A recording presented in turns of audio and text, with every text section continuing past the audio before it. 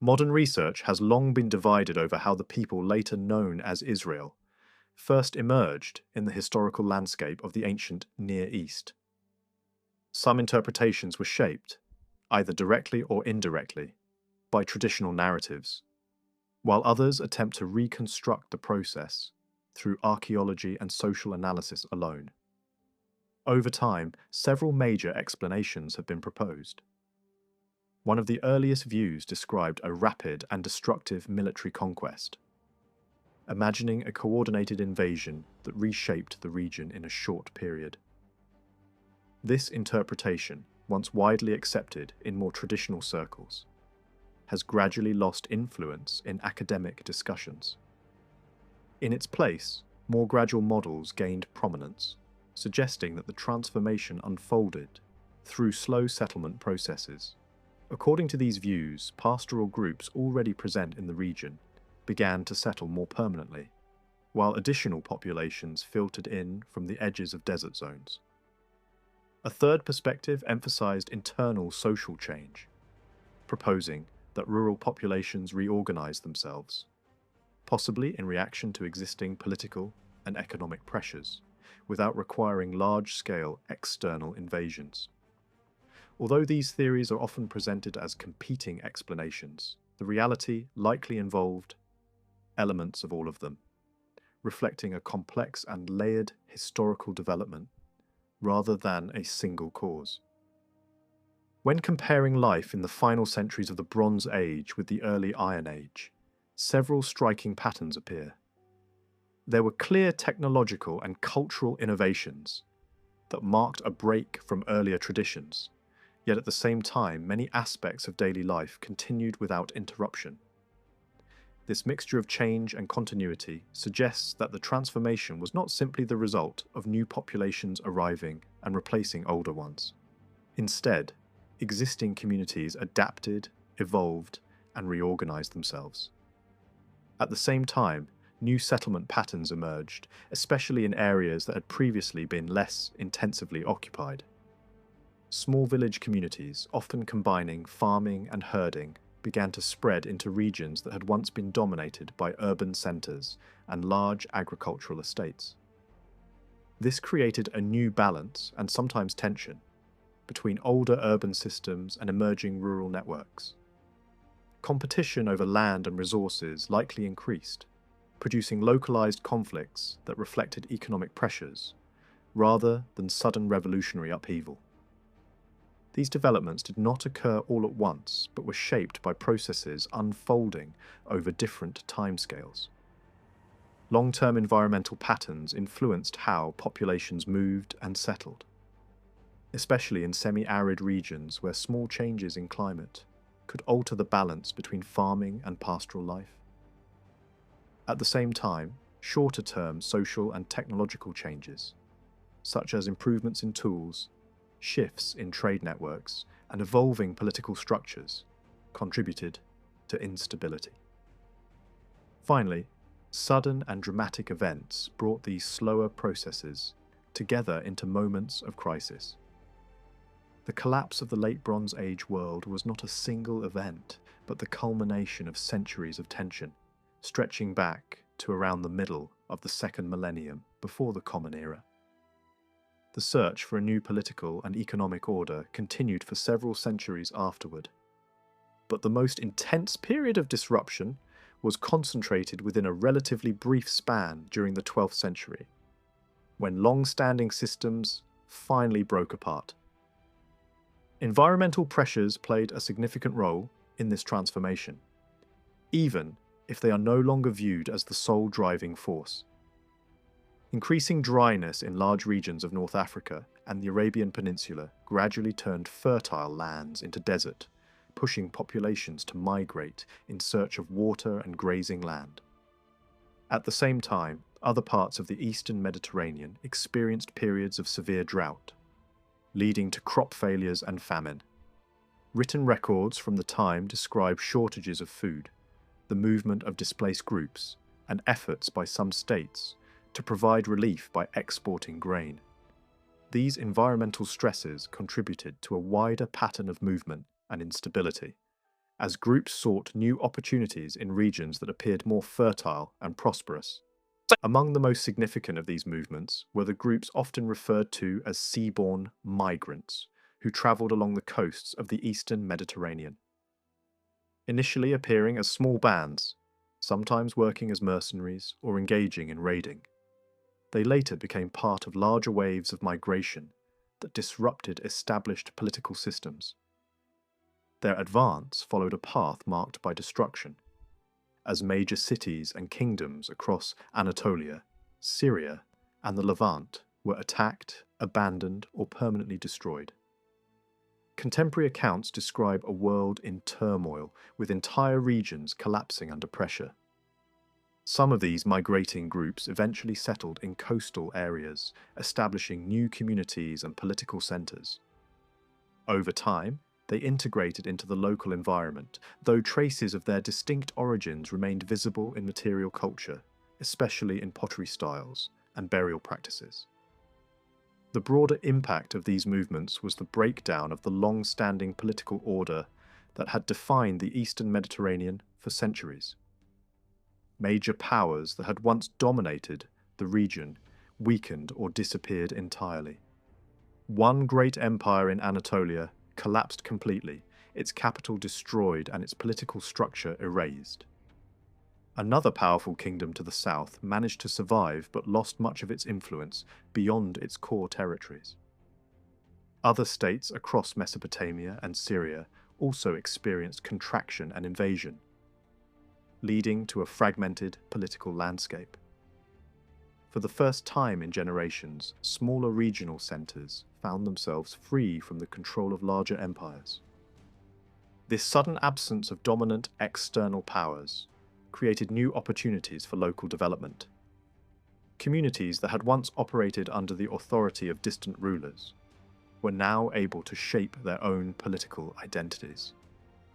Formerly subordinate leaders adapted older traditions of loyalty and authority to new contexts, redirecting them toward local religious and political systems. The result was a period of experimentation and transformation in which new forms of organization began to emerge from the remnants of the old order. What followed was not a simple replacement of one system by another, but a gradual and uneven process through which a new world took shape out of the ruins of the previous age. Across Palestine, the end of the Late Bronze Age was marked by destruction on a striking scale. Royal palaces, administrative centres, and many long-established towns were burned, abandoned, or reduced to ruins during the violent upheavals that accompanied the wider collapse of the Eastern Mediterranean world. Archaeology can reveal the destruction clearly enough, but it cannot place a label on every broken wall or burned layer. In one place, the damage may have been caused by groups arriving from the coast. In another, by people from the highlands. In another, by Egyptian military action, local warfare, or internal unrest. Yet the identity of the attacker in each case matters less than the broader historical pattern. What disappears in this period is not simply a number of buildings. What collapses is an entire political and social order centered on the palace. The palace had been the nerve center of power, wealth, administration, military organization, and elite culture. When that structure failed, the kingdom built around it failed as well.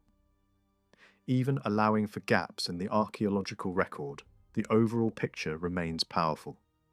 The palace-based world of the Late Bronze Age reached an advanced and elaborate form, then fell with remarkable speed at the opening of the Iron Age. The change was not superficial. It was a true rupture. The crisis spread far beyond the walls of royal residences. The administrative machinery that had supported palace society also disintegrated. The scribal schools where specialists learned cuneiform writing and the international language of diplomacy vanished with surprising speed. That old scribal culture had depended on stable courts, expensive training, and bureaucratic institutions that could maintain a professional class of record keepers. Once the palace order broke down, that world could no longer sustain itself. Luxury industries also suffered a severe blow. The artisans did not suddenly forget how to carve, cast, inlay, or decorate fine objects, but the wealthy patrons who had once commissioned and consumed these goods were no longer there in the same form. Palace economies had maintained craftsmen through regular support, controlled production, and organised redistribution. When that system ended, the market for prestige goods narrowed sharply. Trade too had to be reorganised. The long-distance exchange systems that had flourished under royal sponsorship could not continue unchanged after the palatial system lost its grip. Even the military elite tied to the palace disappeared from view. Chariot warriors who had once enjoyed high status, landed rewards, and close association with kings suddenly fade from the record. This does not mean that horses and chariots vanished overnight, but it strongly suggests that warfare itself was being reorganized. Recruitment, command, social rank, and military purpose were all changing with the political order that had once sustained them. Urban life also changed profoundly. Once the palace was removed from a late Bronze Age town, much of what had made that place a true city disappeared with it. The grand residence of the ruler, the houses of senior officials, the quarters of military aristocrats, the workshops of highly specialized craftsmen, the archive rooms, and the schools that trained scribes had all given urban centers their complexity and hierarchy. Strip those functions away, and many former towns become little more than enlarged villages. This transformation is visible not only in the size of settlements, but also in the distribution of defences. In the late Bronze Age, major fortification was usually concentrated in capital cities and key centres where royal wealth and political authority had to be protected. Ordinary villages remained unwalled because they lacked both the resources and the strategic value to justify such projects. In the Iron Age, that pattern changes. Small towns and even substantial villages begin to surround themselves with walls. That shift reveals more than a concern for danger.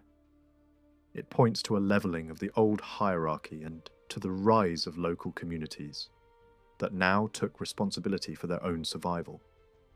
Self-defense was no longer the exclusive business of a royal centre. The collapse, however, was not absolute everywhere, nor was it permanent in every region. Some urban centres preserved a surprising degree of continuity. On the Phoenician coast, certain cities retained enough institutional life to preserve documents and memories from the age of imperial domination. In northern Syria, some royal lines managed to survive the Great Crisis and carried older political traditions into the New Age. Elsewhere, towns that had been damaged or abandoned were gradually reoccupied, and monarchy returned in new forms. Palaces were rebuilt, ruling houses reasserted themselves, and urban institutions slowly recovered. Yet this recovery should not be mistaken for simple continuity.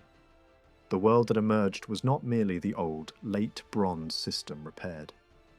It was a new phase, or at least a new cycle, that required centuries to regain the scale and sophistication once reached, before the collapse.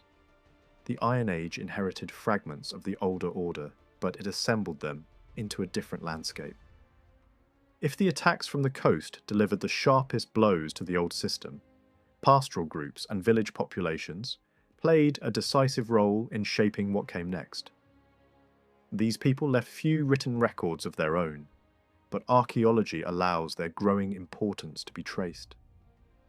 Throughout the history of Palestine, there had always been movement between settled life and mobile life, between farming communities and pastoral groups. At some times, more people lived in permanent settlements. At other times, larger parts of the population moved more flexibly through marginal lands. Because nomadic and semi-nomadic groups leave behind lighter traces, they are harder to see, but they were always part of the human geography of the region. Over the long term, the movement away from dense permanent settlement had already been visible before the final Bronze Age collapse. Social unrest, mobile groups on the fringes of political society, and populations only loosely tied to urban authority all suggest a growing distance between the palace system and large parts of the countryside. Armed bands, displaced people, herders, and frontier groups were not identical, but they shared important traits.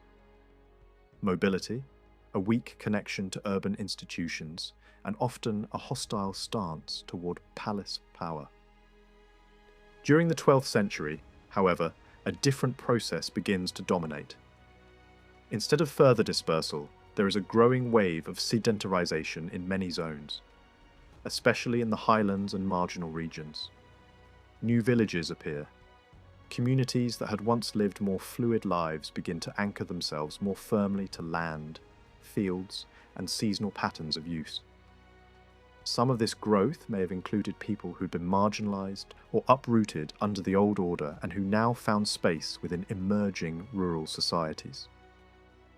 This does not require a single organized rebellion or one dramatic social program.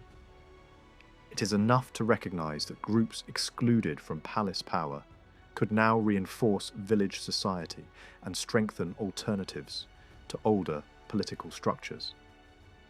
As the palace lost authority, kinship gained importance. Villages that had once functioned largely as local cells within a centralized administrative network began to define themselves more strongly as self-contained social units, tied together by family language, shared use of land, and mutual responsibility.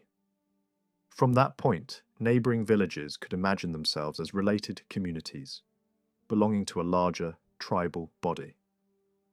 These broader identities were not merely sentimental. They shaped marriage patterns, hospitality customs, common defense, seasonal herding routes, and wider obligations between settlements. The tribe became a framework through which scattered villages could cooperate and recognize one another as part of a greater whole. In this setting, social memory and identity were often expressed through genealogies. A village name might be understood as the name of an ancestor, and related villages could be described as descendants of a common founding figure. Such lineages were rarely literal in a biological sense. They were social constructions that translated long histories of alliance, intermarriage, shared labour, and common defence into the language of family descent. This genealogical imagination was powerful because it turned political and social cooperation into something that felt natural, inherited, and sacred. Instead of looking upward toward the palace, communities increasingly looked sideways toward related settlements, and outward toward the wider tribe. That tribal model could become more than a social habit. It could also serve as a political alternative. A network of villages bound together by claims of common origin, mutual obligation, and shared territory had the potential to replace the palace as the main structure of loyalty. This kind of organization was especially visible among nomadic and semi-nomadic groups on the edges of settled lands, where the migratory group and the kin group were often closely connected in practice. In such settings, family and political identity could overlap in a direct and living way. Even there, however, larger alliances were often built through stories of common descent that were partly symbolic, creating a wider map of friendship and rivalry among tribes. Similar patterns appeared across the Levant and Syria, where political units could define themselves as the household or house of an ancestral founder. The same principle later appears in the naming of states and ruling groups in Palestine and Transjordan. In this environment, power was no longer imagined only through court ritual and royal hierarchy. It was increasingly imagined through kinship, ancestry, and the household as a political model. Even where kingship survived, it had to adapt to this new atmosphere. The ruler could no longer stand so far above the population, sealed off within palace grandeur, while the wider society bore the cost of the system. Assemblies of townspeople, which earlier may have appeared mainly in moments of emergency, seem to play a more regular public role. Kingship itself becomes coloured by more paternal and pastoral language. Authority had to speak in a different voice if it was to remain legitimate. The old divide between palace and people had become too dangerous.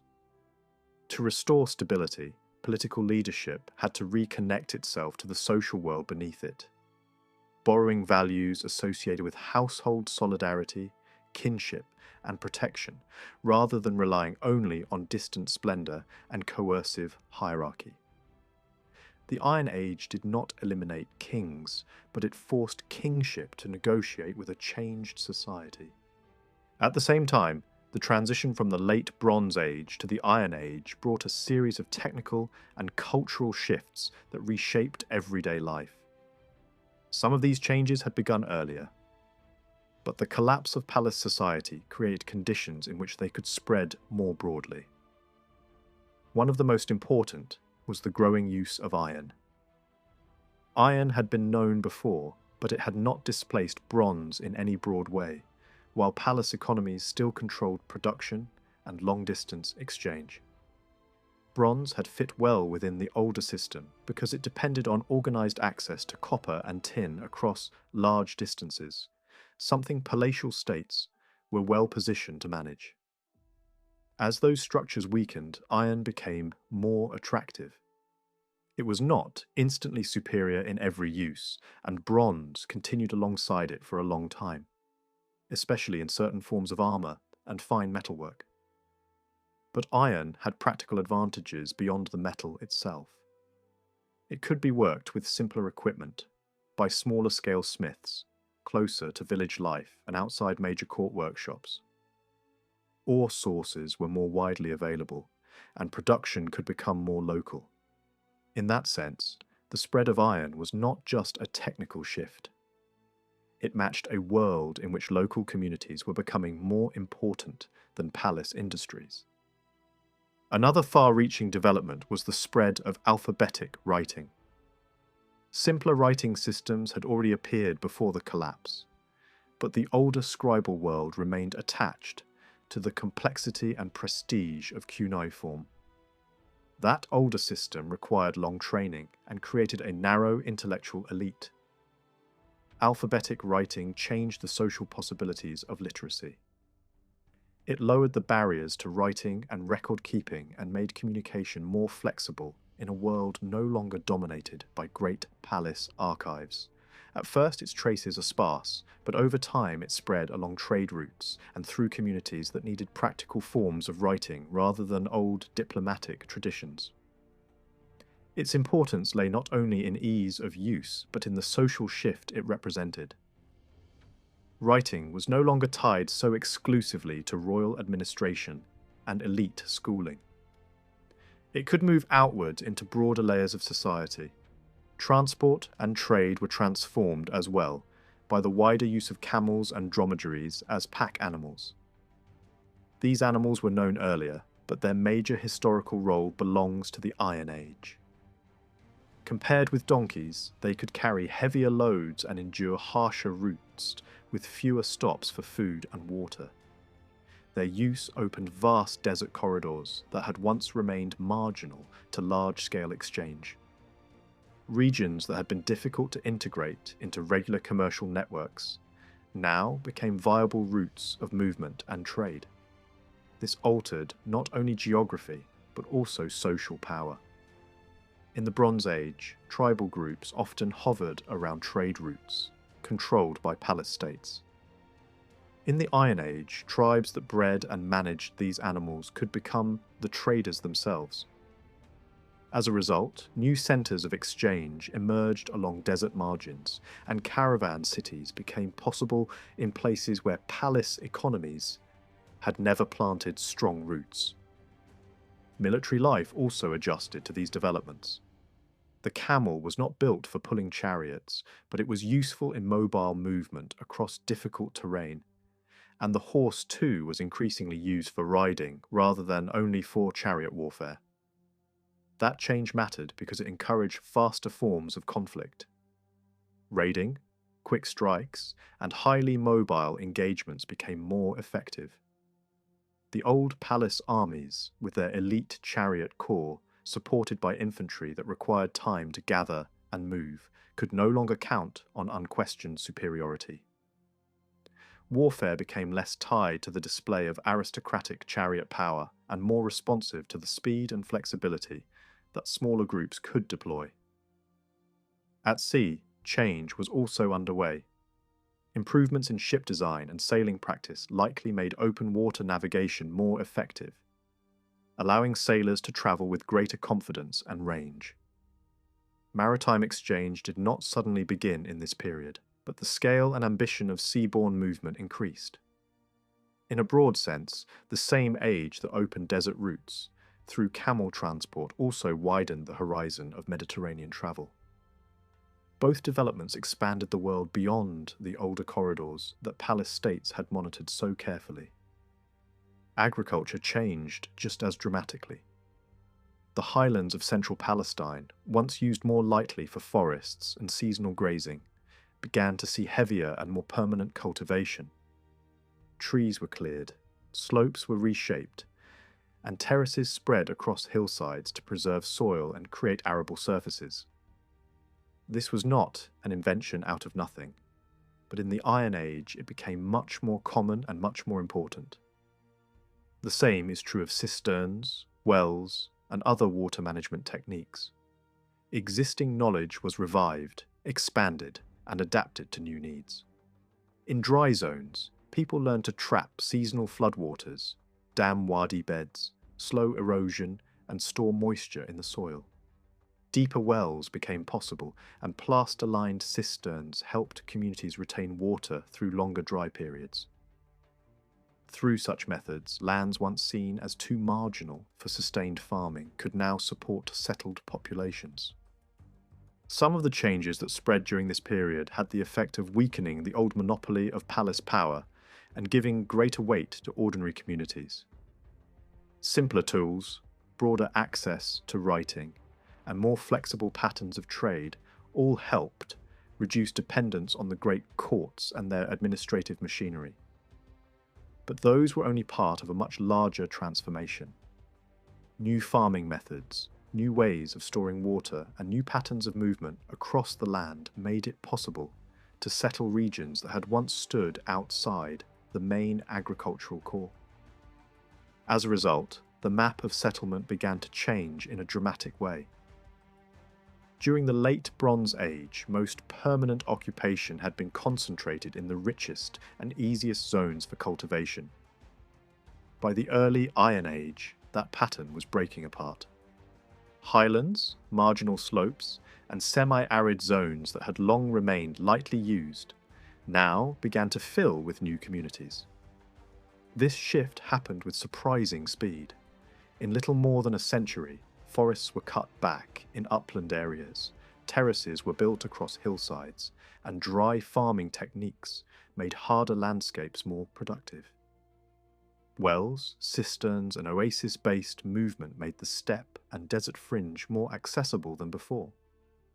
Camels and dromedaries opened routes that had once been difficult or uneconomical. At the same time, settlement itself changed in scale and form. The old urban centres became smaller and less dominant, while villages grew in size, number, and local importance. Many of them also acquired defences.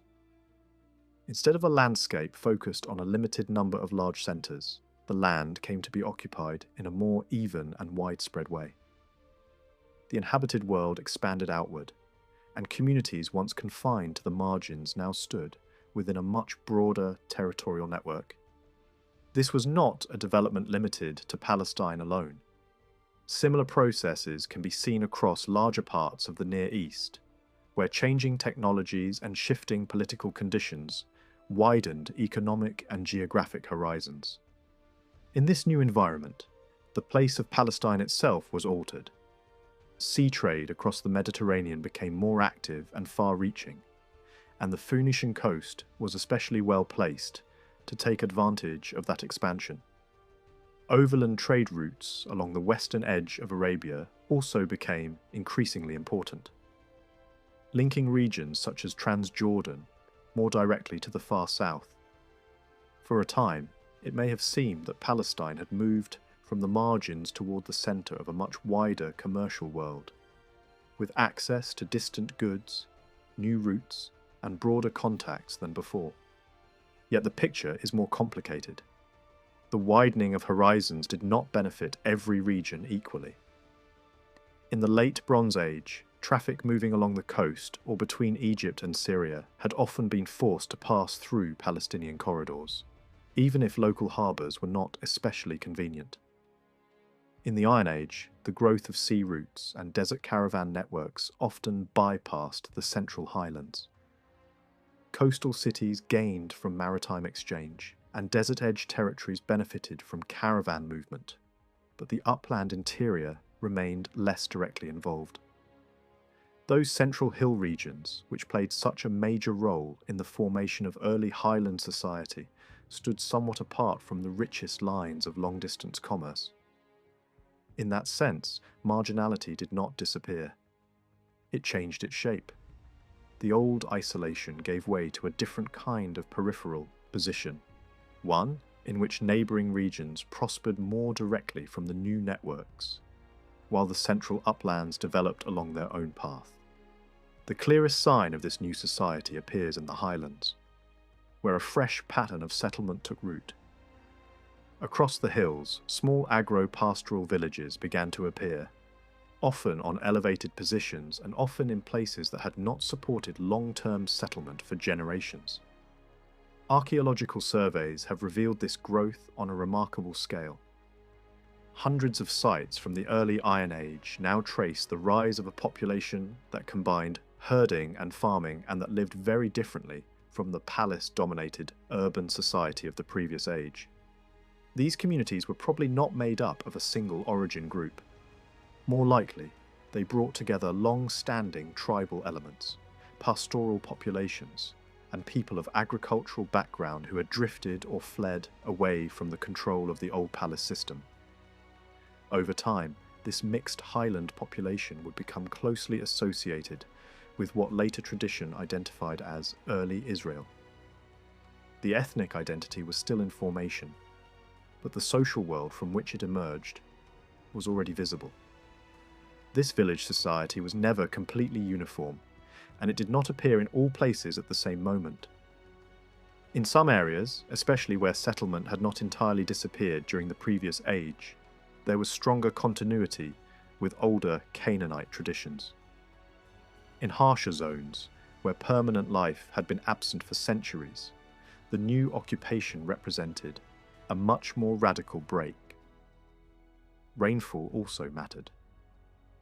Wetter regions supported denser and earlier settlement, while drier zones filled more slowly and more unevenly.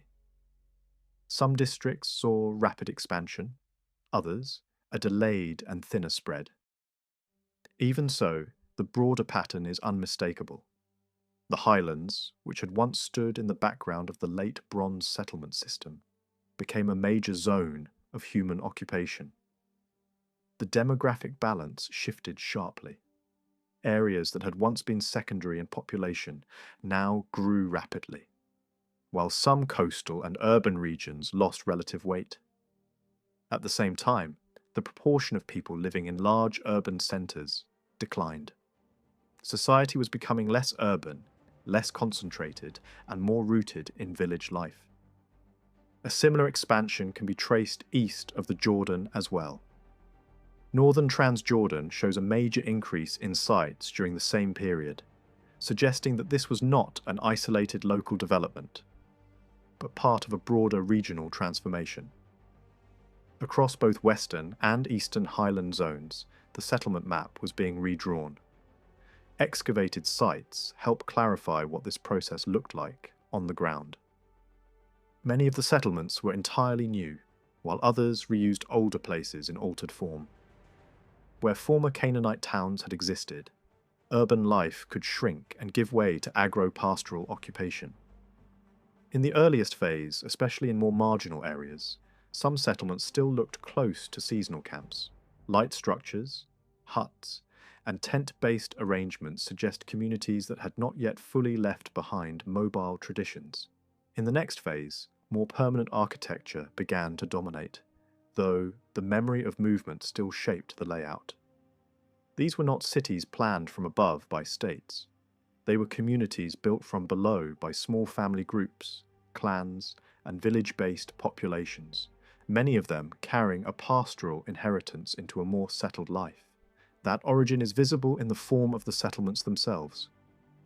Many were arranged in circular or oval plans, echoing the layout of a camp, whose outer line also served a defensive purpose. Houses placed side by side around the edge of the site created a kind of enclosing ring, protecting the interior space and marking out the community as a single unit. Sometimes the form followed the shape of the hilltop on which the village stood, but often it reflected social habit and practical need as much as topography. The enclosed central area was useful for shared work, movement, storage, and the daily interactions of family life. Even in later phases, when settlement became more solid and organized, this basic preference for oval or ring-like layouts remained a defining feature. Within these villages, the most characteristic domestic structure of the mature phase was the long house, often built on a multi-room plan supported by rows of pillars. A typical example included a broad rear room and several parallel spaces stretching forward, some roofed, some partially open.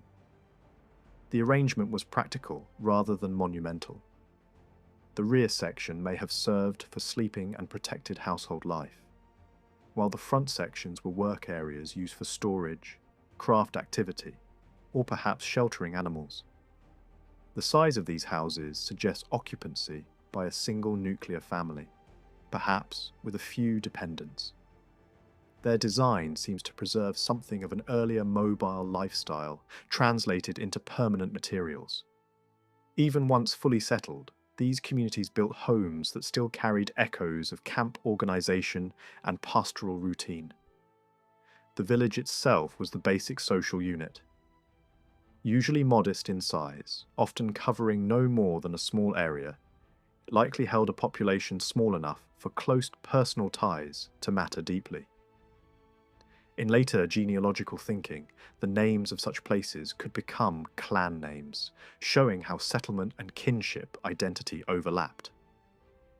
Archaeology cannot draw exact tribal borders, but it can reveal differences in culture between the highland villages and the older Canaanite centres. One of the clearest markers lies in food habits. In the highland settlements, pig bones are notably absent, while they continue to appear in other nearby centres. That contrast may point to a meaningful cultural boundary, one of the small but powerful signs that a distinct social identity was emerging. Economically, these villages were built around a mixed agro-pastoral life. Grain cultivation stood alongside the raising of sheep and goats. Water came from springs where available, but also from plastered cisterns that stored precious supplies through dry seasons. Grain was kept in underground silos, protected and hidden beneath stone covers. Oil, wine, and other stored products were placed in large jars suited for long-term use.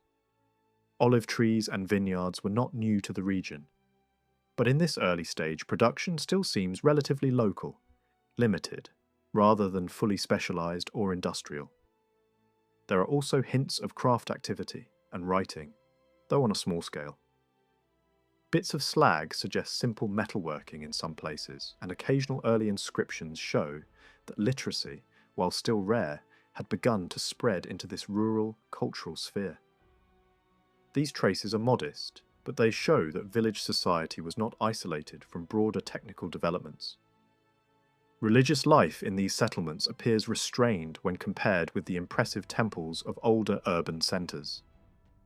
Monumental sanctuaries are largely absent. Some open-air sites and small cultic installations have been proposed, and a few places may indeed have served ritual purposes, but the evidence remains limited and often open to debate. Where shrines existed, they were small and simple. This suggests that the religious life of the early highland communities may not yet have centered on grand temples or elaborate public cults. The social energy that drove the formation of this new society does not appear, at least in the archaeological record, as a movement primarily expressed through monumental religion. If anything, the picture points toward modest and localized practice, rather than impressive sacred architecture. In later tradition, the entry into the land is presented as more than a migration or a military episode.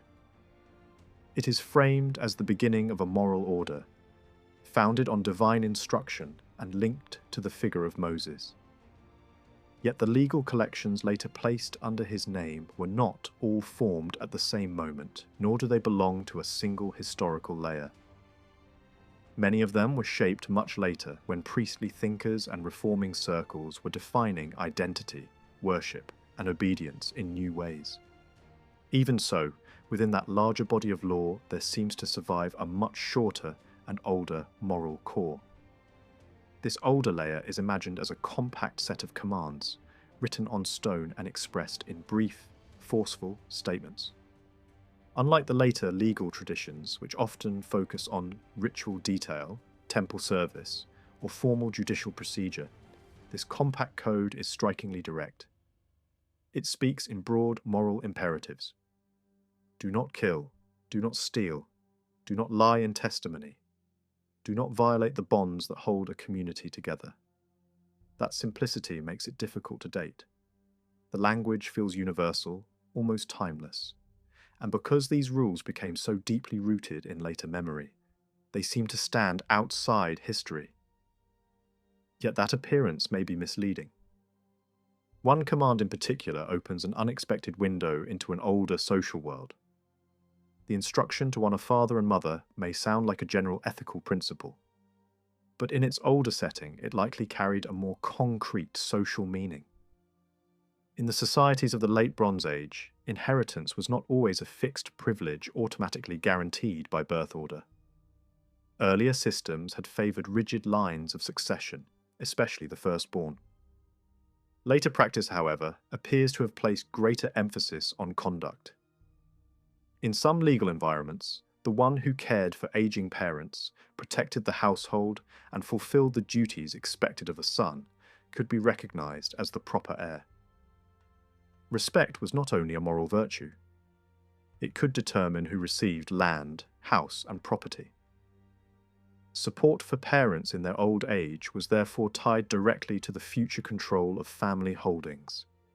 In that light, the command to honour father and mother is no longer an abstract lesson for children. It becomes a rule anchored in the realities of household survival, inheritance, and social continuity. That older social meaning is even clearer when the condition of widows and dependent parents is taken into account.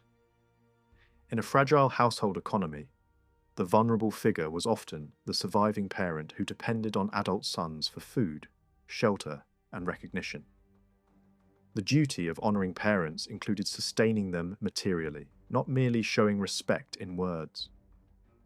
In practice, this could determine whether a son remained within the line of inheritance or lost his claim altogether.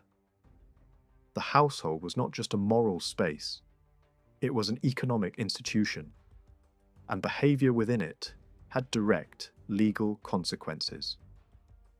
Read against that background, the Old Commandment may preserve memory of a world far earlier than the great monarchies of Israel and Judah.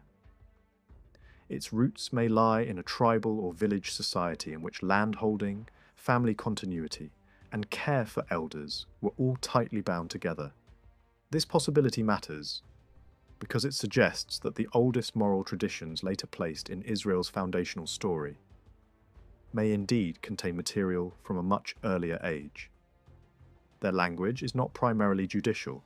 They do not read like detailed court rulings or bureaucratic regulations. Instead, they speak in an absolute and almost stark style, stating principles rather than negotiating penalties. That too is significant. Much ancient law in the Near East was expressed through case formulae. If a person does this, then such a punishment or compensation follows. The brief moral commands belong to a different world. They sound like standards of conduct meant to shape behaviour before it reaches the courtroom. That older, more direct style has often been seen as a sign that at least part of this moral tradition may go back to a pre-state environment. Before kingship, palace institutions and advanced legal administration reshaped the language of social order. A similar question arises when attention turns from moral precepts to the more practical rules governing daily life. Among the later biblical legal materials, one collection stands out because it appears to preserve concerns more fitting for an early village society than for an organized monarchy. Its laws deal less with palace administration or central sanctuary control, and more with ordinary disputes, household tensions, property damage, labour, and debt. The world implied by these rules is not one dominated by a king, a court, or a major temple complex. It is a society of small communities, farming households, herders, lenders, dependents, and vulnerable labourers. Worship in this setting appears local and simple, rather than centralised and monumental. The social environment behind such rules seems to belong to a dispersed agrarian society, where authority was limited and much of life was regulated through custom, local practice, and mutual obligation.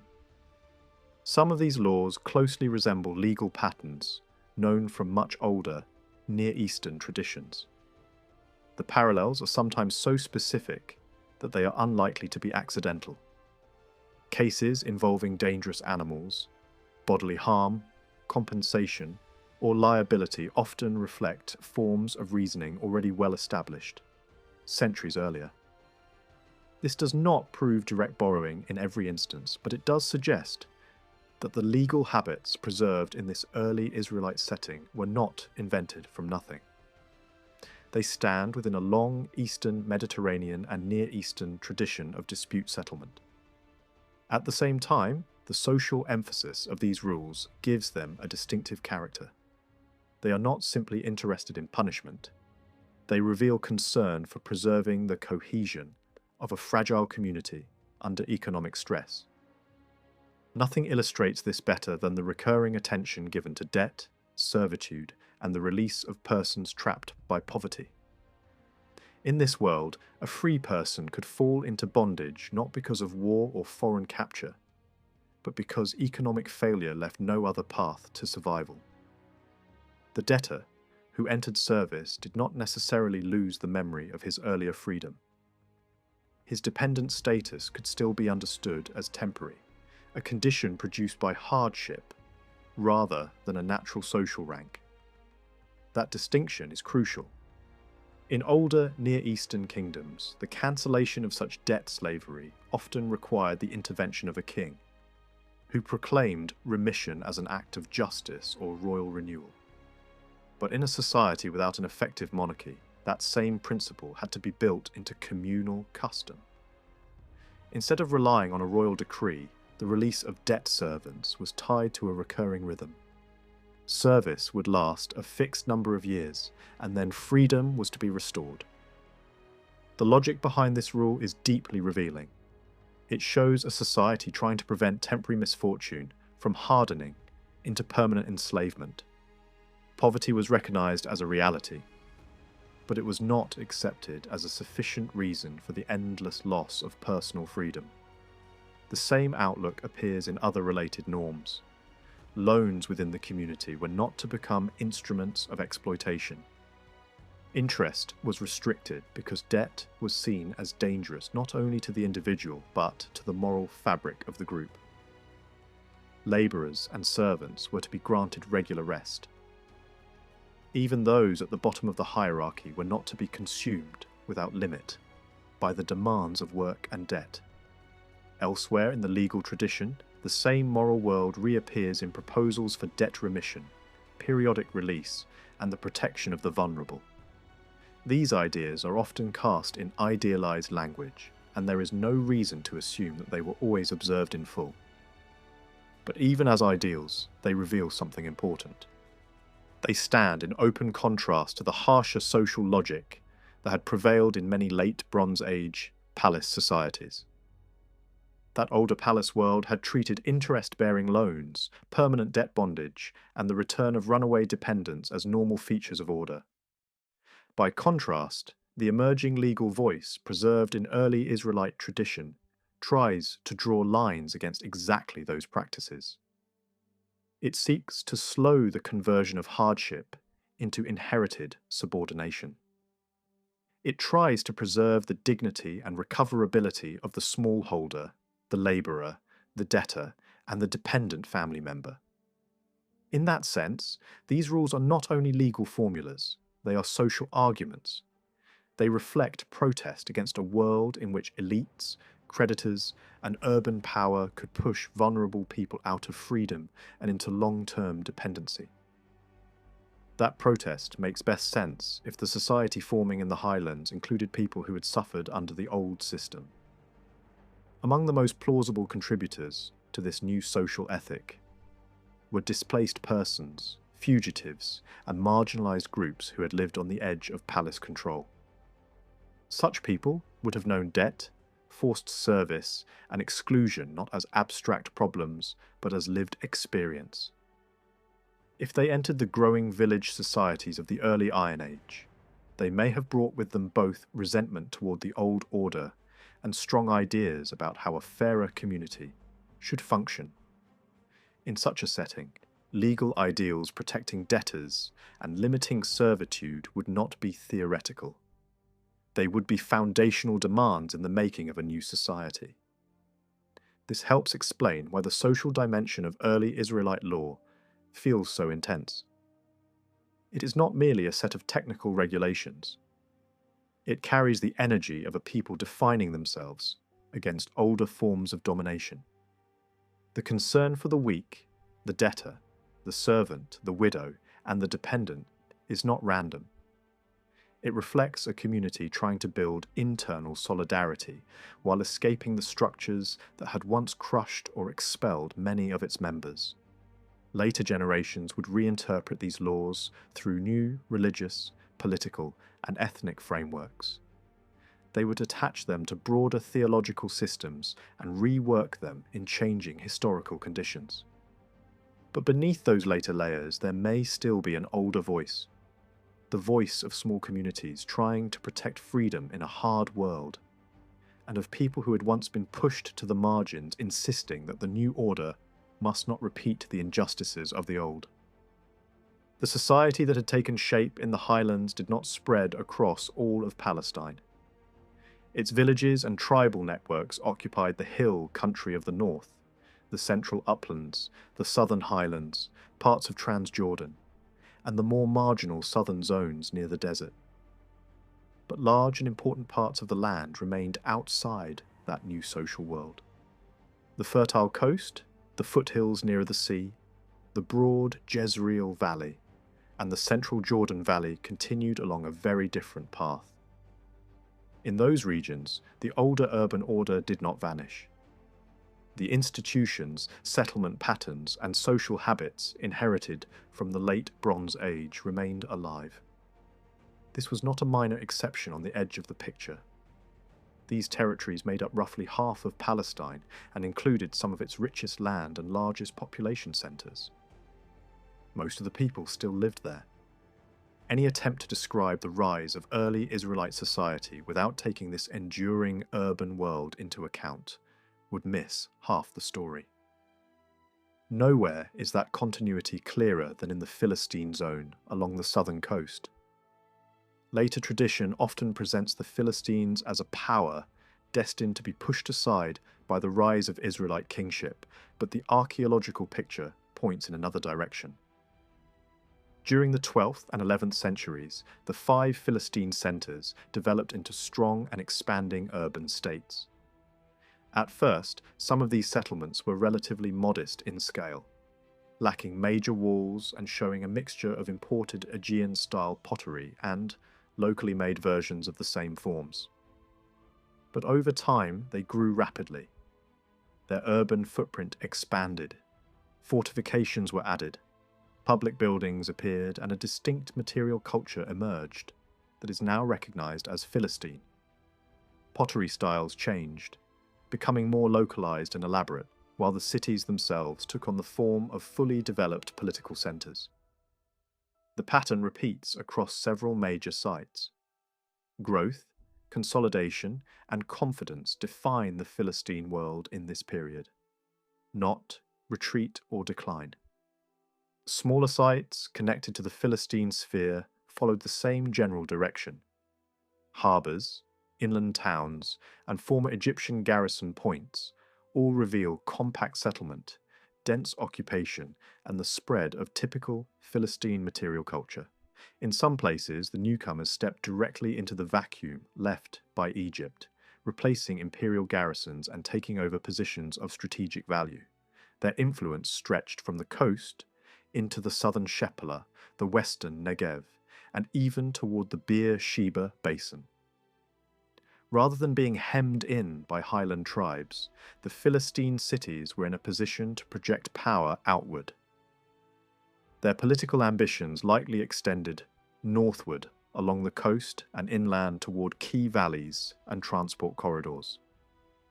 Material evidence supports this picture as Philistine pottery and influence appear far beyond the core Pentapolis itself. In other words, these were not fragile immigrant enclaves waiting to be absorbed. They were dynamic states building a new coastal power block. At first, the Philistines must have stood out sharply from the populations around them. Their origins lay elsewhere, their language was different, and some features of their culture were visibly foreign. Yet as time passed, they became deeply rooted in the local coastal world. Their numbers were probably not large enough to replace the existing population outright, so assimilation into the broader Canaanite environment was inevitable. But this did not mean they disappeared into the landscape. Instead, they became the dominant political force in a region that preserved much of the urban life of the earlier age. In a striking irony, these outsiders ended up serving as some of the strongest preservers of the old coastal city tradition. Compared with the highland villages, where society was being reorganized on a very different basis, the Philistine cities maintained much stronger continuity with the older urban framework of the late Bronze Age. Their world remained one of capitals, ruling elites, dense settlements, craft traditions, and structured political power. Further north, along the Phoenician coast, a similar pattern seems to have unfolded, even if the archaeological record is less complete. Coastal centres in that region also suffered destruction at the beginning of the 12th century, probably tied to the wider upheavals that shook the eastern Mediterranean. But they were rebuilt quickly, and their rebuilt culture shows strong continuity with what had come before. At the same time, new features began to emerge that would later be recognized as distinctly Phoenician. These cities retained their coastal orientation, their commercial energy, and their close engagement with maritime life. The archaeological traces point to a society that remained urban, outward-looking, and deeply involved in trade. Influence spread not only along the shore, but also into nearby inland zones. Commercial links, cultural exchange, and political presence extended southward and eastward, reaching areas that were not directly coastal. The northern centres were not passive survivors. They were active participants in a changing regional economy. By the early 11th century, the coastal world of the north was already marked by lively trade and international contact. Ports were crowded with merchants, ships, and competing interests. Timber from Lebanon remained a major export, and Egypt still sought access to it even after its old empire had weakened. Commercial life had become more diverse, less dependent on military domination, and more shaped by negotiation payment, and practical advantage. This maritime sphere was still connected to Egypt, but the relationship was no longer simply one of imperial command. It was increasingly commercial, transactional, and local. Coastal rulers bargained. Merchants operated with a degree of independence. Former imperial routes remained active, but their meaning had changed. The sea was becoming a highway not just of tribute and empire, but of mobile trade and local power. Egypt itself had by no means vanished from the picture. After the wave of invasions and disruptions that shook the region, Egyptian power in Asia was sharply reduced, but it did not disappear. The empire had lost much of its reach beyond the coastal strip, and the highland interior was no longer a zone Egypt could control in any serious way. Yet Egypt remained determined to hold on to what still mattered most to it: the coast, strategic routes, access to copper from the Arabah, and timber from the north. In practice, this meant preserving influence where influence still paid. Egyptian material culture and installations continue to appear in a number of coastal and valley sites after the Great Upheaval, suggesting that a line of continuity survived even in a diminished form. Temples, residences, inscriptions, Egyptian-style objects, and garrison points all show that Egypt continued to treat parts of the coastal plain and major valleys as zones of interest and possession. This persistence matters because it shaped how local societies understood power. Communities in the highlands may have hoped that Egypt's silence meant freedom from interference, but the old imperial state remained present wherever it still saw practical advantage. It tolerated, and perhaps even endorsed, the settlement of groups such as the Philistines in places where direct Egyptian administration had become too costly or too fragile. In that sense, Egypt adapted. It could no longer dominate inland Palestine in the old way, so it relied more on coastal allies, former garrisons, and strategic outposts. Its sovereignty became thinner, more selective, and more dependent on commercial logic, rather than sheer territorial reach. But it remained a real force in the political imagination of the region. For centuries afterward, Egypt would continue to appear as a place of refuge, a potential ally, and a southern power whose shadow still mattered. What emerges from this divided landscape is the coexistence of two very different political cultures. On the one hand stood the urban states of the coast and major valleys, heirs to the small kingdoms of the late Bronze Age. On the other stood the new highland societies, whose cohesion rested less on cities and administration than on kinship, tribal memory, and local solidarity. The city-states preserved the older model. Each was built around a capital that clearly dominated its surrounding settlements. Around that centre lay smaller towns and villages, but the capital remained the unquestioned heart of power. There, the palace stood, and with it the institutions that made urban rule possible. Taxation, storage, writing, administration, specialised craft production, and organised cult. Even when evidence is sparse, the shape of this world is familiar. It is the continued life of a palace-centred system, somewhat reduced from its late Bronze Age strength, but still recognisably the same in structure. These urban states were relatively compact in territory, but could still command substantial populations because their lands were fertile and densely settled. Their populations were distributed unequally, with capital cities drawing people and resources inward. Villages mattered, but they existed in relation to the city, rather than as largely self-directed communities. Kingship in such states was probably hereditary, though often balanced or advised by elite groups and councils. Administration remained a central principle. Political order depended on institutions that could collect goods, control labour, manage prestige, and define authority through urban space. Temples also belonged to this system, even when they were not immense. Ritual, kingship, and urban hierarchy reinforced one another. These states were not empires, but they were direct descendants of the old palace kingdoms that had long shaped the lowlands. The highland polities were organised very differently. Their identity was not built first of all on a city and its territory, but on the idea of a people bound by kinship.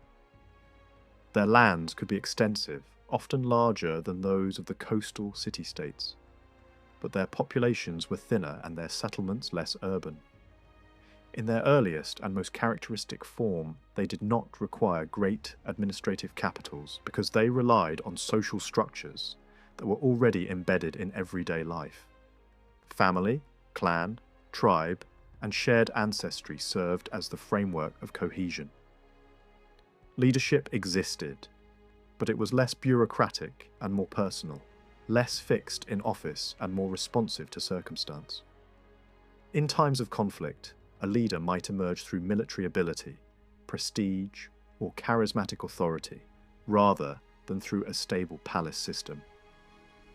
This kind of political order did not naturally sustain a large, permanent ruling class, nor did it rest on heavy taxation in the same way as the city-state. What gave these emerging ethnic states their strength was not administrative machinery, but belonging. Their members could imagine themselves as part of a wider human group linked by common descent, real or constructed. That sense of shared origin created a deeper internal solidarity than was normally found in city-states, where subjects were attached above all to a capital and its ruling house. In the ethnic state, social identity reached beyond territory. It shaped marriage rules, hospitality, alliance, exclusion, and religious loyalty. To belong was not only to live in a district, it was to stand inside a people. This kind of identity produced something closer to a national community, though not in any modern sense. It was a political form rooted in kinship memory and social incorporation rather than in the abstract rule of territory alone. Even the language of naming reveals the difference. In the city-state world, people were subjects of a particular king or inhabitants of a given city, while broader ethnic labels were often imposed from outside and could cover several different states at once. In the ethnic world, the group itself became the political core. People could be imagined as sons of Israel or sons of Ammon, not merely residents of a place. The state was conceived as an extension of a lineage. This did not mean the kinship claims were historically literal. Like tribal genealogies at the village level, they were often social constructions that translated alliance, memory, and political integration into the language of descent. But that language mattered because it created a stronger emotional and symbolic cohesion than territorial administration alone could provide. Over time, these two forms of political life did not remain entirely separate. As the Highland states developed, they were forced to adopt more of the institutions long familiar in urban kingdoms. Administration became more necessary. Cities grew. Kingship became more hereditary and more stable. The ethnic state gradually borrowed from the city-state. Yet it did not lose its deeper sense of collective identity. The memory of common descent, the idea of being a people rather than merely the population of a capital, continued to shape political thought. In that sense, the later kingdoms of Judah and Israel would combine both models. They would become territorial states, with capitals, palaces, and administration. But they would still present themselves as communities of shared ancestry and national God. That last point, however, needs caution. Later tradition projects the worship of Yahweh back into the earlier stages of tribal life, as though it had always stood at the center of Israelite identity. The historical picture is far less certain. In the earliest generations, the evidence does not point to a fully developed Yahwistic national religion, already binding all these groups together. The names of early figures, tribal ancestors, judges, and first rulers rarely contain the divine element of Yahweh. Other divine names appear as often, or more often, in personal naming. This suggests a mixed religious landscape in which several cults and divine traditions still coexisted. The rise of Yahweh as the defining national god of Judah and then of Israel seems to have been a later development, not an original fact of the earliest tribal society. That means the earliest ethnic states should not be imagined as fully formed religious nations from the beginning. Their cohesion likely came first from kinship structures, shared memory, military cooperation, and the practical needs of survival in a fragmented landscape. The national cult developed more slowly, becoming central only later as these societies matured into stronger kingdoms. In the earliest phase, identity was already growing, but it was not yet fixed in the theological clarity that later writers would claim for it. The new society of the Highlands, then, must be understood not as a finished nation suddenly appearing on the stage, but as a loose and evolving world of villages, tribes, and emerging peoples living beside older urban powers, competing with them, borrowing from them, and slowly transforming the political map of Palestine. The political groups that can truly be called early Israelite did not appear suddenly, and they were not created by a single cause. Their formation was the result of several large changes, happening at once across the Levant. First, the collapse of the late Bronze Age order removed the old framework that had tied local rulers to powerful empires. With the regional system broken apart, local societies were suddenly free to develop, without constant outside control. Second, the weakening of palace institutions changed the balance of power inside the land itself. Agro-pastoral communities, once pushed to the edges of political life, now gained a much larger role in shaping society, economy, and leadership. Third, technical changes, new settlement patterns, and tribal expansion encouraged population growth and opened lands that had once been only lightly used. The result was not only demographic expansion, but a wider sense of possibility. Space, economy, and politics were all being reimagined. The emerging Israelite groups were only one part of this larger transformation. They lived among other peoples who were sometimes similar, sometimes very different, and often both connected and competitive at once. Their relationship with the surviving city-states was marked by contrast. Those urban states represented an older tradition of palace rule, taxation, and concentrated power. Yet they also remained economically important, and in the long run, the highland communities could not simply destroy or ignore them.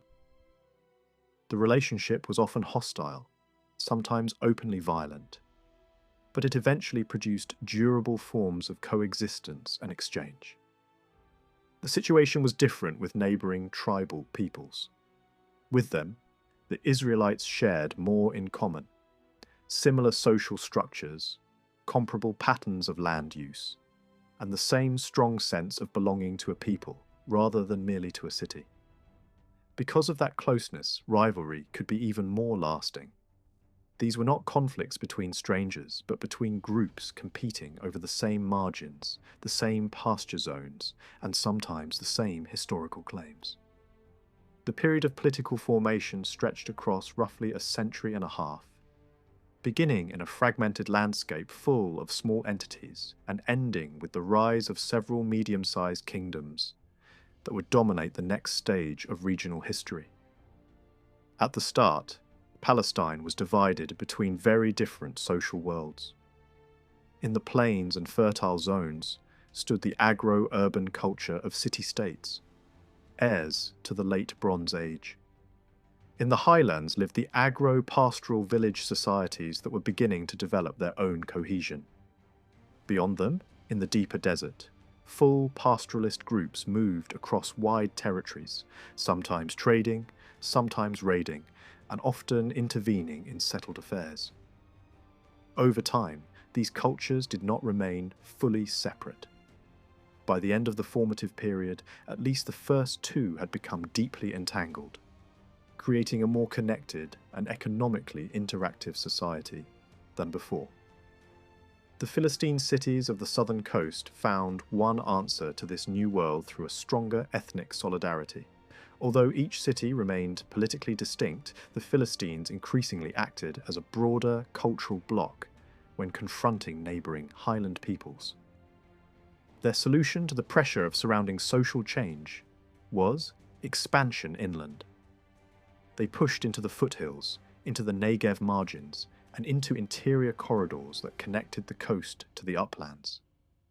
In this way, the Philistine world did not simply survive the collapse of the late Bronze Age system. It adapted aggressively, trying to control the interfaces between urban and tribal zones.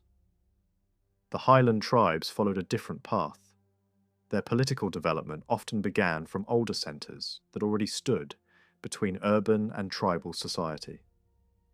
Jerusalem and Shechem are the clearest examples.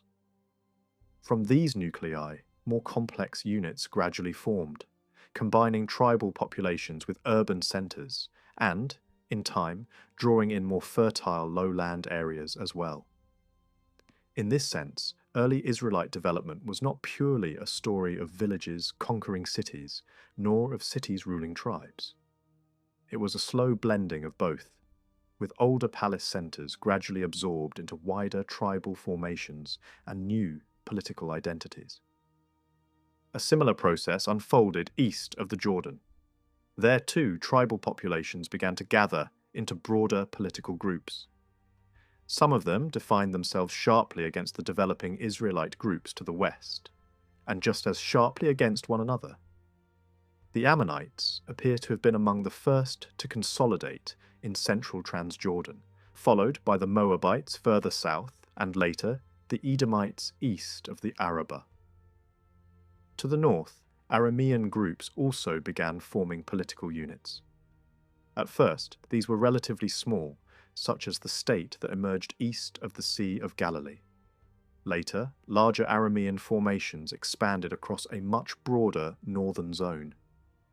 In this early phase, however, Aramean influence inside Palestine remained limited. Their greater impact would come later. These Transjordanian states were in many ways comparable to the early kingdoms west of the Jordan. Their territorial scale was similar, and so was their social basis. They too were built from tribal federations, from clans that saw themselves as linked through shared ancestry, whether real or remembered through constructed genealogies. Existing towns, especially those near major routes and valleys, were drawn into these tribal frameworks. Geography alone did not define these alignments. In some areas, populations chose to orient themselves symbolically and politically toward more distant but culturally closer groups, rather than toward their immediate neighbours. Gilead is a good example. Though located between Aramean and Ammonite zones, it seems to have developed strong ties with the Cisjordanian tribes. Those links mattered later because they gave Western kingdoms a stake in the north-south caravan routes that crossed Transjordan. That caravan world was becoming increasingly important. By the middle of the 10th century, long-distance trade routes already connected southern Arabia with the Middle Euphrates. Goods such as dyed textiles, fine wool, metal, stone, and luxury products moved northward in camel caravans. Control of these routes promised wealth, intelligence, and political leverage. Yet the routes were not controlled mainly by the settled kingdoms of Palestine or Transjordan. They remained in the hands of mobile desert peoples, especially tribes whose strength lay in camel breeding, caravan management, and rapid movement across difficult terrain. Among these were the Ishmaelites, Midianites, and Amalekites. Their power came not from cities, but from mobility, desert knowledge, and their ability to dominate the spaces between settled lands. These groups were seen as both related and threatening by the peoples of Palestine. Traditions of common ancestry often coexist with stories of separation and distance. Such stories likely reflect a real perception. These desert groups were close enough to be remembered as kin, yet distant enough in social form and way of life to remain outsiders. The Ishmaelites were associated with broad stretches of northwestern Arabia, and especially with the major corridor linking central Arabia to the lands around Ammon. Later traditions preserve names that point toward important oasis and caravan regions. This suggests that, from the perspective of settled Palestine, the Ishmaelite sphere was imagined as a large and powerful tribal zone, standing at a major crossroads of long-distance trade. The Midianites occupied the northern Hijaz and the plateau lands, extending between the Red Sea and the southern reaches of Jordan. Archaeology preserves traces of a painted pottery associated with them, found both in North Arabian sites and in imported form further north, in places linked to Edom, the Negev, and nearby frontier regions. These finds suggest active movement and exchange between Arabia and southern Palestine already in the early Iron Age. But trade was not their only impact. Their mobility also made them dangerous raiders. Using camels and moving quickly, they could strike agricultural zones, seize animals and crops, and disappear back toward the desert before settled communities could respond. From the viewpoint of farming villages, such incursions must have felt sudden, overwhelming, and difficult to resist.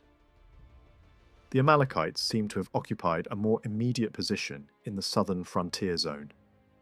Their presence in the Negev placed them directly along one of the most important cross routes, linking the caravan world of the south to the Mediterranean.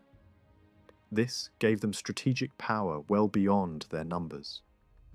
They could control movement between Edom and the Gaza region, intervene in trade, and launch raids into the highlands. It is not surprising that conflicts between Amalekites and early Israelite groups later became deeply embedded in memory. Such struggles were not simply ethnic feuds. They were battles over roots, crops, animals, and access to borderlands where the worlds of village farming, caravan trade, and desert pastoralism overlapped. The rise of these desert-connected tribal powers reflects one of the great changes of the Iron Age.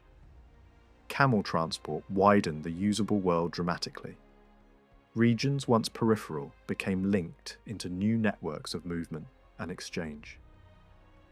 At the same time, another older network had disappeared. During the Late Bronze Age, Palestine had been tied into the diplomatic and political system of the great empires. Royal marriages, gift exchange, military service, administrative correspondence, and high-level trade had placed the region within a dense international structure. That world had collapsed. Egypt still claimed influence, but could no longer enforce it in the old way. To the north, after the fall of Hittite power, no major empire returned immediately to fill the vacuum. Assyria showed early signs of interest in the Levant, especially along the coast, but for a long period this brought little direct pressure on the inland kingdoms. This absence of external domination created a rare historical moment. From roughly the mid-12th to the mid-9th century, the Levant developed largely according to its own internal dynamics.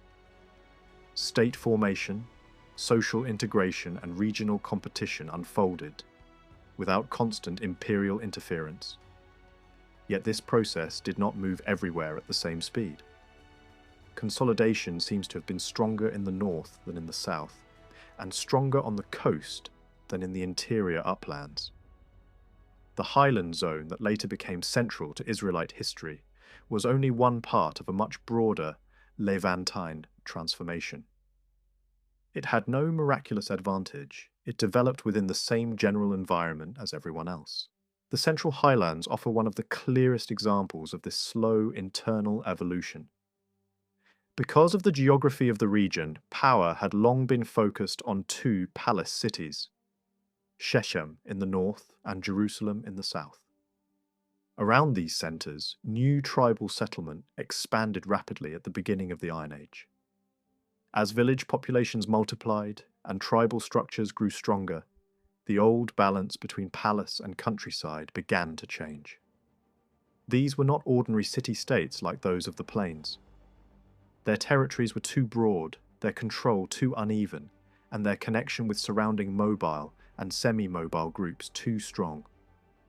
The result was a mixed political form, part urban and part tribal. In such a setting, the palace could no longer dominate the countryside as firmly as before. Under growing tribal pressure, the Central Highlands passed through several stages. First came the weakening of effective control. Then came the growing political autonomy of tribal populations.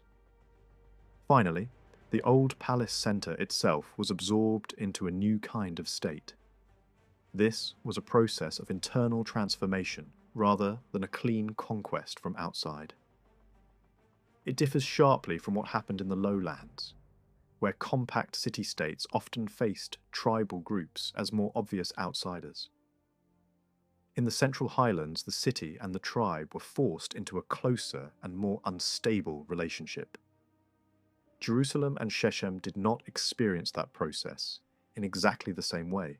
Jerusalem seems to have remained more separate from the surrounding tribal formations, and its eventual incorporation into the emerging Highland order appears to have been remembered as abrupt and forceful.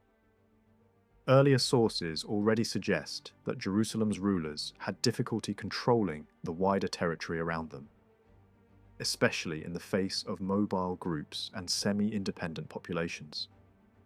By the 11th and 10th centuries, the formation of new tribal kingdoms, north and south of the city, left Jerusalem confined to a very narrow space. From the perspective of later Israelite tradition, Jerusalem could still be treated as something alien, even when it eventually became central. Its inhabitants were remembered under a distinct ethnic label, and its annexation was narrated as a dramatic conquest. Shechem followed a different course. There, the process seems to have been more gradual and more integrated. Archaeological continuity suggests that the city did not vanish and reappear, but changed character over time, moving from a Canaanite palace town toward the center of a tribal formation. Later, stories preserve echoes of this transition, though they are shaped by much later political and ideological conflicts. What likely happened in historical terms is simpler. During the 11th and 10th centuries, Shechem ceased to function as a palace city of the old type and instead became the focal point of a tribal political order. Rather than being destroyed by the countryside, it was slowly redefined by it. The memory of figures such as Abimelech may preserve some trace of this moment, when tribal leadership and urban kingship overlapped in unstable ways. Whether such episodes belong exactly to one century or another is less important than the larger pattern. Shechem stood between the central and northern tribal zones, and seems to have played a broader intertribal role. Later tradition remembered assemblies there and associated the city with foundational moments of political and religious unity. Those memories were heavily reshaped by later generations, but they likely preserve the fact that Shechem occupied an important place in the early political geography of the Highlands. Further north, the situation was even more complex. Unlike the central region, the north did not divide neatly between coast and highland. The plains of Jezreel, the Jordan Valley, and the basin of the Sea of Galilee contained dense networks of older urban centres. Megiddo and Hazor remained major focal points. Phoenician presence along the coast and into parts of Galilee added another layer. Around these cities lived tribal groups such as Manasseh, Asher, Zebulun, and Naphtali. Because Shechem drew the southern part of Manasseh away from the Ephraimite core, northern Manasseh looked increasingly toward Galilee. Relations between these tribes and the old urban centres were tense, unstable, and occasionally explosive. Later, narratives preserve memories of northern clashes between tribal coalitions and city-state powers, though those stories are often reshaped into grand conquest scenes or theological dramas. Behind them, however, lie hints of real historical conflicts. One remembered confrontation places Hazor at the head of a northern coalition against the tribes. Another, more historically plausible, centres on a struggle in the region of Ta'anak, near Megiddo. In that tradition, tribes from both Galilee and the Central Highlands descend from the mountains to face the chariot forces of the cities. The old urban centres still held the advantages of fortified power and elite warfare, but they now faced a growing mass of village-based populations with their own leaders, their own solidarity, and a sharpened social consciousness. The poetry connected with this northern battle is especially revealing because it preserves a voice closer to the age itself than later prose retellings.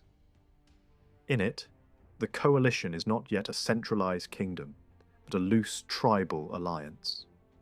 Some groups join the struggle, others stay away, occupied by maritime work, pastoral routines, or concerns east of the Jordan. The people involved are described not in royal terms, but as villagers, open country populations, and fugitives descending from the hills. That language matters.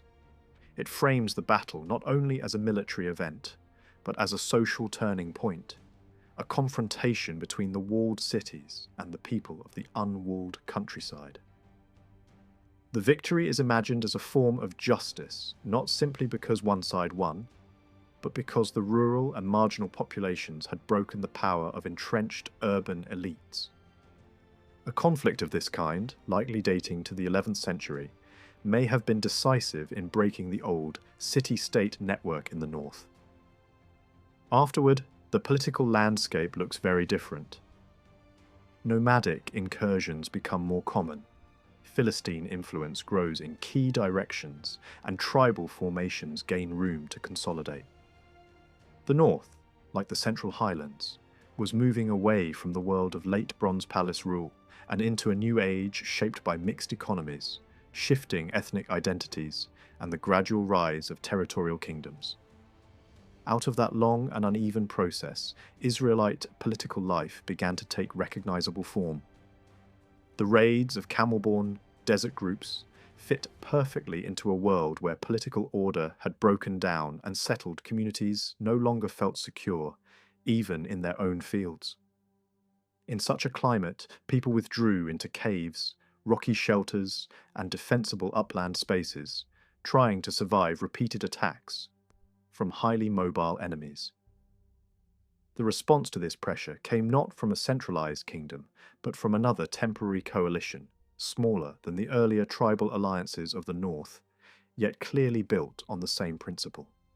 This time, the core was formed by tribes from Galilee together with Manasseh, and from Manasseh came the leader remembered in later tradition as Gideon, a figure whose family connections point back toward the orbit of Shechem. The setting belongs to the early 10th century, and the geography behind the story is unusually coherent. The movement from the Jezreel Valley eastward into Gilead, the involvement of Ephraim at a late stage, and the hostility shown by towns beyond the Jordan all suggest a memory rooted in a real regional struggle. Later, editors expanded the story, making it sound broader and more national than it originally was. But beneath those additions, the local pattern is still visible. At the same time, another change was unfolding in the north. The collapse of older powers such as Hazor, the pressure of Midianite incursions, and the inability of the Galilean tribes to form a durable, compact political structure created an opening that the Philistines could exploit. Some northern tribes remained tied in various ways to Phoenician and surviving Canaanite urban centres, and this limited their capacity to build a united front. Into that vacuum stepped Philistine influence, spreading along the Jezreel corridor toward Beth Shean. From that moment onward, the Philistines played in the north a role very similar to the one once played by the old Canaanite city-states. They became the main force blocking the consolidation of tribal power. The Jezreel plain did not form a kingdom as strong and integrated as the Philistine Pentapolis, but it still functioned as an agro-urban corridor strong enough to prevent the tribes of Manasseh and Galilee from merging into one powerful northern bloc. Throughout much of the 10th century, and perhaps even beyond, that corridor remained a political barrier dividing the northern tribal world. It is in the central highlands between the older centres of Jerusalem and Shechem that the first kingdom, later remembered as truly Israelite, began to take shape. This was the kingdom of Saul and the brief ruling line that followed him. The chronology suggested by later traditions places Saul around the year 1000, and the landscape of his power lies clearly in the territories of Ephraim and Benjamin.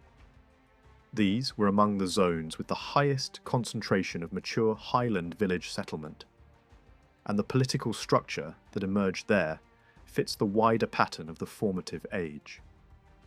The surviving narratives are tangled with much later additions, broad national claims and moral judgments that do not belong to Saul's own time.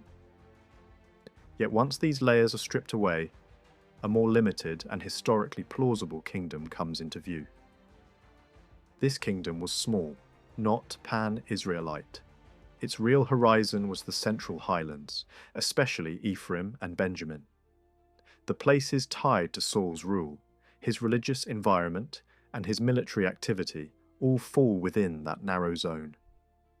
The major cultic centres lay in Ephraim, where the religious figure later remembered as Samuel was also located. The political and military heart, by contrast, was in Benjamin, Saul's own tribal base. Together, Ephraim and Benjamin formed a compact but divided political unit. Ephraim, to the north, carried much of the cultic weight, while Benjamin to the south served as the military and royal core. The later traditions preserve a strong sense of Benjamin's distinctiveness, even its hard and abrasive character. The Benjaminites are portrayed as fierce, proud, and unsettling, a people both necessary and dangerous, positioned at the edge between tribal society and organised kingship. The administrative structure of Saul's rule matches that restricted scale. His army appears modest, divided mainly between Ephraimite and Benjaminite contingents. The royal court was little more than an enlarged military household, built around family members and close retainers. Saul himself is remembered above all as a war leader, a tall and imposing figure chosen to lead his people in battle rather than to govern through institutions. There is no clear sign of a developed fiscal system, no substantial bureaucracy, and no evidence of the kind of administration found in established city-states. The political form is closer to a chiefdom than to a mature monarchy. Even the language later used about Saul sometimes reflects this, presenting him less as a fully institutional king than as a leader placed over the people for a specific purpose. Archaeology does not contradict this impression. The sites connected to his story were occupied, but they were still modest settlements. Some were little more than small fortified or organised highland centres, not true royal capitals on the scale of older urban states. To the north of Saul's realm lay Manasseh, separated from him by the older centre of Shechem. To the south lay Judah, with Jerusalem still standing between the tribal highlands and the southern political world. Saul's relations with both neighbouring zones seem to have been uncertain. There are signs of cooperation, family connection, and shared military interests, especially in campaigns against desert raiders and in struggles linked to the northern valleys. Yet there are also traces of rivalry and deep tension. Some later traditions of conflict involving Benjamin may preserve echoes of the same difficult political atmosphere. Saul's state was not surrounded by clear allies. It stood in a crowded and unstable centre, linked to neighbouring tribes by kinship and necessity, but also divided from them by ambition, memory, and geography. Its clearer enemies lay east and west. Beyond the Jordan, the Ammonites were themselves undergoing a process of political formation, similar in some ways to that of Saul's own realm. Their clashes with Saul did not focus merely on the immediate border, but on strategically important crossing points further north. One such place was especially important because it offered access both to the pasture zones of Gilead and to the caravan routes running through Transjordan. Saul's interest there suggests that his kingdom was not simply defending itself. It was already trying to establish influence over routes and frontier spaces that mattered economically as well as militarily. The western frontier posed an even greater challenge. The Philistines had inherited the role once played by the old Canaanite city-states and were now the main obstacle to the political consolidation of the Central Highlands. Their ambitions were not limited to coastal cities. They sought to extend political and fiscal control inland, drawing tribal zones into their orbit. By the time Saul emerged, Philistine influence was already present in the central region. They may have tolerated tribal leaders so long as those leaders remained occupied with eastern enemies or southern raiders. But any move toward genuine independence threatened their position. The breaking of Philistine authority at Saul's own centre became the signal of open rebellion. Whether this act involved the overthrow of a governor or the destruction of a symbol of domination, the meaning was the same. The central tribes were refusing subordination. The first clashes between Saul and the Philistines took place near the western edge of the highlands, along the frontier where the hills descend toward the lowlands. Saul managed to win some surprising victories there, enough to show that the tribal leadership of Ephraim and Benjamin could challenge a more established military power. But the struggle did not remain on that border. It soon shifted northward, toward the Jezreel region, where the Philistines had stepped into the vacuum left by the weakening of older northern powers. By controlling that plain, they could dominate agricultural resources and the key routes between coast and Jordan Valley. Saul, perhaps seeking to defend his northern interests and his eastern links, moved against them there. The decisive clash came at Gilboa, where Saul was defeated and killed. His death ended the first phase of Central Highland kingship, but did not erase the political structure he had created. For a short time, Saul's line continued under his son, remembered in tradition under a name preserving an older divine element rather than the later Yahwistic form. Real power, however, seems to have rested largely with Abner, the military strongman of the house. This successor regime may have controlled not only Ephraim and Benjamin, but also parts of Gilead across the Jordan. Yet it stood in an atmosphere of unstable alliances, suspicion, and betrayal. The violent deaths of both Abner and Saul's heir shattered the regime from within. At that point, the elders of the central tribes chose to join another rising political power to the south, the one that had formed around David in Judah. That decision effectively ended the short independent history of Saul's kingdom, though its legacy remained important. It had shown that the Central Highlands could produce not just tribal coalitions, but an actual kingship rooted in local society. The memory of Saul's kingdom did not remain untouched. Later, writers stretched its geographic reach, linked it to a broader national story, and arranged it as the first act in a sweeping history of Israelite monarchy.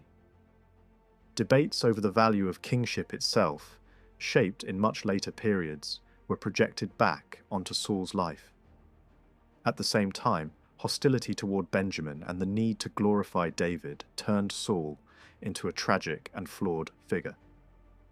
Later, tradition accused him of religious misconduct, rash behavior, and spiritual failure.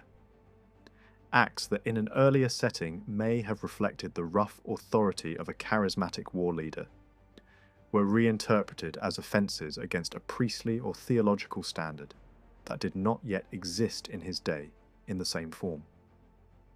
Because Saul's court did not leave behind a strong literary memory of its own, it was David's circle and later Judahite tradition that largely shaped how Saul would be remembered.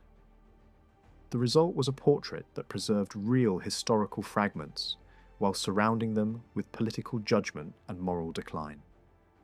At the same time that Saul's kingdom was taking shape in the centre, a parallel process was unfolding in the south, in the territory of Judah.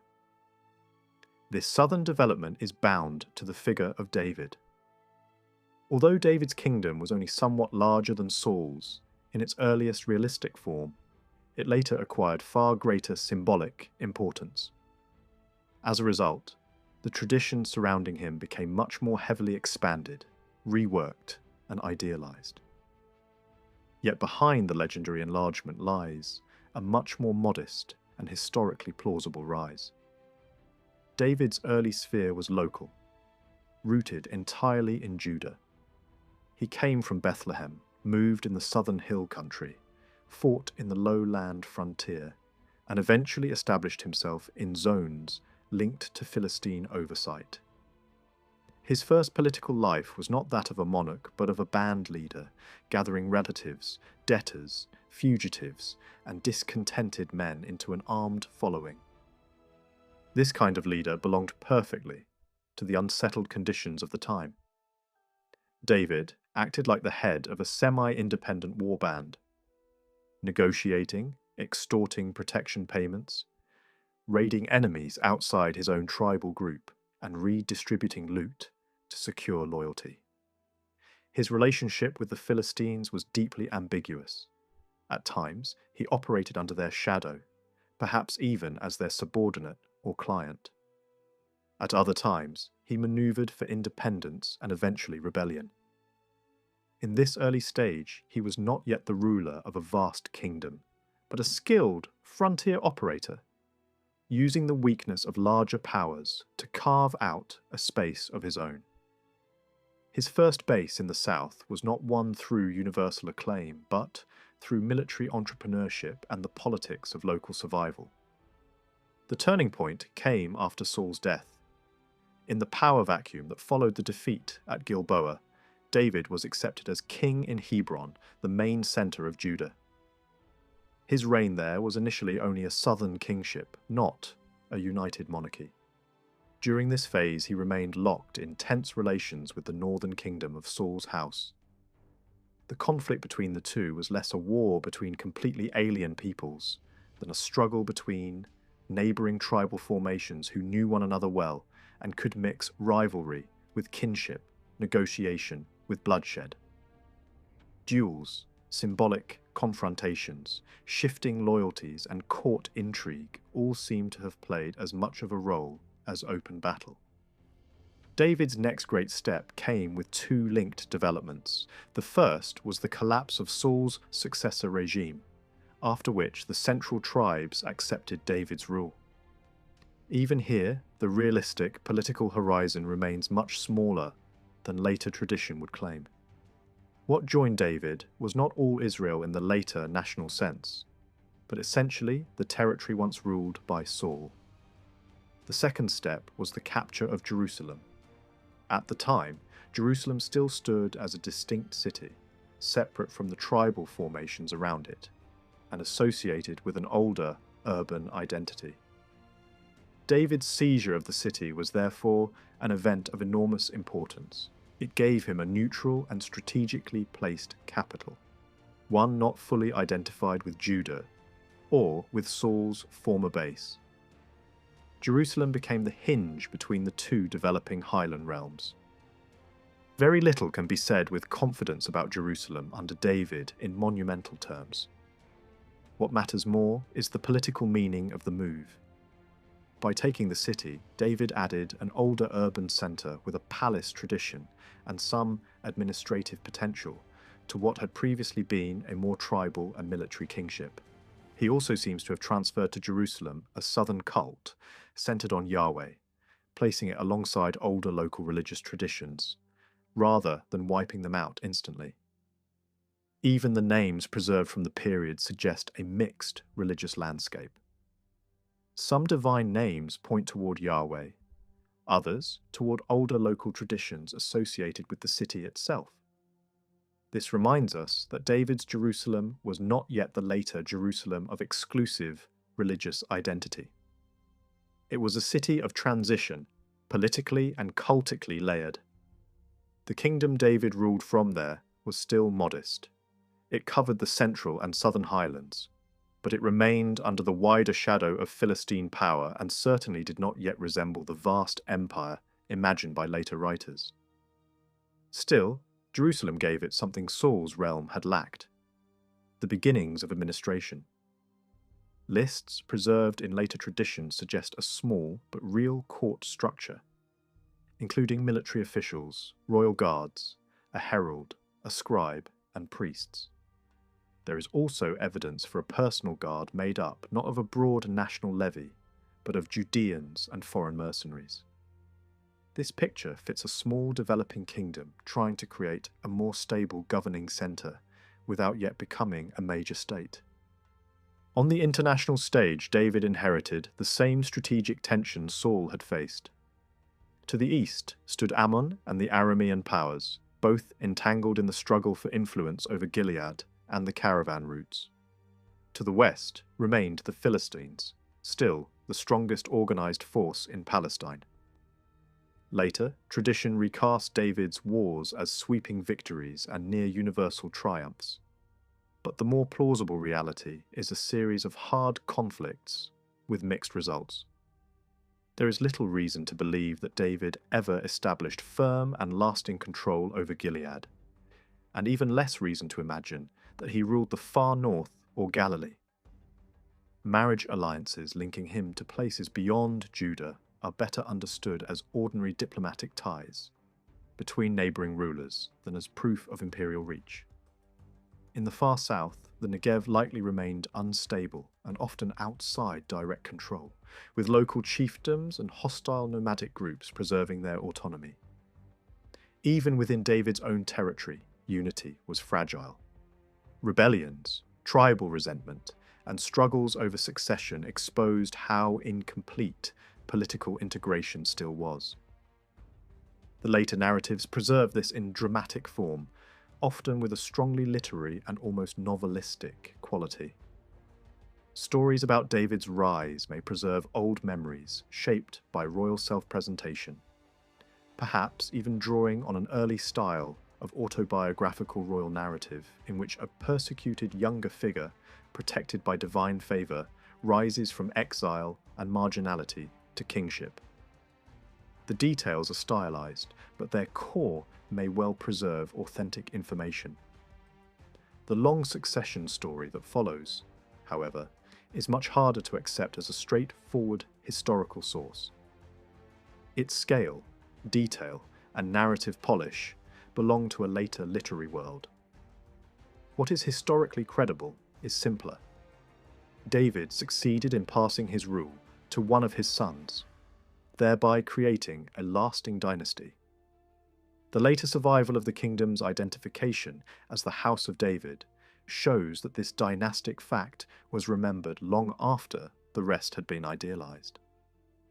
The major distortion came later, when David's kingdom was turned into the model of a perfect united realm stretching across all Israel, Transjordan, and even into parts of Syria.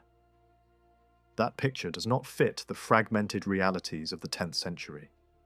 The political landscape of the time was too broken, too competitive, and too regionally divided to support such a vast and centralized state. The ideal of a united monarchy grew out of later needs.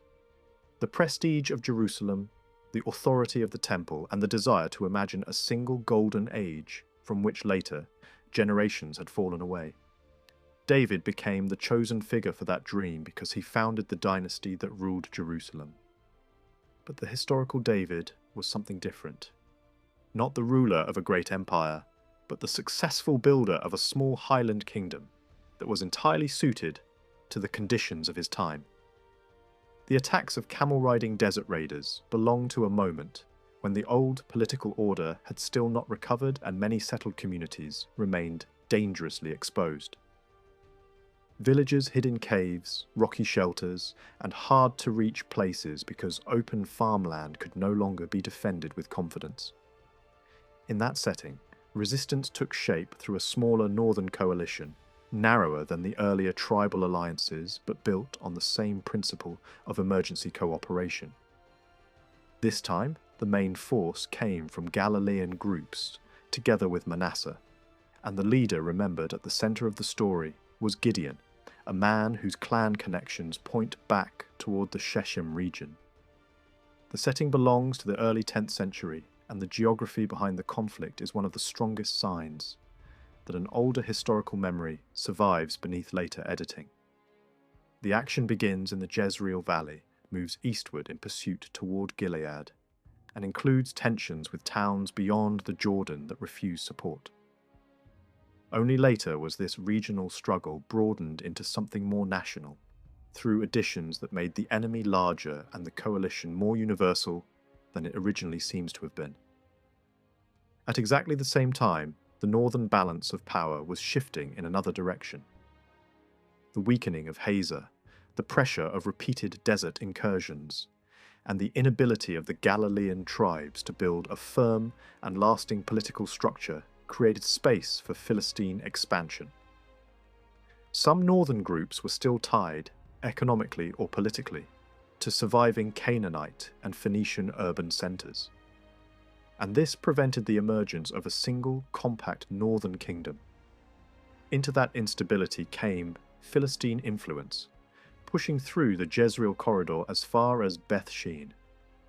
From then on, the Philistines occupied in the north the same kind of blocking role that the older Canaanite city-states had once played. Even without forming a single northern empire, the agro-urban belt of the Jezreel Plain remained strong enough to keep Manasseh and the Galilean tribes from joining into one consolidated political body. For much of the 10th century, that corridor continued to divide the north. Further south, in the central highlands between Shechem and Jerusalem, the first political formation later remembered as unmistakably Israelite took shape around Saul. This kingdom belonged to the region of Ephraim and Benjamin, and seems to have emerged around the year 1000. The later narratives surrounding Saul are crowded with expansions, moral judgments, and national claims added by much later writers. Yet once those layers are stripped away, a much smaller and more believable kingdom appears. Saul's world was not all Israel. It was a compact central highland state rooted in two closely linked tribal zones. The religious centres tied to his story lie mainly in Ephraim, while the political and military centres lie in Benjamin, Saul's own base. Together the two formed a small but meaningful unit, divided in role yet complementary in function. Ephraim seems to have held much of the cultic prestige, while Benjamin provided the royal and military core. The old traditions preserve a strong sense that Benjamin was a difficult and forceful tribe, proud, dangerous, and not always easy to integrate into larger structures. That tone may reflect genuine tensions already present in the age of Saul. What emerges from the historical core is not a developed monarchy in the later sense, but a strongly personal war leadership.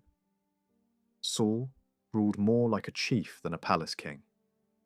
His army was limited, his court was little more than a military household centred on relatives and loyal retainers, and there is no clear sign of a sophisticated taxation system or bureaucracy. Even the language used about him sometimes suggests leadership by appointment and charisma more than settled kingship. Archaeology fits this picture. The sites tied to Saul's realm were real centres, but still modest ones, not capitals of a large state. Saul's political position was difficult from the beginning. To the north stood Manasseh beyond the orbit of Shechem, and to the south Judah beyond Jerusalem. With both, Saul's kingdom appears to have had mixed relations. There are signs of cooperation and shared action, especially when facing raiders or frontier threats, but there are also hints of rivalry and recurring tension. To the east, across the Jordan, lay the Ammonites, themselves consolidating into a state of similar type. Saul's interest in the Jordan crossings and in places like Jabesh Gilead suggests that his ambitions were not merely defensive. he was trying to secure access to Gilead's pasture lands, and perhaps also to the caravan lines running through Transjordan. In that sense, his kingdom was already beginning to think strategically, beyond its narrow highland core. The greatest obstacle, however, stood to the west. The Philistines had become the main force preventing the Central Highlands from turning their tribal solidarity into lasting independence. They were extending influence inward from the coastal plain and seeking to control or supervise the tribal zones, politically and economically. At first, they may have tolerated local leaders as long as these remained occupied with eastern and southern enemies.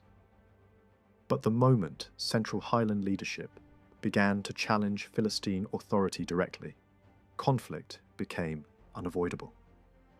The removal of Philistine control at Saul's own stronghold marked a clear act of rebellion, whether that meant the overthrow of a governor or the destruction of a symbol of domination. What mattered was the political message. The Highland tribes were no longer willing to accept outside control. The earliest clashes took place along the western edge of the hills where the highlands meet the lowlands. Saul won some unexpected successes there, enough to show that Philistine power was not untouchable. But the decisive theatre soon shifted northward, because the Philistines had also moved into the Jezreel plain after the collapse of older northern powers. By holding that region, they controlled rich land and crucial routes between the coast and the Jordan Valley. Saul tried to resist their advance, perhaps also to defend his eastern interests around Gilead, but the struggle ended in disaster at Gilboa. There, he was defeated and killed, and with him ended the first phase of Central Highland kingship. For a short time, Saul's political structure survived under his son, though effective power seems to have rested largely with the military elite around him. This successor regime may have extended over Ephraim, Benjamin, and parts of Gilead, but it existed in an atmosphere of uncertainty, factionalism, and betrayal. The violent deaths of both the military strongman and Saul's heir brought that fragile kingdom to an end. At that point, the elders of the central tribes chose to align themselves with a rising southern power centered in Judah. That decision closed the brief but important political experiment founded by Saul. Yet, the significance of his kingdom should not be underestimated. It proved that the Central Highlands could generate a real state, even if only in early and unstable form. Later tradition heavily reshaped Saul's memory. His kingdom was given a wider, more national scale than it likely ever possessed, and his life was turned into the setting for later debates about monarchy and priesthood and obedience to divine authority.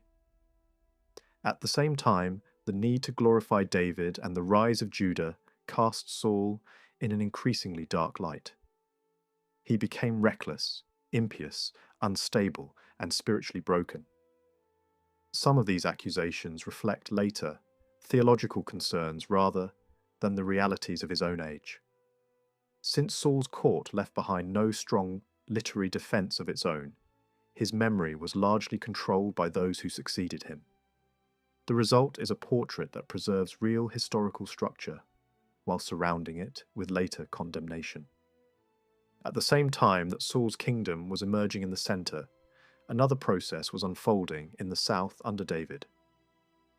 The kingdom later associated with David eventually acquired enormous symbolic importance, which meant that the older historical core was buried beneath far more rewriting than in Saul's case. Yet the most plausible beginnings are relatively modest. David's early career belongs entirely to Judah. He came from Bethlehem, moved through the southern hill country and frontier zones, and built his position not as a crowned monarch but as the leader of an armed band. Around him gathered relatives, fugitives, debtors, and discontented men, the kind of following that often appears in times of weak state control and social dislocation. He operated as a frontier war leader not unlike other ambitious figures in the ancient Near East, who rose from marginal beginnings through personal power, loyalty, and violence. His position in relation to the Philistines was deeply ambiguous. At some moments he worked within their sphere, perhaps even under their authority. At other moments he maneuvered against them and built an independent base in the south. He collected protection payments, raided hostile groups beyond his own tribal world, and redistributed spoils to secure loyalty. In other words, his early political method fits perfectly the unstable frontier environment of the time. Only after Saul's fall did David move into more formal kingship, being accepted at Hebron as ruler of Judah. At first, however, that kingship was only southern. It did not yet include the central tribes, and it coexisted with the successor state of Saul's house further north. The struggle between David's southern kingdom and Saul's northern successor was less a clean war between foreign rivals than a prolonged conflict between related highland groups whose ties included both kinship and hostility. The stories preserve duels, symbolic confrontations, negotiation, and betrayal as much as full-scale battle. Eventually, with the collapse of Saul's line, the central tribes accepted David's rule. Even then, the realistic scale of this union remains much smaller than later tradition claimed.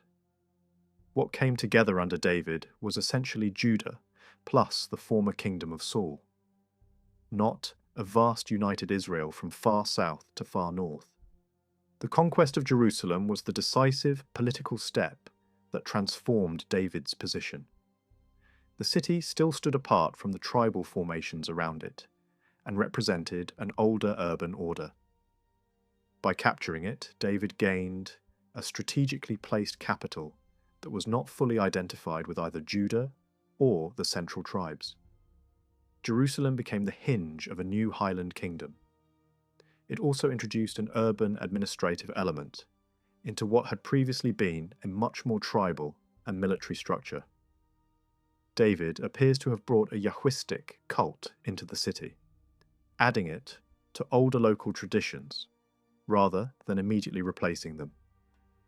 Even the names associated with the period suggest that Jerusalem's religious world remained mixed. This was not yet the later Jerusalem of exclusive identity, but a layered city in transition.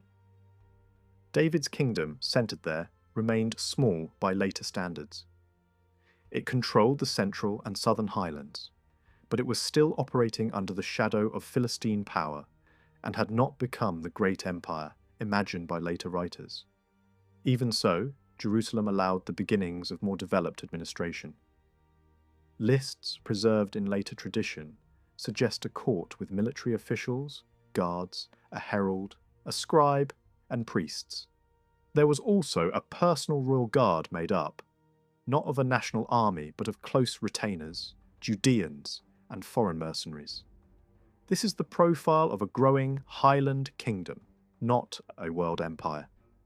On the eastern frontier, David faced the same strategic pressures Saul had known, now complicated by Ammonite and Aramean competition over Gilead and the caravan routes. To the west, the Philistines remained the dominant, organized force in Palestine. Later, narratives celebrate David as victorious on every front, but the more likely reality is a series of mixed and difficult wars. There is little reason to think he held Gilead firmly, and even less to imagine that he ruled far northern Israel or Galilee. Marriage alliances reaching beyond Judah are better understood as ordinary diplomacy between neighbouring kingdoms than as evidence of imperial extent. In the far south, the Negev likely remained unstable and only loosely controlled, if at all. Even inside David's own realm, unity was far from secure. Rebellions, tribal discontent, and struggles over succession reveal how incomplete political integration still was. The stories of David's rise may preserve traces of an old royal self-presentation, the kind in which a persecuted younger figure aided by divine favour, rises from danger and exile to kingship.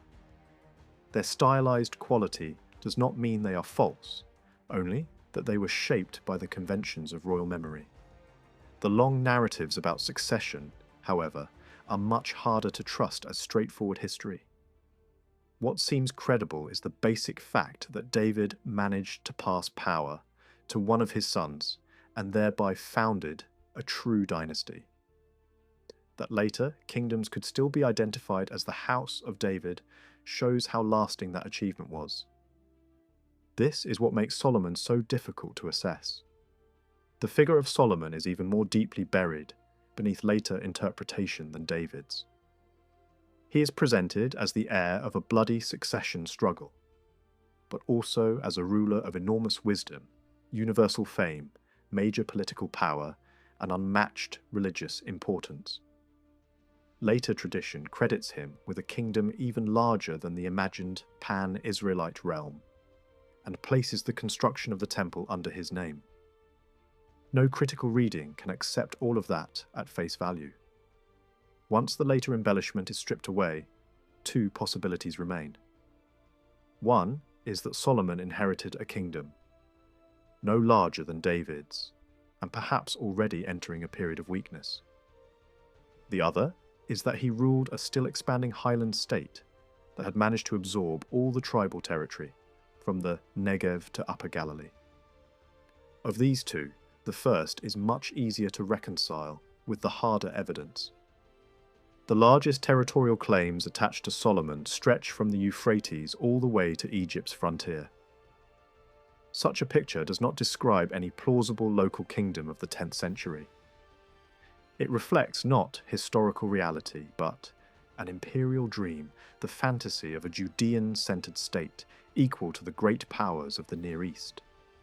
A smaller version of the same ideal appears in traditions that imagine Solomon ruling the whole pan-Israelite space. Yet even here the details are suspect. The scheme of royal districts that later texts place under Solomon looks more like the projection of a later administrative vision than the record of a 10th century state. Its logic fits much better an age when Judah could imagine dominating northern territories than the formative period itself. That kind of vision belongs more naturally to the much later ambitions of a powerful Judahite monarchy than to Solomon's own time. The more concrete details in the tradition actually point in the opposite direction. Solomon is not remembered for major victories in war. On the contrary, the historical hints attached to his reign suggest shrinking power rather than expansion. Stories about lost territories in Edom and Aram fit decline more easily than conquest.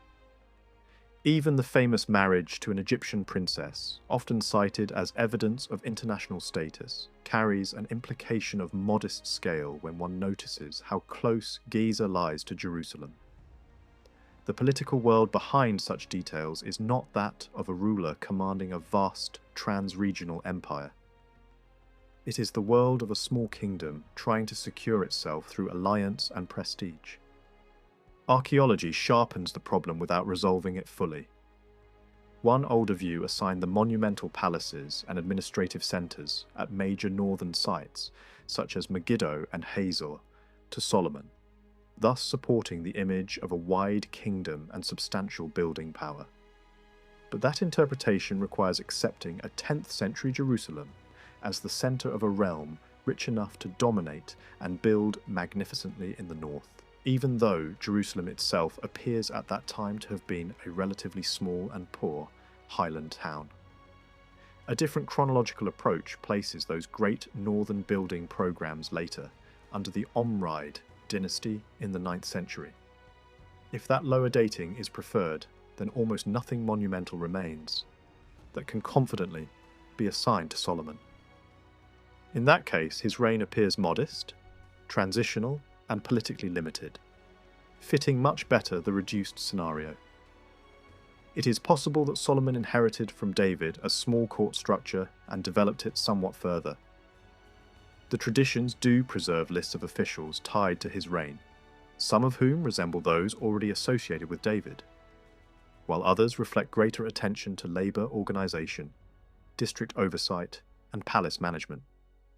A kingdom shifting from military consolidation to administrative maintenance could plausibly have moved in that direction. Solomon may indeed have relied more heavily on corvée labor and regular taxation than David had. Yet even here, the evidence is not secure. The neat correspondence between officials in the two reigns raises suspicion that later, writers systematized the picture. Still, the contrast itself may preserve something true. David as the war founder, Solomon as the organizer. The royal qualities most strongly attached to Solomon are justice and wisdom. Those themes fit the general ideals of kingship, known across Syria and Palestine in the early first millennium.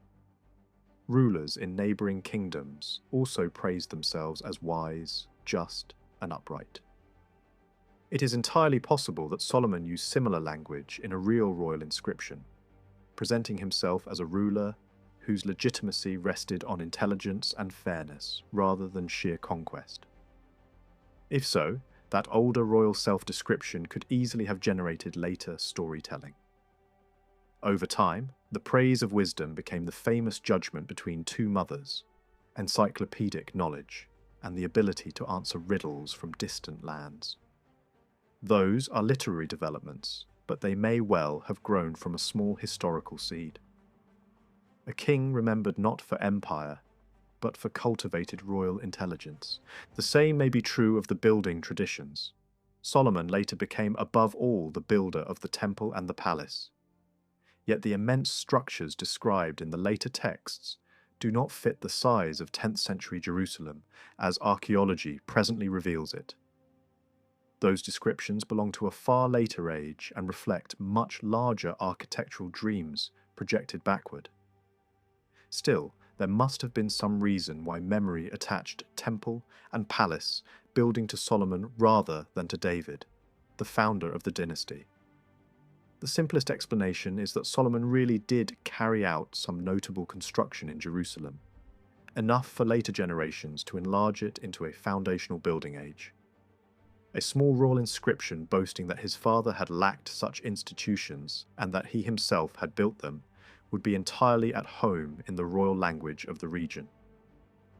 Later, theological thought could then turn that memory into a moral contrast, claiming David had been denied the honor of temple construction, while Solomon received it. Yet the same difficulty remains. If David's great building works are invisible in the archaeological record, Solomon's are no easier to identify. The same is true of the fortifications, stables, and urban projects later credited to him in places both near Jerusalem and far to the north. Earlier scholarship often assigned monumental gates and other major structures at sites like Megiddo, Giza, and Hazor to Solomon. More recent chronological reassessment has moved many of these remains into the 9th century, linking them instead with the much stronger northern monarchy of the Omrides. If that reassessment is correct, Solomon's reign loses most of its monumental substance. His supposed commercial brilliance is equally hard to defend. Stories of maritime ventures on the Red Sea, conducted together with Tyre, have the shape of royal legend rather than credible history for a small inland kingdom based in the Judean highlands. The same is true of the famous meeting with the Queen of Sheba. The tale is elegant and memorable, but it belongs to the world of literary wisdom and royal wonder, not to the sober geography of 10th century trade.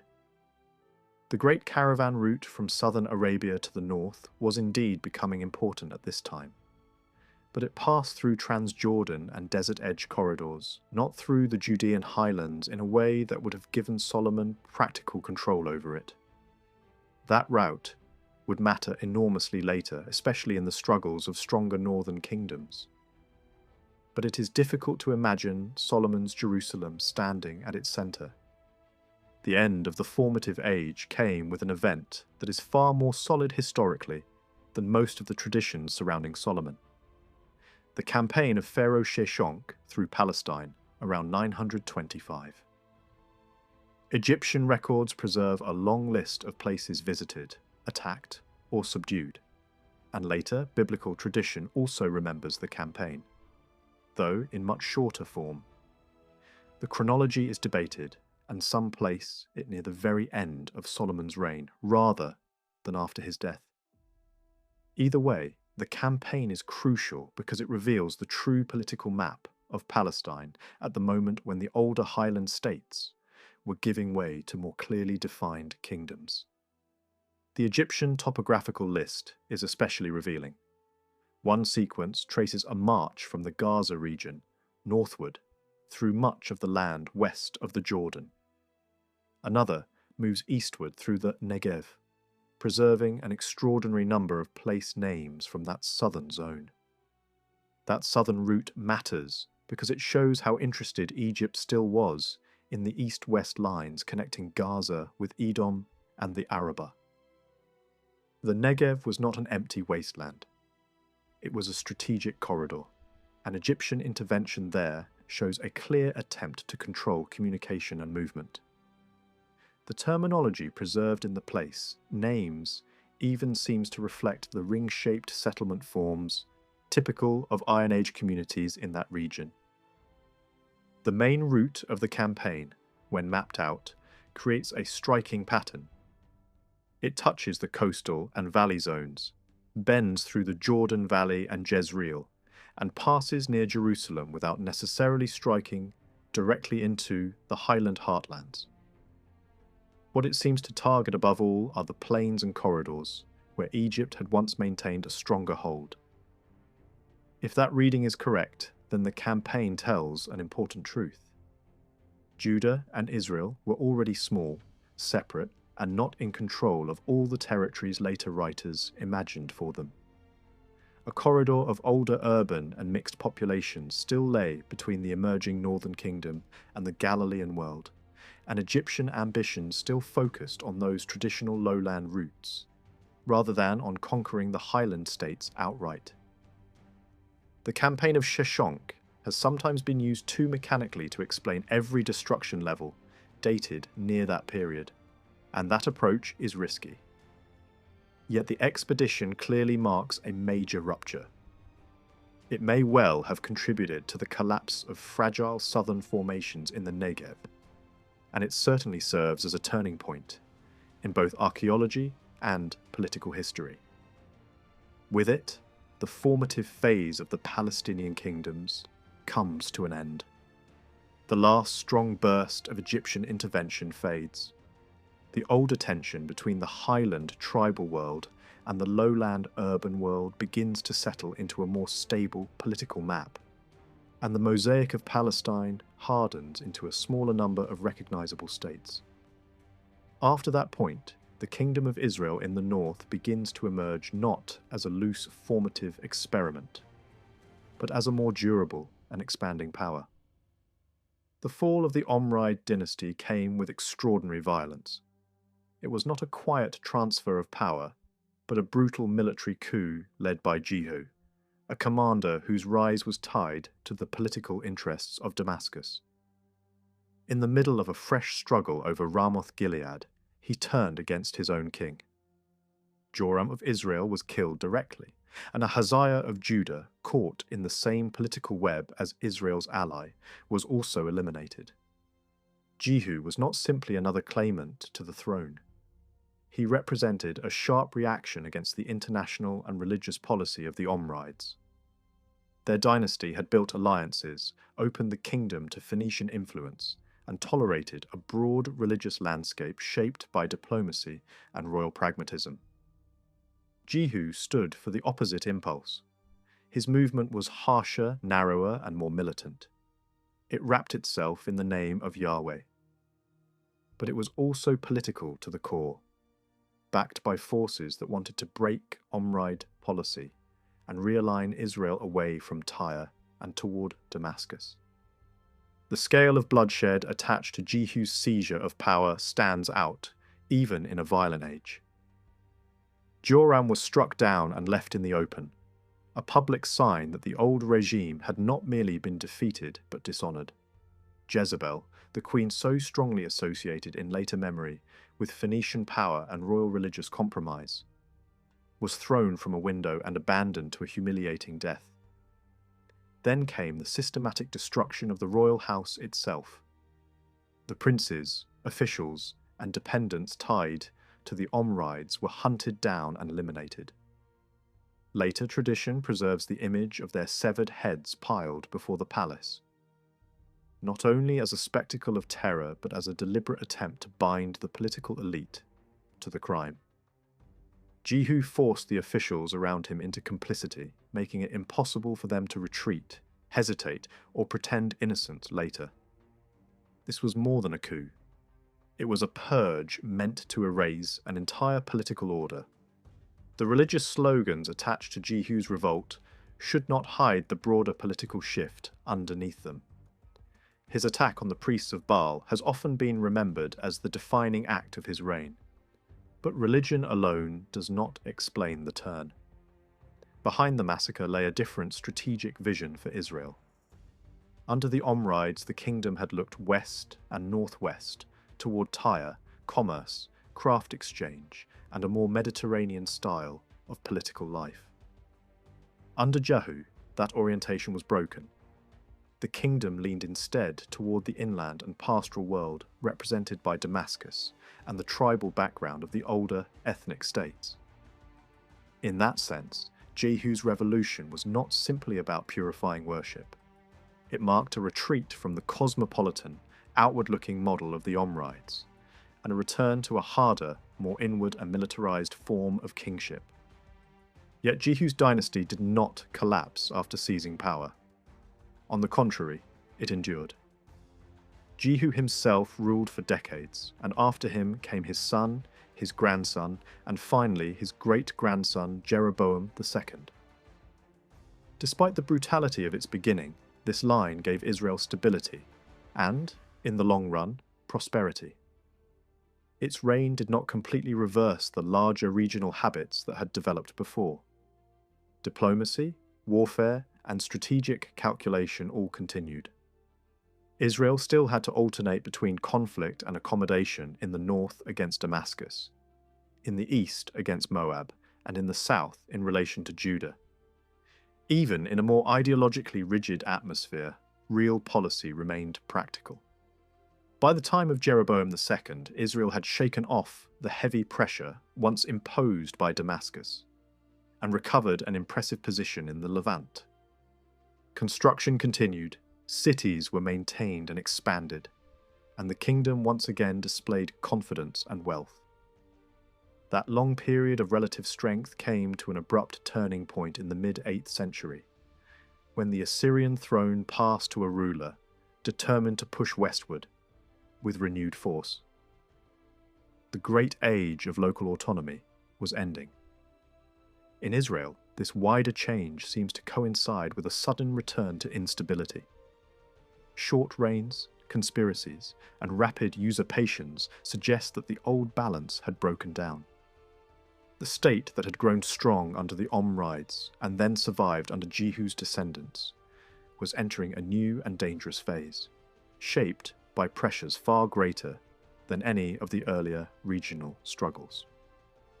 To understand how significant that change was, it is necessary to look at the wider system of wars and alliances in which Israel had become deeply involved. During the century and a half dominated first by the Omrides and then by Jehu's line, Israel ceased to be a marginal highland kingdom and became one of the central players in the politics of Syria-Palestine. Earlier conflicts with the Philistines, which had mattered so much in the time of Saul, gradually lost their importance. Borders stabilized, spheres of influence hardened. Israel secured a stretch of access toward the sea in the north, while Philistine power looked elsewhere for expansion. With the broad corridor between Megiddo and Beth Shean no longer open to them, direct friction between the two sides faded. The political map had changed. East of the Jordan, the picture had also become more complex. South of Ammon, the kingdom of Moab emerged as a major force, and below it, Edom began to consolidate more clearly. Edom seems at times to have fallen under the shadow, first of Judah and then of Israel. But Moab rapidly became the most significant power in that southern Transjordanian world.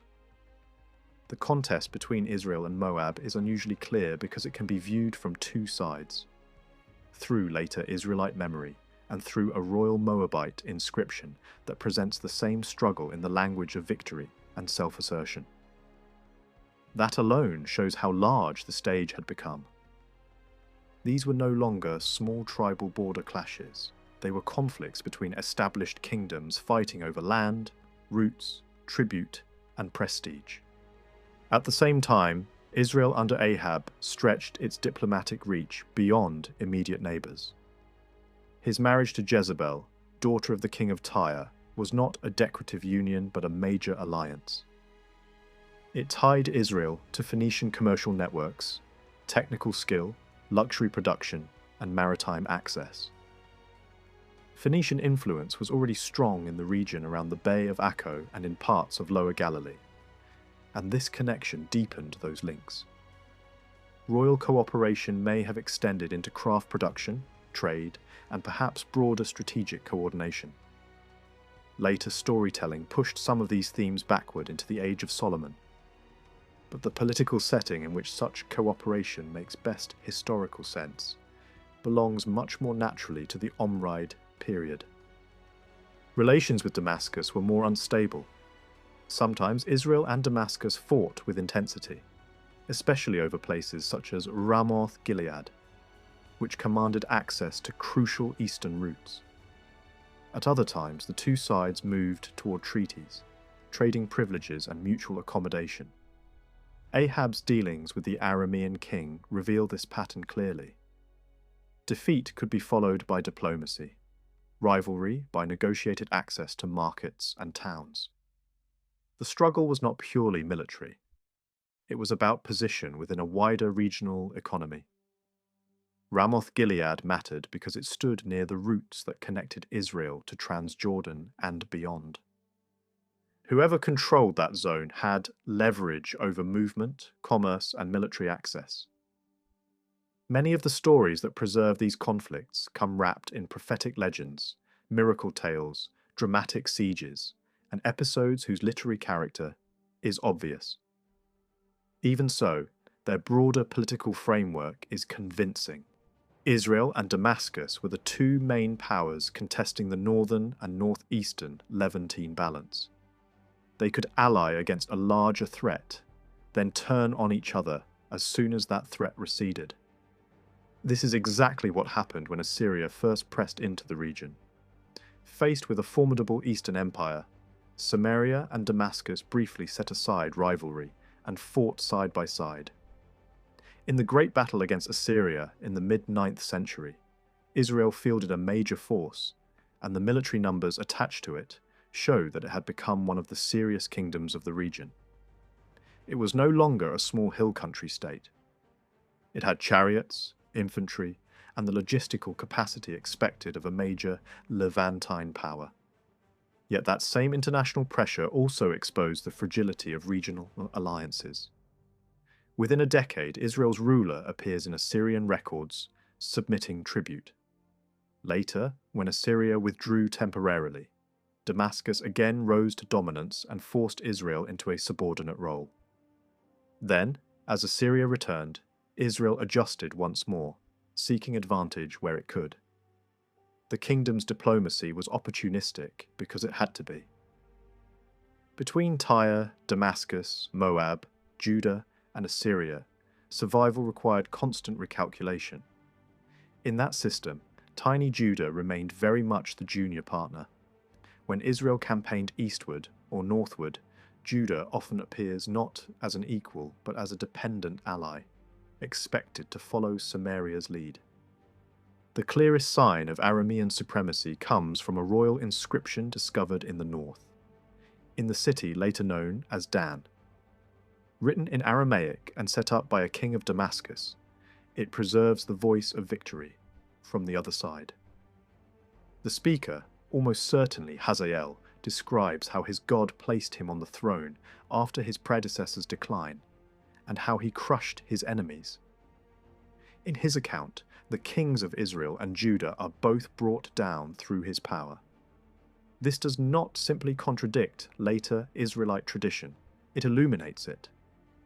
The biblical story presents Jehu as the man who killed Joram and Ahaziah, but the Aramaic inscription makes it clear that Jehu's revolt took place inside a larger military success won by Damascus. Hazael regarded those deaths as his own achievement because Jehu was acting in the shadow of Aramean power. Israel did not emerge stronger from the Omride collapse. It fell for a time into dependence. That dependence had deep consequences.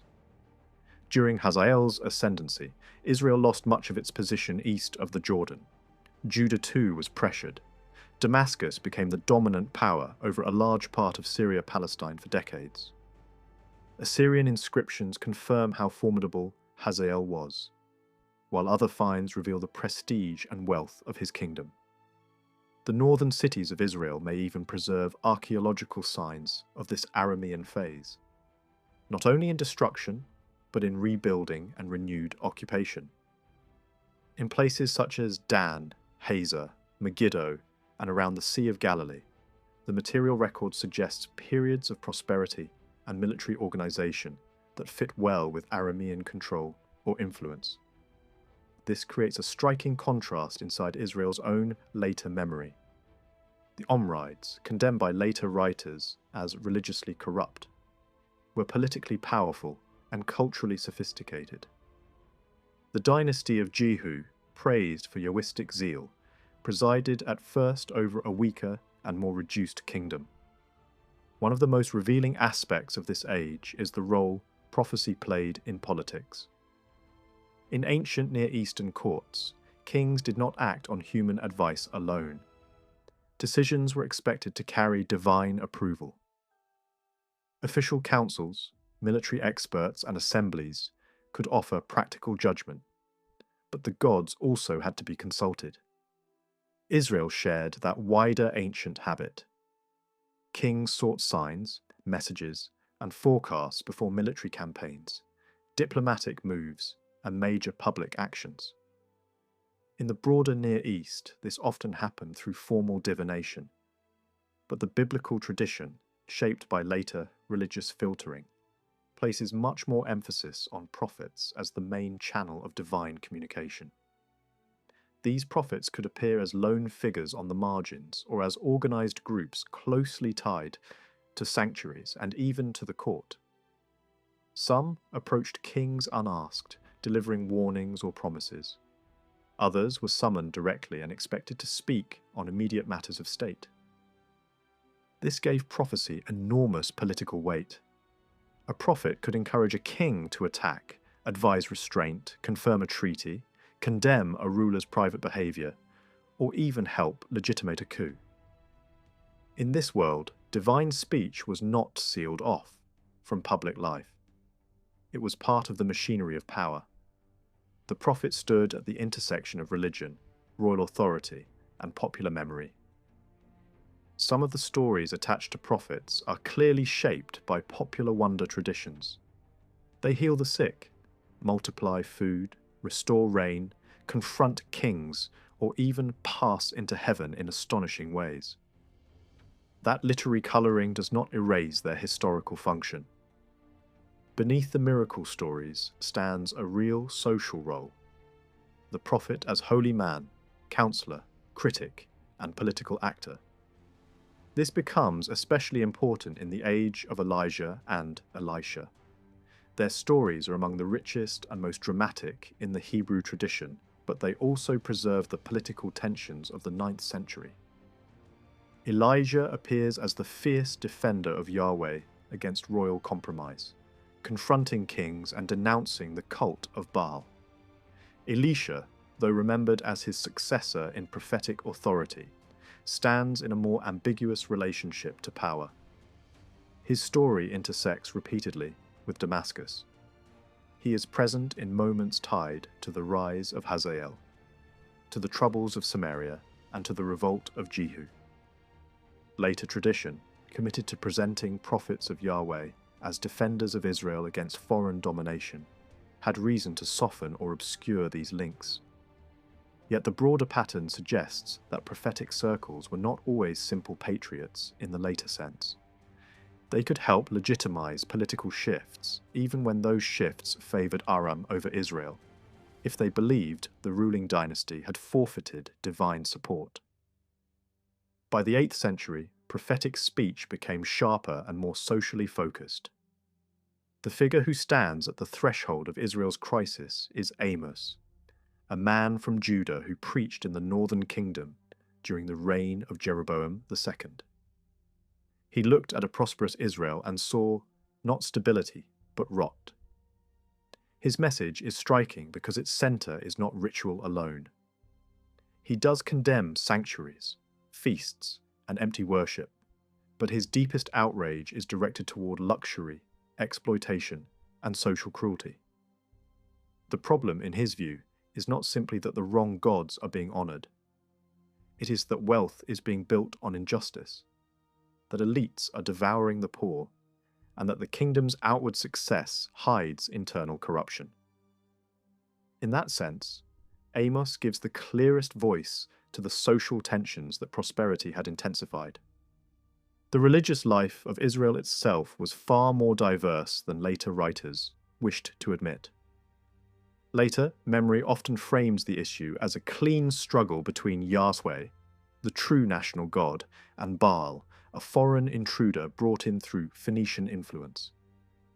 Reality was much less simple. Baal was not an exotic newcomer. He belonged to the old religious landscape of the countryside, linked to fertility, weather, agriculture, and the rhythms of ordinary life. Alongside Baal stood other divine figures, such as Asherah and Astarte, long known in the region. Dynastic marriages and foreign ties could enhance the prestige of some cults, but they did not create religious pluralism from nothing. Israel already lived within a broad and flexible religious environment. At the royal court, prophets and priests of different deities seem to have operated side by side. Temples for more than one god existed within the kingdom. Alongside official sanctuaries of Yahweh at places such as Bethel and Dan, there were local high places, altars, and rural shrines serving nearby communities. The Yahwistic polemic against these sites, which later becomes so intense, must be read carefully. What later reformers condemned as corrupt religion may, in the 9th and 8th centuries, have been ordinary religious life for much of the population. Fertility rites, local altars, drinking, and even sexualized ritual behavior belonged to a world in which divine power was expected to affect crops, livestock, and human fertility. It is difficult to imagine a popular Yahwism at this stage that had already stripped away all those inherited expectations. That purer vision belongs much more clearly to a later age. Even at the elite level, personal names reveal the mixed picture. Yahwistic names begin to rise in the 9th century, but they do not wipe out older patterns. In fact, some of the first royal names clearly invoking Yahweh appear in the very dynasty associated in later memory with Baalist corruption. This is a crucial reminder that political and religious categories were not yet fixed in the rigid way later texts imply. By the 9th century, Yahweh may indeed have become the main national god of Israel, especially in royal ideology. But that did not mean the elimination of all other cults. Rather, Yahweh stood at the center of a system that still tolerated or incorporated other divine figures and practices. Later editors, especially those shaped by stricter theological standards, sharpened the contrast far beyond what the earlier reality seems to support. At the same time, Israel was growing in material power. From the late 10th to the late 8th century, its population rose steadily, and by the eve of Assyrian intervention, it may have been the most populous and economically dynamic kingdom in Palestine. The contrast with Judah and Philistia is especially telling. Israel was no marginal state. It had the numbers, land, and urban development of a serious regional power. The founding of Samaria by Omri was the turning point that launched this phase. Unlike earlier capitals, which had often been little more than temporary royal centres, Samaria was built as a true administrative capital from the ground up. Its location was carefully chosen, controlling routes toward Jezreel and the coastal plain. Its very construction declared a new political ambition. The city was planned as a royal project on a large scale. The summit of the hill was reshaped into a vast platform, supported by engineered walls and backfill, creating space for storage installations and a central palace compound. The palace itself was built with carefully cut ashlar masonry, decorated with prestigious architectural elements, and furnished with luxury items including carved ivories. Those ivories, along with fine imported or Phoenician-style pottery, reveal how fully Israel had entered the artistic and commercial world of the Greater Levant. Samaria was not just a hilltop capital. It was a statement that Israel belonged among the major kingdoms of the age. The same building energy spread beyond the capital. Jezreel acquired a royal complex of its own, perhaps functioning as a second palace or seasonal residence.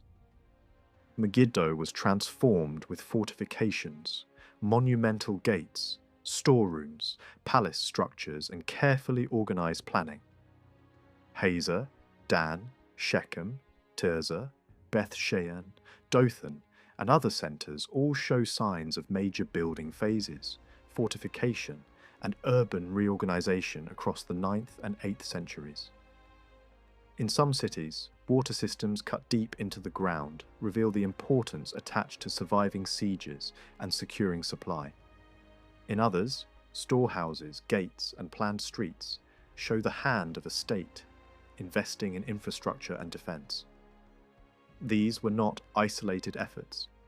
Taken together, they point to a kingdom pursuing a coherent and long-term programme of political construction. That development extended even to the countryside. Villages clustered around cities, fortresses lined key routes, and the old opposition between tribal uplands and urban centres had largely been overcome. Israel was now a fully urbanizing kingdom without having lost its rural depth. It could field armies, support craft specialists, maintain court luxury, and undertake building on a scale equal to other major Levantine states. Its architecture, its decorative arts, and its technical standards all show that it belonged fully within the high culture of Iron Age Syria-Palestine. On the eve of the great Assyrian expansion, the kingdoms of the Levant stood at a peak. From Carchemish and Hamath to Damascus, Samaria, and the coastal cities, political structures had matured, capitals had risen, and local powers had reached impressive levels of wealth and organisation. Israel, born out of village society and tribal federation, had become one of the strongest among them. That transformation is one of the most remarkable developments in the whole history of the early Iron Age. But it also meant that when Assyria finally arrived in force, it would find not scattered tribes and weak hill states, but fully formed kingdoms worth conquering. The biblical history of the Northern Kingdom says surprisingly little about how its administration actually worked or how wealth moved from the countryside to the court. Yet archaeology fills part of that silence. In the royal complex at Samaria, a group of inscribed pottery fragments was found that opens a rare window into the daily machinery of power. These texts are brief and practical. They record deliveries of wine and oil sent from royal estates to the palace. They are dated by regnal years, though the king's name is not given, which makes the exact moment uncertain. Even so, they clearly belong to the mature phase of the kingdom, when the court at Samaria had become the centre of a well-organised system, drawing resources from the surrounding countryside. The estates named in the texts lay within a fairly limited zone around the capital, which suggests a tightly managed royal hinterland feeding the needs of palace life. These records may look routine, but their implications are enormous. They reveal a court sustained not by occasional tribute alone, but by regular agricultural flows. Wine and oil were not only staples of elite consumption, they were also markers of rank, hospitality, ritual, and refinement. When this evidence is placed beside the fine Phoenician tableware and luxury goods discovered in Samaria, a vivid picture emerges of a royal centre living in considerable comfort. The palace was not simply a political headquarters. It was the heart of an aristocratic lifestyle shaped by display, abundance, and a steady intake of resources from the land. That world helps explain why later prophetic voices, especially in the age of Jeroboam II, spoke with such anger about the ruling classes of Samaria. Their language may be fierce and selective, but it was not invented out of nothing. The social criticism preserved from that age focuses relentlessly on excess at the top and pressure at the bottom. The elite are portrayed as reclining in luxury, drinking heavily, using costly oil, enjoying music, and living amid splendour, while the poor are squeezed harder and harder. The criticism is not directed against wealth in the abstract. It is directed against the way wealth was acquired and protected. The charges are specific: oppressive taxation, the manipulation of debt, corrupt legal decisions, commercial cheating, false measures, and the conversion of poverty into dependency. The gate of the city, the place where justice was supposed to be done, appears instead as a place where the weak were outmatched by those with influence. The language of protest is deeply moral, but it is also economic. It reflects a society in which traditional village life was being drawn into a far more aggressive system of extraction and exchange. That tension becomes easier to understand when the background is remembered. Much of Israel's social base had originally been formed by smallholding farmers, shepherds, and village communities, whose world rested on household labour, kinship support, and local reciprocity. Such a society could sustain modest leadership, local sanctuaries, and occasional warfare. It was not naturally designed to support a rich court, a permanent capital, an expanding bureaucracy, and an aristocracy with expensive tastes. As the kingdom grew stronger, more urban, and more connected to the wider Levantine economy, those older social habits came under pressure. The palace required supplies, officials required income, trade created new opportunities for profit, but also new tools of exploitation. Debt became more dangerous because it no longer meant only temporary hardship within a community of mutual obligation. It could now become the path by which the small landowner lost independence altogether. The prophetic protest captures exactly that break. It is not nostalgia for a simple past in every sense, but it is outrage at the destruction of older forms of solidarity. When scales are falsified, when loans are arranged so that the creditor always wins, when legal institutions serve the powerful, and when human need is turned into a business opportunity, the result is a moral and social fracture. A smallholder society begins to split into two worlds, one of luxury and accumulated property, the other of growing dispossession. This does not mean that the kingdom was economically weak. On the contrary, the archaeological record suggests a period of great growth. Population rose, cities expanded, building intensified, and royal wealth became highly visible. But growth did not benefit everyone equally. Prosperity at the top could deepen vulnerability at the bottom. Other narrative traditions from the same broad period reflect the same harsh realities in story form. One famous episode revolves around a vineyard seized by the crown after the death of its owner. Whatever literary shaping the story has undergone, it preserves a real anxiety. The royal house could absorb private land, especially when a family line had been broken or weakened. Another tale centres on a widow whose children are threatened with enslavement because of debt. Again, the dramatic setting should not distract from the social truth underneath it. Families without protection could lose sons and daughters when debt became impossible to pay. In such a system, the household itself became collateral. Poverty did not remain an economic category. It entered the body of the family. The same logic appears in one of the darkest stories preserved from the period, a story of famine during siege. Its horrifying image of mothers bargaining over children is framed in the language of cannibalism. But beneath the shock lies a social reality familiar elsewhere in the ancient Near East. In times of siege and extreme scarcity, parents might sell children in order to survive. The moral horror of the story comes from pushing that logic to its most unbearable symbolic limit. What siege and famine do in brutal physical form, debt and economic pressure had already been doing in legal and social form.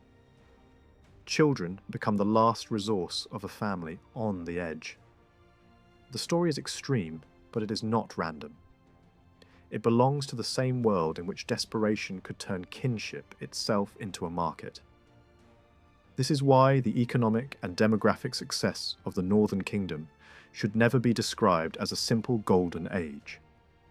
It was an age of expansion, wealth, and strong state development, especially under Jeroboam II. But it was also a period in which the old balance inside society was being broken.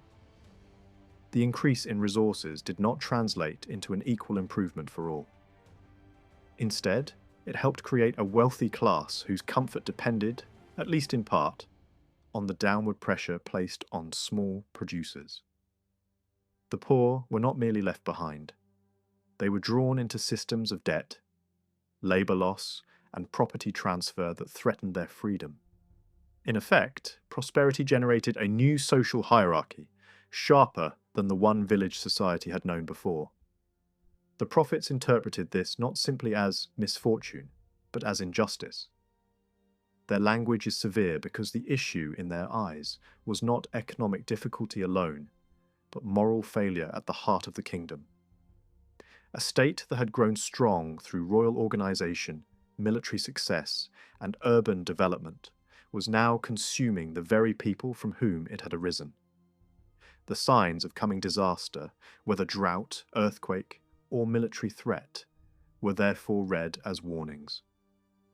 Catastrophe was not only a political danger from outside, it was the natural outcome of corruption within.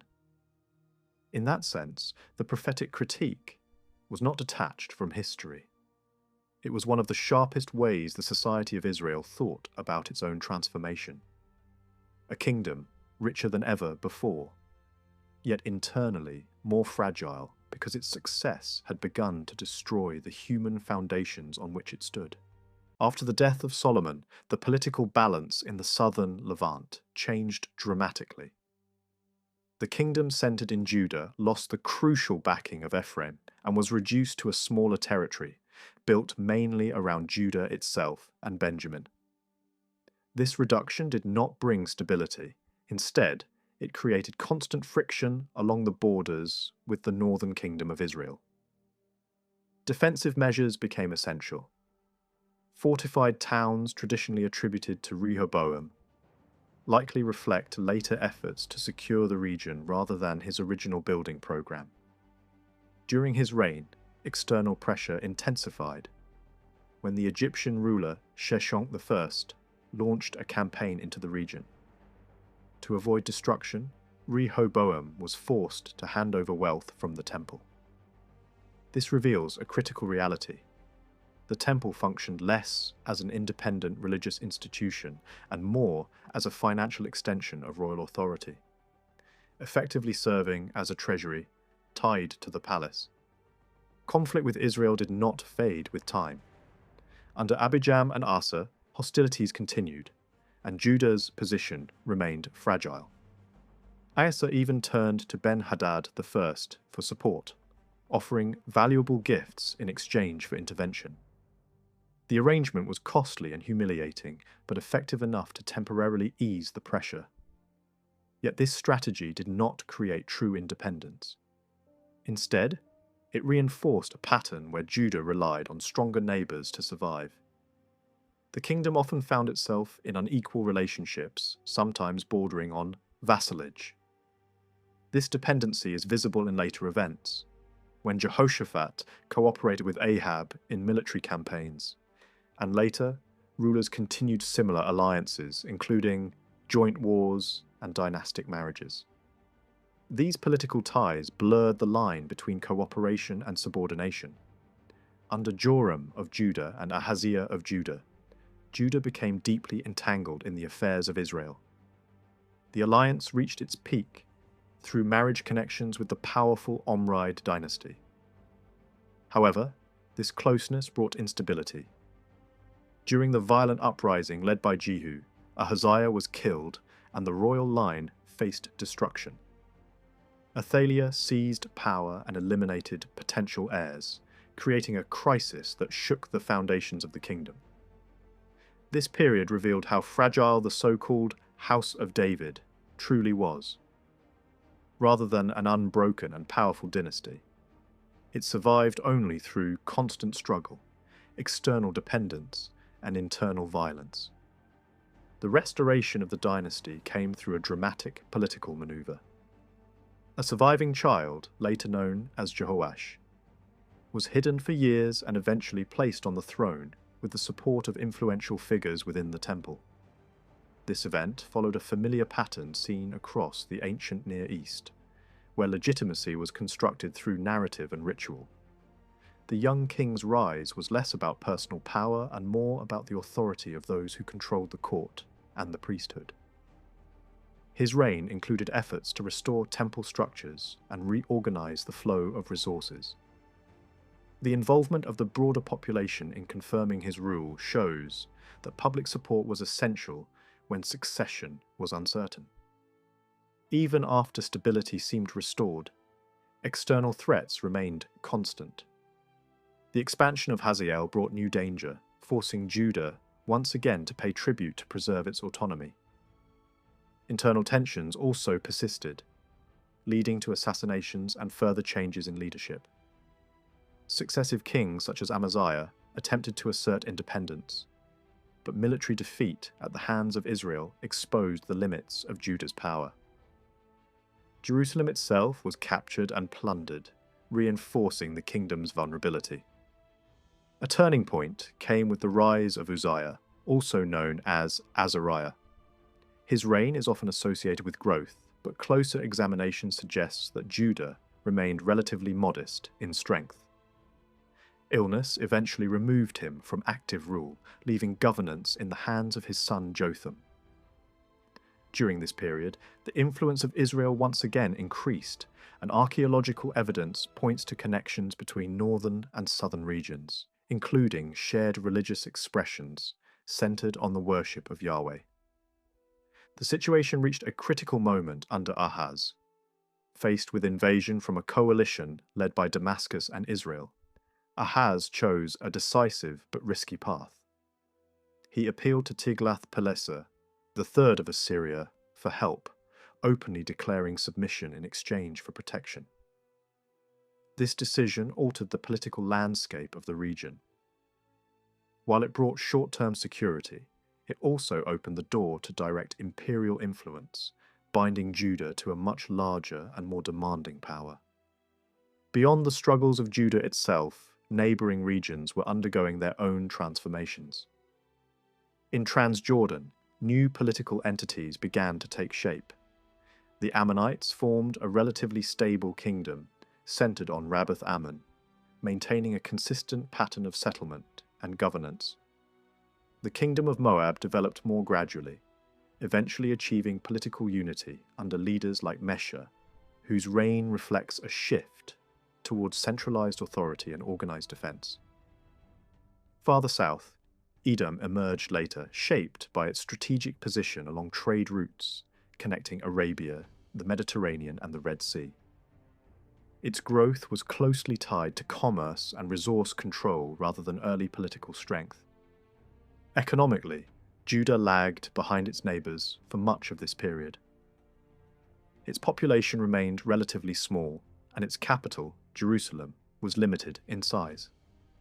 Settlements expanded slowly, and most communities followed traditional patterns of agriculture and pastoral life. The rhythm of daily existence was tied to seasonal cycles of planting, harvesting, and herding. Trade networks largely bypassed Judah, favouring coastal routes and Transjordanian corridors. While luxury goods did reach the kingdom, they were far less common than in the more prosperous northern regions. Religious life in Judah developed along its own distinct path. The worship of Yahweh held a central place, especially within the royal court and the temple in Jerusalem. However, this did not exclude other practices. Many people continued to participate in local fertility cults, using open-air sanctuaries, standing stones, and sacred wooden symbols. Efforts by kings to eliminate these practices suggest that they were deeply rooted and difficult to suppress. Over time, a stronger emphasis on exclusive devotion to Yahweh began to emerge, supported by prophetic voices and royal policy. Early prophetic figures played a role in shaping this religious direction, often advising kings and influencing political decisions. Their activity was less institutionalized than in the northern kingdom, but still significant. At the same time, evidence from inscriptions shows that religious practice was not uniform. References to Yahweh alongside a consort figure indicate a more complex and blended belief system than later traditions would admit. This mixture reflects a society in transition, gradually moving toward a more defined religious identity, while still preserving older traditions. In the 9th and 8th centuries before the Common Era, Israel and Judah did not stand alone in the Levant as unusual or isolated kingdoms. They were smaller than the great empires around them, and their influence abroad was limited. Yet in one important sense, they looked very much like their neighbours. Across the region, states were beginning to express power through the same set of ideas. A people had its own god. A king ruled with divine backing. War could be presented as sacred duty. Defeat could be explained as punishment for betrayal. Victory proved that a nation still stood under the protection of its deity. These ideas were not inventions of much later writers, nor were they only literary themes shaped in hindsight. By the 9th and 8th centuries, they were already part of the political language of the Levant, and they appear not only in biblical tradition, but in the royal inscriptions of surrounding kingdoms as well. One of the clearest examples comes from Moab. There, King Mesha presents his god Chemosh as the true force behind both war and recovery. When Moab suffers humiliation under Israelite domination, the explanation is not simply military weakness. The land has fallen because its god has turned against it. When freedom returns, that liberation is also understood as an act of the same deity. The king does not move as an independent strategist who happens to be religious. He acts because the god commands him, and the campaign becomes more than a political operation. It becomes a holy undertaking. In that worldview, conquered enemies are not merely defeated, they can be placed under total destruction as an offering to the victorious god. This brutal logic, which appears in several ancient traditions, shows that war in the region could be understood in ritual as well as military terms. The battlefield was not separate from religion. It was one of the places where divine favour or divine anger was thought to become visible. A similar mentality appears farther north in the inscription of Zakur, king of Hamath. Surrounded by enemies and trapped inside one of his strongholds, he describes the crisis in terms that are instantly recognizable across the ancient Near East. A coalition of kings closes in. The defences look hopeless. Yet the king raises his hands to his God and receives reassurance through seers and diviners. He is told not to fear. The promise is not that his army is stronger or that his walls are higher. The promise is that the God who made him king will preserve him. This is one of the most important features of royal ideology in the Levant. Kingship is not just inherited, seized, or negotiated. It is authorized from above. The God who establishes the throne is also expected to defend it. In this way, political loyalty and religious loyalty become almost impossible to separate. By this period, the major kingdoms of the southern Levant and its neighbouring regions had each come to define themselves through such divine relationships. Yahweh stood at the centre of Israel and Judah. Chemosh was tied to Moab. Chaos belonged to Edom. Milcom was associated with Ammon. Hadad dominated Damascus. Tyre honoured Baal and Melkart. These gods may have older roots, older myths, and older cults behind them, but their role as national or dynastic patrons belongs to the age in which states were clearly formed and competing with one another. Once the kingdom and the people were imagined as a single political body, the god of that body took on a new level of significance. Religion became a framework for war, diplomacy, legitimacy, and memory. Then, the balance changed. The long period in which Levantine states had operated without direct imperial rule began to close in the middle of the 8th century. The freedom that had opened after the collapse of the Great Late Bronze Age, powers had lasted for centuries, but it was no longer secure. Assyria had already shown interest in the West in the 9th century, when its kings campaigned against the Syrian states and extracted tribute from rulers such as Ahab and Jehu. Yet those early interventions were limited. Assyria did not immediately swallow the region. It imposed tribute, displayed force, and then withdrew. For a time, internal issues within the empire slowed any move toward permanent annexation. The West remained under pressure, but not yet under full control. That changed decisively under Tiglath-Pileser III. He restored the strength of Assyria, ended the fragmentation that had weakened imperial authority, and revived expansion on a much larger scale. Once northern Syria had been broken and Damascus was eventually crushed, the road into the southern Levant lay open. The kingdoms there were no longer dealing with raids or symbolic displays of dominance. They were facing a machine built for conquest, administration, and permanent control. Israel, which had once been a major regional player, now stood directly in the path of empire. Inside Israel, political instability made the danger worse. The throne changed hands through violence more than once. Menahem secured recognition by submitting and paying tribute. His son was murdered. Pekah came to power and joined forces with Rezin of Damascus in an attempt to challenge both Judah and the growing Assyrian threat. Their move against Jerusalem pushed King Ahaz of Judah into a desperate decision. Instead of joining the anti-Assyrian bloc, he appealed directly to the Assyrian king, declared submission, and asked for rescue. That appeal invited imperial intervention into the heart of the region. Assyria did not hesitate. It invaded northern Israel, seized Galilee and Gilead, and stripped the kingdom down to its core territory. Vast areas were detached and reorganized as provinces. Pekah was removed. Hoshea became a reduced vassal ruler, and what remained of Israel survived only under Assyrian oversight. For a few years, Samaria still stood, but survival under imperial domination depended on obedience, and Hoshea eventually gambled on Egyptian help. Tribute was stopped. Rebellion followed. Assyria answered in the usual way.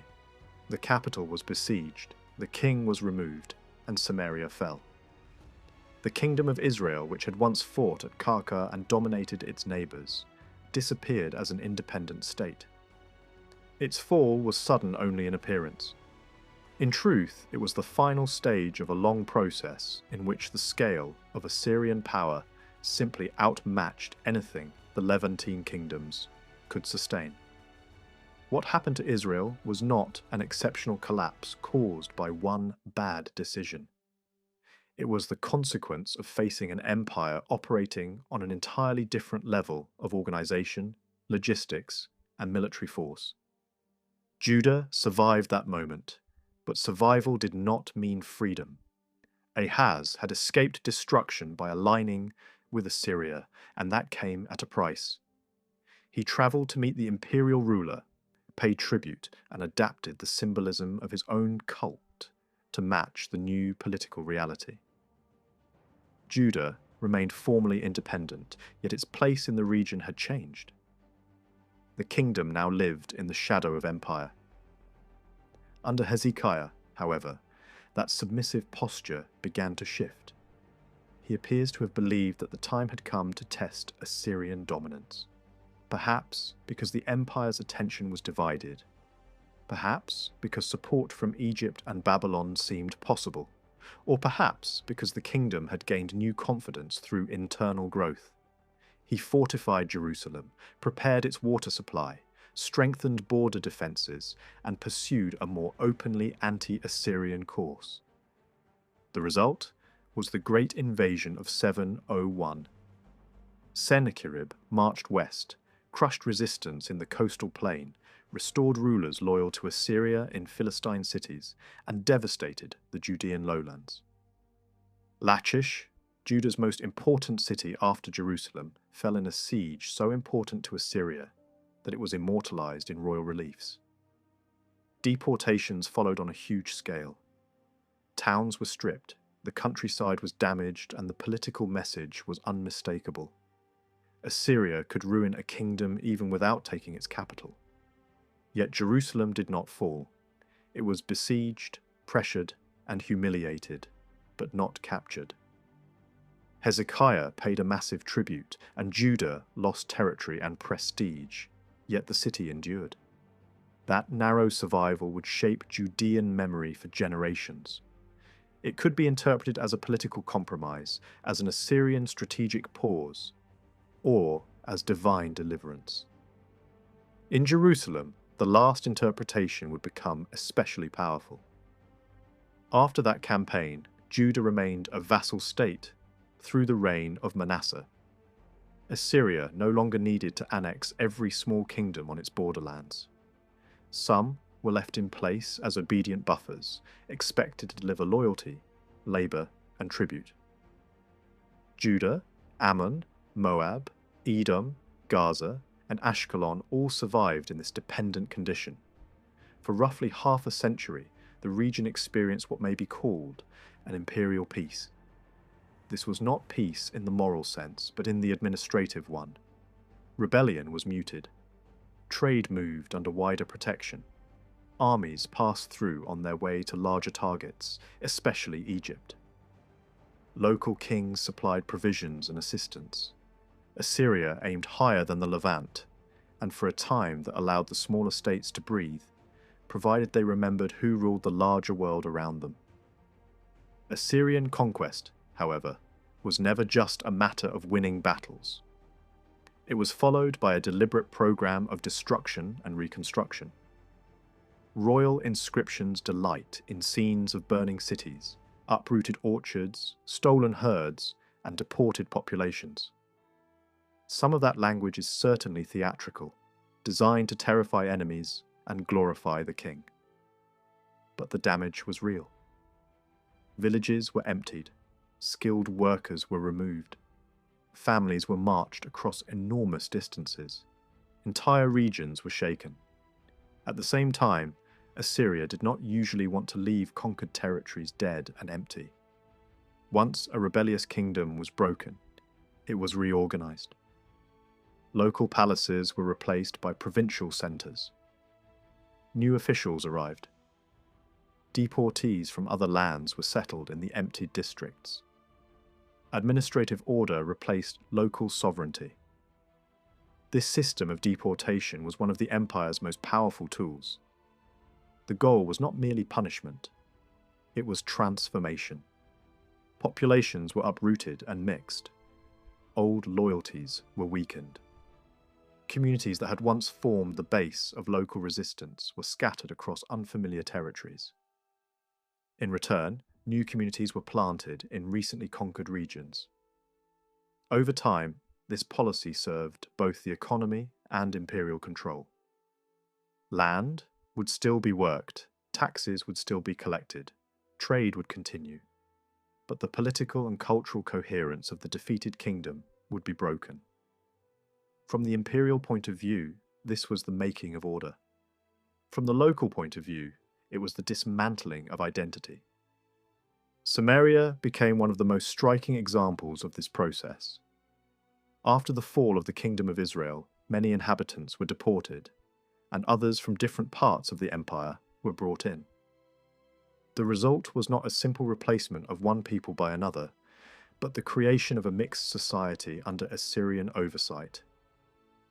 Archaeology shows that settlement continued and that administrative structures were rebuilt. Life did not stop. Fields were still cultivated, towns still stood, officials still governed. Yet the old kingdom was gone. What survived was a province shaped by imperial policy, its population reassembled from different origins. Political resistance became much harder to organize in such conditions. Language also changed under these pressures. Assyria remained the imperial power, but Aramaic spread widely as the practical language of communication across the Western Empire and beyond. In many places, it had advantages over older local languages, and even within Assyria, it became increasingly useful. Religious life changed as well, though not always in the way imperial propaganda might suggest. Assyria did not usually erase local gods and replace them with a single imposed faith. Instead, the movement of peoples created new combinations. Cults mixed. Traditions overlapped. Syncretism flourished. In the former Kingdom of Israel, this meant a religious landscape that could appear deeply troubling to those in Judah who were moving toward a stricter and more exclusive form of Yahwism. While the north was being transformed under Assyrian rule, Judah was changing in its own way. The late 8th and early 7th centuries became a period of rapid growth. Refugees from the fallen north may have contributed to this expansion, bringing people, skills, and traditions into the southern kingdom. But the larger causes were political continuity and the kingdom's new position beside a great empire. The long reigns of Hezekiah and Manasseh provided stability. Jerusalem expanded dramatically. New quarters spread over the western hill. The population rose sharply. Massive walls were built, and the famous tunnel bringing water from the Gihon spring into the city gave Jerusalem a far greater chance of surviving a siege. This was not the work of a marginal village anymore. It was the construction of a serious royal centre adapting to an age of empire. Other towns also gained strength. Lachish became a major administrative and military centre. Ramat Rahel seems to have functioned as a strategic royal site near Jerusalem. Fortresses guarded roads, valleys, and desert approaches. Agricultural villages multiplied in both the highlands and the lowlands. Even semi-arid zones were drawn into more intensive use through water management systems and frontier defences. Storage jars stamped for royal use point to centralised collection and distribution. Wine and oil production expanded. Judah was still small by imperial standards, but it was no longer insignificant within its own landscape. Its growth was tied both to emergency mobilization and to economic inclusion in the larger world dominated by Assyria. This material growth was matched by ideological change. Hezekiah's reign became a major turning point in the religious history of Judah. Facing a powerful empire and the memory of Israel's destruction, the kingdom's leadership pushed toward a sharper definition of loyalty to Yahweh. Rural shrines, standing stones, sacred trees, and older fertility practices became targets of reform. Popular objects of devotion that had long existed alongside official worship were now attacked as unacceptable. The aim was not simply moral purification in an abstract sense. It was political and cultural concentration. If the kingdom was to endure, it had to define itself more clearly. A people under pressure often narrows the boundaries of belonging, and that seems to be exactly what happened in Judah. This movement did not arise out of nowhere. It likely drew strength from several sources at once.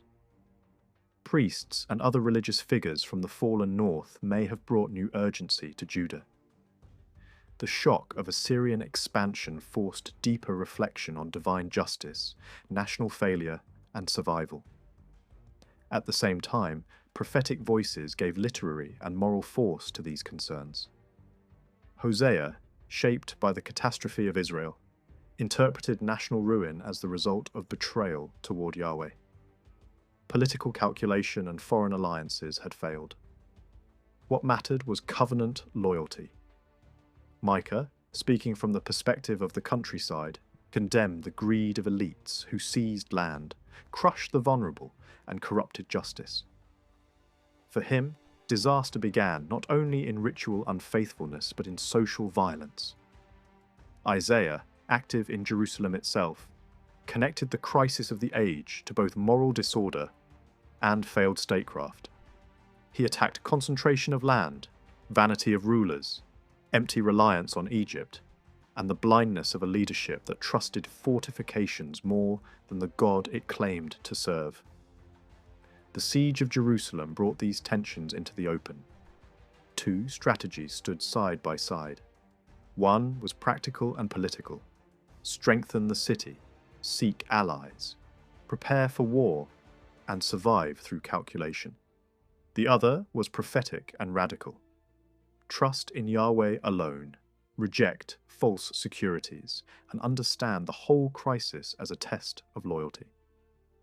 The famous exchange between Assyrian envoys and Judean officials captures this clash with extraordinary clarity. The Assyrian side mocks walls, dismisses Egypt, belittles local gods, and insists that even Yahweh has delivered the city into imperial hands. The speech is sophisticated because it is aimed not only at the ruling class but at the ordinary people listening from the walls. Surrender is presented as reasonable. Resistance is presented as self-destructive. Deportation is even described as a path back to normal life in another fertile land. That argument rested on a fully developed imperial ideology. Assyria did not portray its campaigns as mere exercises in brute force. The empire claimed moral and cosmic authority.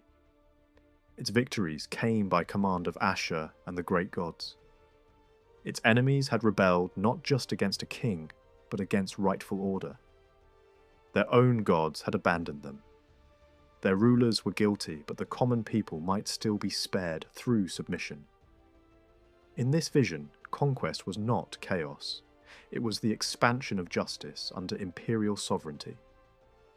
The same logic appears elsewhere in Assyrian royal texts, where kings explain the destruction of rebellious cities as the will of the offended gods themselves.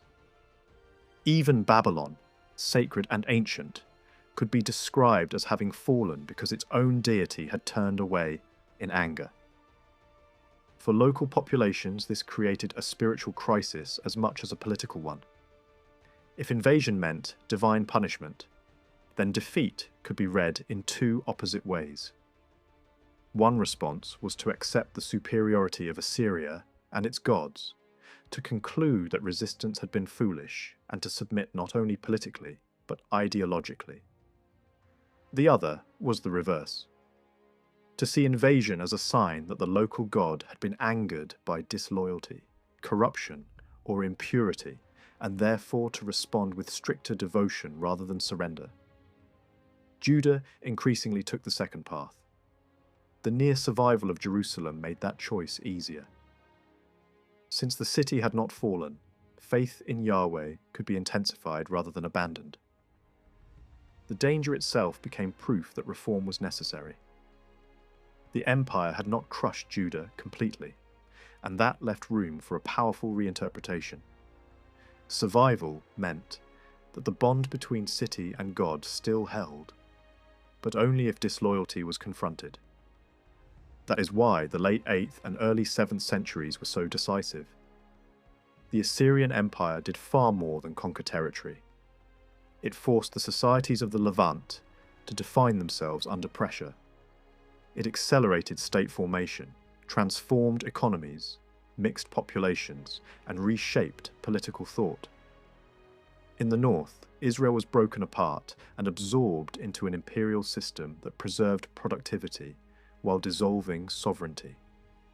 In the south, Judah survived as a subordinate kingdom, yet precisely through that survival, it developed a stronger sense of religious and political identity. The language of national gods, holy war, guilt, punishment, and deliverance did not disappear under empire. It became sharper. The greater the imperial pressure, the more intensely local communities turned to the gods and traditions that marked them off from others. In the world shaped by Assyrian power, two ideas stood at the center of both imperial and local thinking: trust and loyalty. These were not abstract values, they defined how kingdoms survived. To trust meant to rely fully on a superior power, whether divine or imperial. Loyalty meant remaining bound to that power without hesitation or betrayal. Together, they formed the core of political life across the Levant. And yet, these ideas were not entirely new. They echoed an older age, a time when small city-states had lived under the shadow of larger empires such as Egypt and the Hittites. Back then, rulers of minor kingdoms had no real independence. They were expected to serve a great king, to remain loyal, and in return receive protection. If two great powers clashed, the outcome of battle determined which master the smaller ruler would serve. Survival depended not on strength, but on choosing the right allegiance. Over time, that older system had weakened. Egypt's influence declined, and the Levantine kingdoms experienced a long period without direct imperial control. During that era, loyalty shifted away from human rulers and moved toward the divine. Kings no longer saw themselves as servants of distant emperors. Instead, they became servants of their own god. Protection, once expected from a great king, was now expected from a divine power. This transformation reshaped political thought. Loyalty became a sacred obligation rather than a diplomatic arrangement. The bond between ruler and deity replaced the bond between vassal and overlord. When Assyria expanded into the region in the 8th century, it revived the old structure, but in a new and more forceful way. The empire demanded submission, tribute, and above all, loyalty expressed through formal oaths. Local kingdoms now faced a choice. One option was political, to align with Egypt and resist Assyria through alliances. But this path was uncertain.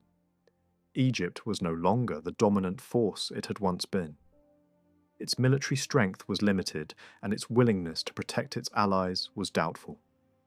The other option was theological, to reject reliance on foreign powers and place full trust in divine protection.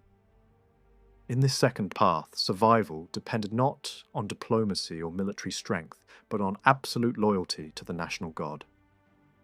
Assyria reinforced its authority through a system built on oath and obligation.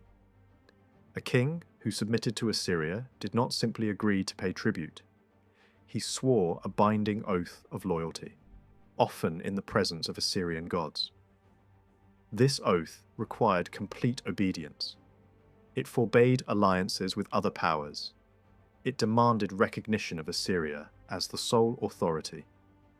Once the oath was taken, any act of rebellion was no longer just political defiance. It became a sacred violation. The punishment that followed was presented as divine justice. The Assyrian king acted as the instrument of that justice, enforcing the curses that had been invoked when the oath was sworn. This logic created a powerful cycle. First, the empire imposed loyalty through oath. Then, when that loyalty was broken, it justified punishment as the natural consequence of betrayal. Even disasters such as famine, disease, or internal collapse could be interpreted as the fulfillment of those curses. In this way, imperial ideology transformed political conflict into a moral and religious issue. A rebel was not merely an enemy. He was someone who had violated a sacred order and deserved the consequences. Faced with this system, the kingdoms of the Levant did not simply accept Assyrian terminology. They adapted the underlying idea. In Judah, the concept of the oath was redirected toward the relationship with Yahweh. Loyalty was no longer framed as submission to an empire, but as devotion to a divine covenant. This covenant was imagined as ancient, reaching back to foundational figures and events. It demanded exclusive allegiance. No other gods could be recognized. No other lord could replace the divine ruler. The language of this covenant closely resembled the language of imperial oaths, but its meaning was transformed. Instead of binding a king to Assyria, it bound a people to their god. This shift was not accidental. It reflected a deliberate attempt to respond to imperial pressure by redefining identity. If Assyria claimed authority through oath and divine mandate, Judah answered with its own version of the same structure. The difference lay in where loyalty was directed. In one case, it pointed toward an empire. In the other, toward a god who stood above all empires. Then, unexpectedly, the balance of power collapsed. At the height of its strength, Assyria seemed unstoppable. Its armies reached from the Iranian plateau to Egypt. Its capital cities displayed immense wealth, monumental architecture, and vast collections of knowledge. Yet beneath that surface, signs of decline began to appear. Expansion slowed. Administration grew heavy and costly. Internal struggles weakened the ruling elite. Eventually, rebellion erupted from within its own sphere of control. A new power rose in Babylon under Nabopolassar, who led a determined resistance against Assyrian domination. Year by year, Assyrian control over Mesopotamia weakened. At the same time, the Medes from the Iranian highlands joined the struggle. For generations, they had lived under Assyrian pressure, sometimes as enemies, sometimes as partners. Now, they turned decisively against the empire. Their campaigns were marked by destruction. Major Assyrian cities fell one after another. Ashur was taken and devastated. Nineveh, once the symbol of imperial power, was reduced to ruins. What had been the center of the known world became a wasteland. The fall of Assyria was not simply a military defeat. It was a moment of profound transformation. The empire that had shaped the political and cultural landscape for centuries disappeared with surprising speed. In its place, new forces emerged. Babylon assumed control over much of the former empire. The Medes withdrew to their own regions, rather than establishing a centralized empire of their own. The entire structure of power in the Near East shifted. For the smaller kingdoms of the Levant, this collapse created a rare moment of opportunity. For decades, they had lived under the constant pressure of Assyrian authority. Now, that pressure suddenly weakened. Tribute demands declined. Military intervention became less frequent. Local rulers found themselves with greater freedom to act. It was not complete independence, but it was enough to encourage new ambitions. This period saw a surge of activity across the region. Trade networks expanded, especially in areas that lay between the influence of larger powers. Coastal cities pursued commercial growth. Inland kingdoms strengthened their positions. In Transjordan, states such as Ammon experienced a revival, extending their influence and rebuilding their centres. Even distant regions began to reorganize, forming new political identities after the collapse of Assyrian control. In Judah, this moment of relative freedom coincided with the reign of Josiah. He came to power at a young age, supported by influential groups within the kingdom. The conditions he inherited were favourable. The long period under Assyrian dominance had brought stability and economic growth. Now, with Assyrian authority fading, there was an opportunity to reshape the kingdom's direction. Josiah's actions were both political and ideological. On the practical level, he strengthened defences, expanded control into border regions, and reoccupied areas that had previously been neglected or lost. Desert zones were brought into use through new settlement and agricultural techniques. Strategic routes were secured by fortresses. Administrative centres were reinforced. These measures suggest a kingdom preparing not only to defend itself, but to extend its influence. At the same time, Josiah pursued a broader vision. He sought to unite the people who shared a common identity and worship. This was not only a matter of territory, it was a matter of defining a single community under a single religious framework. The idea of a unified Israel, stretching from north to south, took shape during this period. Whether fully realized or not, it became a powerful concept that would influence later generations. A key moment in this process came with the presentation of a text described as the Law. Its discovery was framed as the recovery of an ancient tradition, but its impact was immediate and transformative. It called for complete loyalty to Yahweh. It warned of consequences for disobedience. It linked the fate of the people directly to their adherence to this covenant. For Josiah, this was not simply a religious document, it was a blueprint for reform. The reforms that followed focused on exclusivity. Worship was to be centralized in a single temple. Other shrines were to be removed. Practices associated with older traditions were to be eliminated. This was not an easy process. Many of these practices were deeply rooted in daily life. But the goal was clear: to create a unified religious identity that could support political unity. This movement also reshaped the way history was understood. The past was reinterpreted through the lens of covenant and loyalty. Success and failure were explained in terms of faithfulness or betrayal. Kings were judged not by their military achievements, but by their adherence to exclusive worship. This new framework provided a powerful narrative, one that connected past, present, and future into a single story of relationship between a people and their God. Yet this ambitious project faced a harsh reality. As Assyria fell, another power was rising.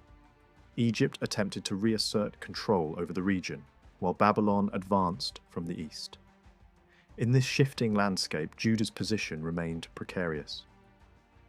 Josiah's vision depended on both internal unity and external opportunity. When he chose to confront the advancing Egyptian forces, he acted in accordance with his ideology. Trust in divine protection required action, not submission. But the outcome was fatal. He was defeated, and his death marked a turning point. The consequences were immediate. Egypt imposed its influence, placing a new ruler on the throne. Soon after, Babylon replaced Egypt as the dominant power. Judah's brief window of independence closed rapidly. The reforms of Josiah, though significant, were left incomplete. Political pressures returned.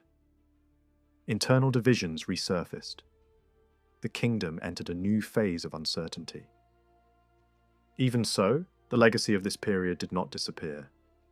The ideas developed under Josiah, covenant, exclusive loyalty, unified identity, would endure beyond the fall of the kingdom itself. They provided a framework through which later generations could interpret loss, exile, and survival. What began as a response to imperial pressure became a defining feature of a people's understanding of itself. Between the First Babylonian siege of Jerusalem and the final destruction of the city, a deep and intense struggle unfolded within its walls. This was not only a political crisis, but also an ideological one. Decisions about war, alliance, and survival were no longer discussed purely in strategic terms. Instead, they were framed as questions of faith, obedience, and divine will. The debates that took place during these years reveal a society trying to understand its fate, through theology as much as through politics. It would be too simple to divide the population into clear factions. There was no single unified group supporting one policy over another. Rather, multiple perspectives coexisted and competed. Some believed that resistance against Babylon was the only acceptable course. They trusted that their God would never allow the city to fall, no matter how powerful the invading army might be.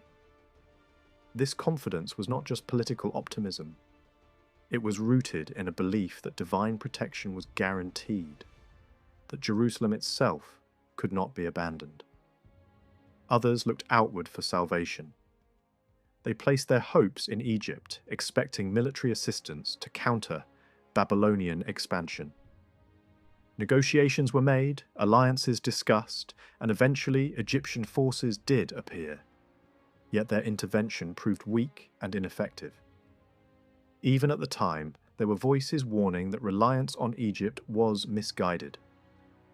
The reality of the battlefield did not match the expectations placed upon this supposed ally. A third position approached the crisis from a different angle. Some argued that the oath of loyalty previously sworn to Babylon should be respected. This was not merely a matter of diplomacy, but of moral obligation. Breaking such an oath was seen as a serious offence, not only politically, but also spiritually. To violate a sworn commitment, especially one made in a sacred context, invited consequences that could not be avoided. Among all these voices, one stands out most clearly: the prophet Jeremiah. By this stage, he was no longer an isolated figure. He had become an established authority, consulted even by the king himself. His message, however, was deeply unsettling. He insisted that the Babylonian advance was not an accident, nor simply the result of military strength. It was, in his view, the execution of divine judgment. The suffering of Jerusalem was not something that could be prevented through alliances or resistance. It was the inevitable outcome of long-standing disloyalty and moral failure. Because of this belief, Jeremiah opposed any attempt to form a coalition against Babylon. Plans to unite with neighboring states or to rely on Egypt were, in his eyes, not only ineffective but also misguided at a fundamental level. His warnings went further. He declared that those who remained inside the city would face death through war, famine, or disease, while those who surrendered might survive. This was a shocking claim. It effectively encouraged surrender at a time when resistance was still being considered. Unsurprisingly, such statements led to accusations of betrayal. During the siege, Jeremiah was imprisoned, treated by some as a collaborator. Yet his position was not without support. Influential figures within the royal administration, particularly those connected to powerful families, seemed to have shared his perspective. His survival during the crisis and the protection he later received suggest that his views were taken seriously in certain circles. Even symbolic actions, such as purchasing land at a time when the city's future was uncertain, carried political meaning. They expressed a belief that life would continue, but only after the current catastrophe had run its course. Another important voice came from Ezekiel. Although he had already been taken into exile earlier, he remained deeply connected to the events unfolding in Jerusalem. His interpretation of the situation closely aligned with Jeremiah in some respects. He too saw the Babylonian conquest as the result of divine judgment, rooted in a long history of unfaithfulness. He also rejected the idea that Egypt could provide meaningful help. Breaking an oath and seeking new alliances, in his view, only guaranteed disaster. However, Ezekiel differed in one crucial aspect. While acknowledging that Babylon acted as an instrument of divine will, he did not encourage trust in Babylon itself. For him, the ultimate source of salvation remained the divine, not any earthly power. Even in exile, even after the destruction of the temple, the possibility of renewal still existed. The people might be scattered, but they were not abandoned. There would be a future restoration, a gathering of the dispersed, and the establishment of a renewed relationship between the people and their God. While these debates unfolded, political events continued to move forward. After the first siege, a new king ruled as a vassal under Babylonian authority. For several years, the situation remained relatively stable. Archaeological evidence suggests that life in the city continued with a degree of prosperity. Buildings were occupied, administrative activity persisted, and daily life went on, even under foreign domination. Eventually, however, the decision was made to rebel. This choice came after prolonged internal disagreement and external pressure. The Babylonian response was swift and decisive. Key fortified cities fell, and Jerusalem was placed under siege once again. For a brief moment, hope returned when Egyptian forces approached, but their presence only delayed the inevitable. The siege resumed, and conditions inside the city deteriorated rapidly. Famine became severe. Resources were exhausted. Social structures began to break down. In an attempt to strengthen the defense, drastic measures were taken, including the temporary release of enslaved individuals to increase the number of fighters. Yet even this effort was reversed under pressure, revealing the deep instability within the city itself. Economic hardship and fear pushed society into conflict with its own principles. As the siege dragged on, communication between surrounding strongholds continued through signals and messages. When those signals ceased, it meant that another city had fallen. One by one, the defensive network collapsed. Eventually, the king attempted to escape, but he was captured. His fate was brutal, serving as a final symbol of the kingdom's defeat. After prolonged resistance, the city itself was breached. The destruction that followed was comprehensive. The temple was burned, the royal buildings destroyed, and the walls torn down. The urban population was deported, while only a small rural population was left behind. The political and administrative structure that had defined the kingdom ceased to exist. A new form of governance was briefly established under a local official, tasked with managing what remained of the population. His approach focused on survival, rather than resistance. He encouraged cooperation with the new rulers and sought to stabilize the region through agriculture and local organization. For a short time, this strategy showed promise. People returned from surrounding areas, and economic activity began to recover. But this fragile stability did not last. Internal violence erupted once again. The new leadership was assassinated, triggering fear of retaliation. In response, many fled the land altogether, seeking refuge in Egypt, despite warnings that this path would lead to further disaster. The region was left in a state of fragmentation, without a clear authority or unified direction. The consequences of these events were profound. The deportations carried out by Babylon were more selective than those of earlier empires. They targeted the ruling class, skilled workers, and administrative elites, leaving behind a largely rural population. At the same time, there was no systematic effort to repopulate the region with foreign groups. The result was not cultural integration, but collapse. Population levels dropped dramatically. Settlements were abandoned. Urban life disappeared almost entirely. Craft production declined, writing became rare, and administrative structures vanished. What remained was a fragmented landscape of small villages, struggling to survive without the support of a central authority. Neighbouring peoples moved into the empty spaces, reshaping the region further. Territories changed hands. Cultural boundaries shifted. The identity of the land itself began to transform. Without a strong internal structure, the memory of what had existed before became as important as the reality of what remained. In this sense, the fall of Jerusalem marked more than the end of a kingdom. It brought to a close an entire historical phase that had begun centuries earlier. The development of independent states, the growth of urban culture, and the formation of regional identities all came to an abrupt halt. What followed was not simply decline, but a complete redefinition of how a people understood itself.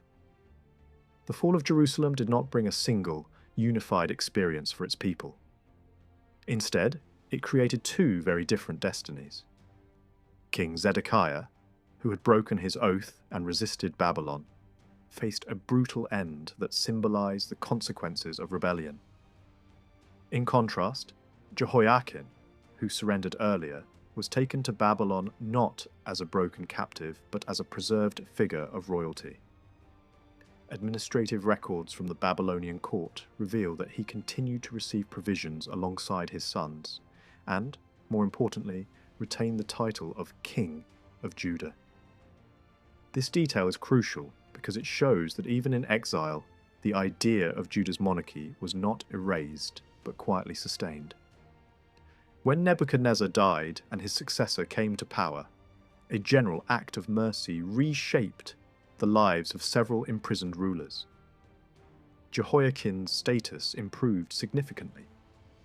He was no longer merely a detained king, but became part of the royal court's inner circle, dining at the king's table and holding a position of honour above other captive rulers. This elevation was not only symbolic, it reinforced his legitimacy in the eyes of the Judean exiles. Within the exile community, he remained the central figure of authority, and his lineage carried the expectations of future restoration.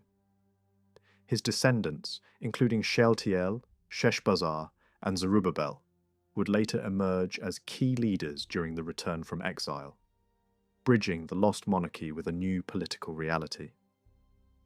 Even in displacement, the prestige of the Davidic line endured. Among the exiles, hope for national renewal was deeply tied to the idea of a restored kingship. The expectation was not simply for survival, but for a re-established kingdom that would unite all Israel. Yet this vision began to evolve. Religious leaders and thinkers started to express their hopes in symbolic language, reshaping the image of the king into that of a shepherd or a guiding prince.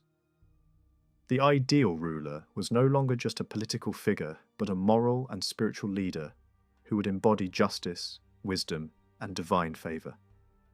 This shift reflects a deeper transformation. The monarchy was no longer only a political institution, but a theological ideal shaped by past failures and future hopes. Alongside the royal family, other groups maintained the internal structure of the community. Elders, priests, and prophets continued to function as guiding authorities, even in the absence of a formal state. Without a temple or palace, their leadership became less visible, but no less important. A kind of hidden system emerged, operating beneath the authority of the Babylonian rulers. This created a tension that would define the exile experience. Loyalty to the empire was necessary for survival, yet loyalty to their own identity remained essential. This dual existence shaped the political and moral dilemmas of the exile generation. Religious life adapted in unexpected ways. Although it would have been possible to rebuild local places of worship, the strong emotional and symbolic connection to Jerusalem prevented this. The destroyed temple remained the spiritual center, even from afar. This absence became powerful in itself. reinforcing the longing for return. Only later, when some communities chose to remain permanently outside their homeland, would new forms of communal worship emerge. In this earlier phase, the focus remained firmly fixed on restoration rather than adaptation.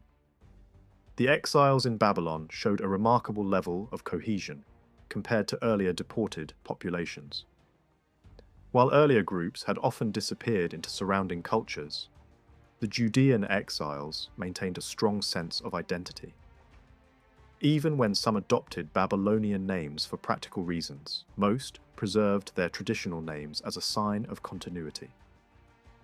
Over time, different groups from across the former kingdoms of Israel and Judah came together, forming a broader sense of shared identity.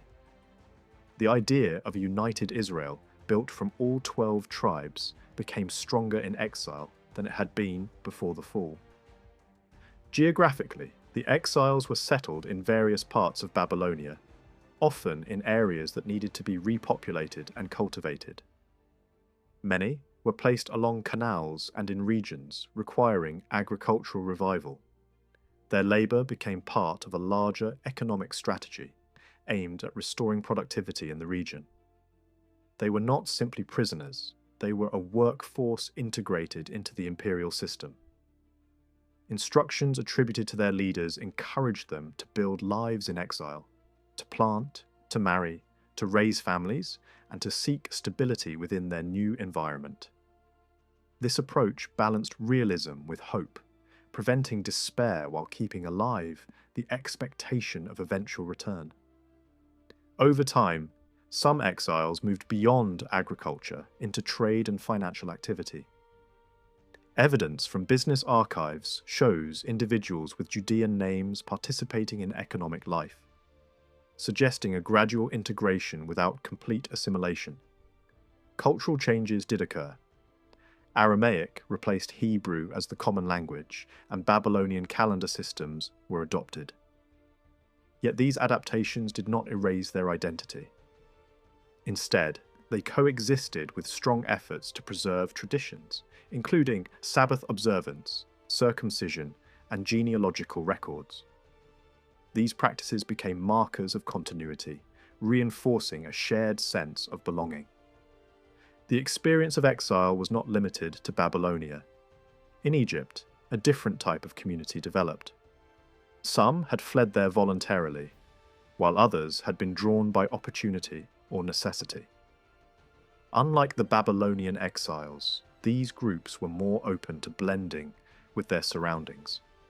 They established settlements, served as soldiers, and participated in local economies. In some places, they even built their own temple, maintaining worship practices that differed from those centered on Jerusalem. Religious life in these communities showed signs of blending traditions, incorporating elements from surrounding cultures. This contrast between Babylon and Egypt reveals two distinct responses to displacement. Those taken by force tended to hold tightly to their identity and hope for return. Those who migrated more freely often adapted more quickly, sometimes losing the strong connection to their homeland. Yet even among these groups, there were individuals who remained oriented toward Jerusalem, influenced by the ideas and expectations of the exiles. A central question began to emerge during this period. Who truly represented the future of the nation? Those who remained in the land believed they held that role, seeing themselves as the rightful heirs simply because they still occupied the territory. They claimed the land as their possession and viewed the exiles as people who had been punished and removed. On the other hand, the exiles developed a different perspective. They argued that true legitimacy did not come from physical presence, but from faithfulness and moral integrity. In their view, survival and future restoration were tied not to land ownership, but to a continued relationship with their God. This debate reshaped the meaning of survival itself. The idea of a remnant took on a new significance. It no longer referred simply to those who remained alive or in place, but to those who had preserved their identity and faith despite adversity. The exiles came to see themselves as this remnant, chosen not because of their circumstances, but because of their endurance and commitment. This interpretation turned exile into a form of purification rather than defeat, and it laid the foundation for a new vision of national identity. In the years after the exile, one idea became especially powerful. Not everyone connected to Judah would be seen as equally legitimate in the story of restoration. Over time, the word remnant stopped meaning all survivors in a broad sense and came to describe a much narrower group, those who had returned from exile and claimed to have preserved a purer identity while living abroad. Those who had remained in the land were increasingly viewed with suspicion, as if hardship, foreign influence, and intermarriage had altered them beyond recognition. In this new outlook, exile itself was recast as a kind of refining fire. The people who had been carried away were no longer seen merely as victims of catastrophe, but as the community through which renewal would begin. The land they hoped to recover was no longer imagined as simply waiting for them. It was now portrayed as defiled, damaged not only by war and ruin, but by religious compromise and cultural mixing. Restoration, therefore, would require more than rebuilding walls and resettling farms. It would demand purification, separation, and a complete rededication of the country to the God who had once given it. Among the exiles in Babylonia, two forces held the scattered community together more than anything else. One was the voice of prophecy, which insisted that exile was not the end and that return remained possible. The other was a growing effort to retell the past in a way that explained disaster and gave meaning to survival. The rewriting of history would become enormously important in later generations. But the prophetic message had immediate force because it addressed people living through uncertainty and loss.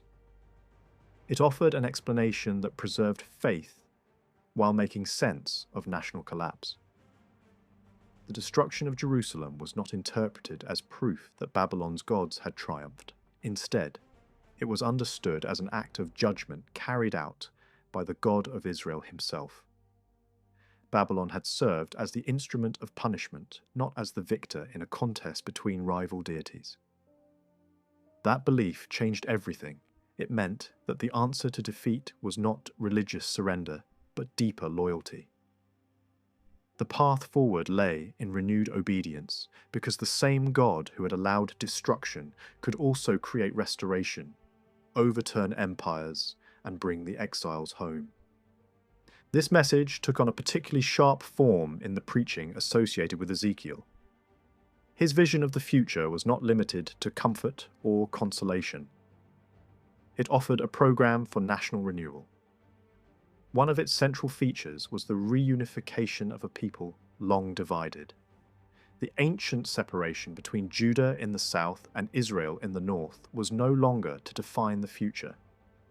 In exile, old regional distinctions could be reimagined within a larger national framework.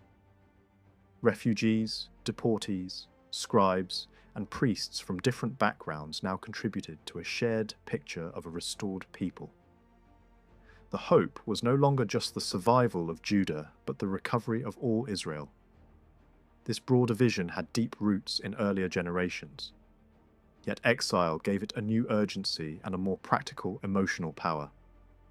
A people scattered across imperial lands could imagine unity more intensely than a people divided by old borders at home. At the same time, the future was still imagined in connection with the house of David. Yet the meaning of kingship had changed. The old monarchy had failed, and the memory of that failure could not simply be ignored. The coming restoration, therefore, was not always described in terms of a return to politics, as it had once been. Instead, the language became more inward, more moral, more spiritual. The covenant of the future would not simply repeat the covenant of the past. It would be deeper, written into conduct, consciousness, and devotion rather than sustained only by public institutions. The ideal future ruler, where one still appeared in the vision, was no longer merely a court-centered monarch exercising visible power. The emphasis shifted toward guidance, justice, and a transformed community whose loyalty to God would be internal as well as external. The political hope remained, but it was increasingly tied to a moral remaking of the people themselves.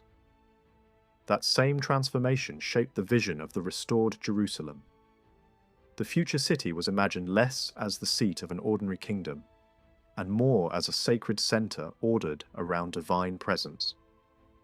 In this picture, the temple stood at the center of national life, not merely as one building among many, but as the organizing heart of the entire restored order. Around it, the tribes were arranged in a pattern that was not based on old geography or remembered provincial boundaries. The design was ideal, almost utopian, less a map of what had once existed than a blueprint for a new kind of sacred society. Earlier generations had dreamed of unifying the old territories of Israel and Judah through royal expansion and political strategy. That effort had ended in failure. Now, the dream was recast in more radical form. Unity would not come through conquest or administrative control, but through a total refounding of the nation around a single holy center. A different tone appeared in the message of the prophet, often associated with the final years of Babylonian power. This vision was grand, poetic, and strikingly universal. Here, the God of Israel was no longer presented mainly as the divine patron of one people acting within a regional drama. He was described as the creator of the whole world, the master of history itself, the one before whom all nations ultimately stood. This was an astonishing enlargement of theological perspective. It moved far beyond the older language of national gods and sacred territories. In such a vision, the rise and fall of empires were not random events, and not simply the struggle of peoples. They were moments within a larger design governed by a single universal sovereign. Yet precisely because this outlook was so expansive, it was less suited to the sharper politics of exclusivist national restoration. Its horizon was wider than the urgent concerns of a wounded exile community trying to rebuild itself. This broader theology helps explain why Cyrus of Persia could be imagined as the chosen instrument of divine purpose. The coming fall of Babylon was now interpreted through a new lens. The empire that had once been the rod of punishment could itself be judged and cast down when its role was finished. Power shifted because history remained under divine command. The same worldview that had once justified submission to Babylon could now justify hope in Babylon's overthrow. What changed was not the sovereignty of God, but the stage of the story. The age of punishment could give way to the age of release. The crisis of exile also forced a deeper rethinking of God's relation to place. Before the fall of Jerusalem, many had understood the God of Israel in terms familiar across the ancient Near East. A god had a sanctuary, a dwelling, a royal seat. In Judah, this theology centered on Zion. The temple in Jerusalem was thought of as the place where divine presence rested in a special and concentrated way. Not that God was confined there in any crude sense, but the temple stood as the focal point of nearness, authority, and covenant. Once the city fell and the temple was destroyed, this older pattern came under intense pressure.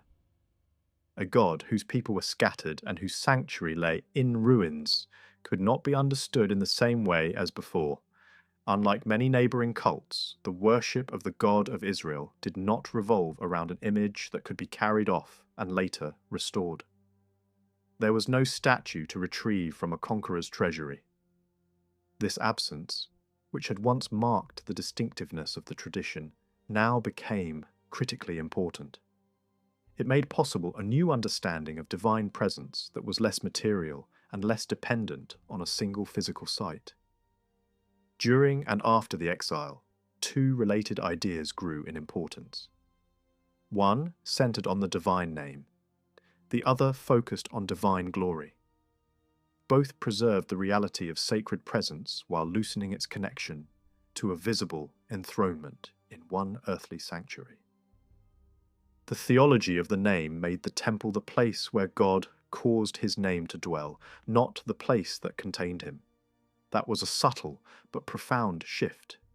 It allowed sacred presence to remain real without making it spatially limiting. The theology of glory developed in a similar direction, though with more visionary intensity. Divine glory could appear, depart, or return as overwhelming majesty, radiant and terrible, without being reduced to a human image or a fixed object. This language gave exiles a way to speak of God's nearness even when the old sanctuary no longer stood. It also allowed them to imagine a future return of divine presence to a rebuilt holy place. In this way, the exile did not dissolve faith in the temple. It transformed the meaning of what made a temple holy. Changes in religious life were not limited to theology. The rhythm of sacred time was also reshaped. Older royal and cultic patterns had placed special emphasis on themes of divine kingship, cosmic order, and victory over chaos. In the exilic and post-exilic world, the memory of deliverance from bondage moved more forcefully to the center. The celebration of liberation became the interpretive key for future hope. A people living under foreign power naturally found in the story of release from oppression a more immediate and sustaining focus than older liturgies tied to monarchy and territorial stability. The calendar itself began to reflect this shift in emphasis. At the same time, exile gave new urgency to the writing of history. Earlier traditions had already interpreted the past as a pattern of covenant, disobedience, punishment, repentance, and renewal.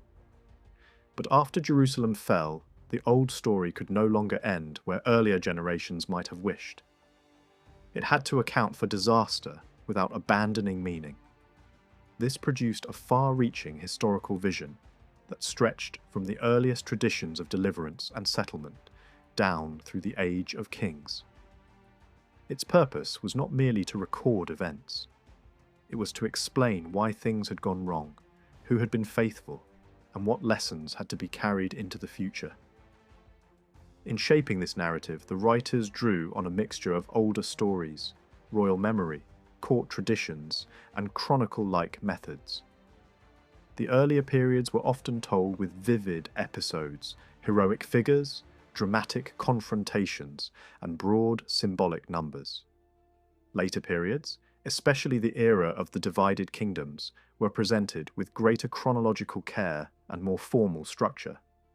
Reigns were linked to one another, successions were synchronized, and each king was measured by recurring standards. That difference in style suggests the use of more organized records for the later monarchy, even if the original archives themselves had been lost or destroyed. The resulting history was more than a simple record of rulers. It was a moral interpretation of political life. Each king stood under judgment, and the central issue was not military brilliance or economic success alone. The question was whether he upheld proper worship, whether he removed illicit cult sites, and whether he led the people in loyalty or compromise. This pattern turned national history into a theological drama. Defeat was never just defeat. Prosperity was never just prosperity. Every reign became evidence in a larger argument about covenant and consequence. Life in Babylonia also shaped their imagination in another way. The exiles found themselves in a landscape that combined massive urban splendor with striking signs of ruin, disorder, and unfinished restoration. Canals required constant maintenance. Agricultural land could flourish or decay depending on labor and management. Great cities rose from flat plains, but older structures stood weathered, broken, and half reclaimed by time. Such a world encouraged reflection through story. It was a place where recurring natural forces and visible ruins could easily generate narratives about judgment, survival, collapse, and rebuilding. One of the clearest examples is the flood story as it took shape in biblical tradition. Its setting fits the world of Mesopotamia far more naturally than the hill country of Judah. In that low alluvial landscape, rising waters were not abstract terror but a recurring seasonal reality. The rivers swelled, canals overflowed, and the carefully managed environment could tip from productivity into disaster. When flood control failed, entire districts could be submerged, fields ruined, and settlements displaced. In such a setting, the image of waters covering the world was not the memory of some distant, prehistoric event, preserved with miraculous precision. It was an imaginative expansion of familiar experience. Seasonal danger became cosmic story. That story worked as a foundation narrative. It transformed an ordinary but threatening feature of life into an archetypal event that explained both destruction and renewal. The world could be overwhelmed, yet life could begin again. Judgment could come, yet preservation was still possible. Within Israelite tradition, this story also became a moral pattern, a primeval example of corruption leading to punishment. But its deeper imaginative roots belong to a world where water management was the difference between abundance and catastrophe, and where the restoration of order after chaos was part of everyday political and agricultural life. The same landscape also helps explain stories about giant ruined towers rising over the plain. In Mesopotamia, temple towers had stood for centuries, built and rebuilt in mud brick, constantly vulnerable to erosion, neglect, and collapse. In time, some remained as monumental ruins dominating the horizon. To later observers, such structures invited explanation. Why were they unfinished? Why had they fallen silent? Why did such great works stand abandoned? Popular imagination naturally turned ruins into stories. A decayed monument could become the trace of ambition interrupted, of unity shattered, of human plans broken by forces beyond human control.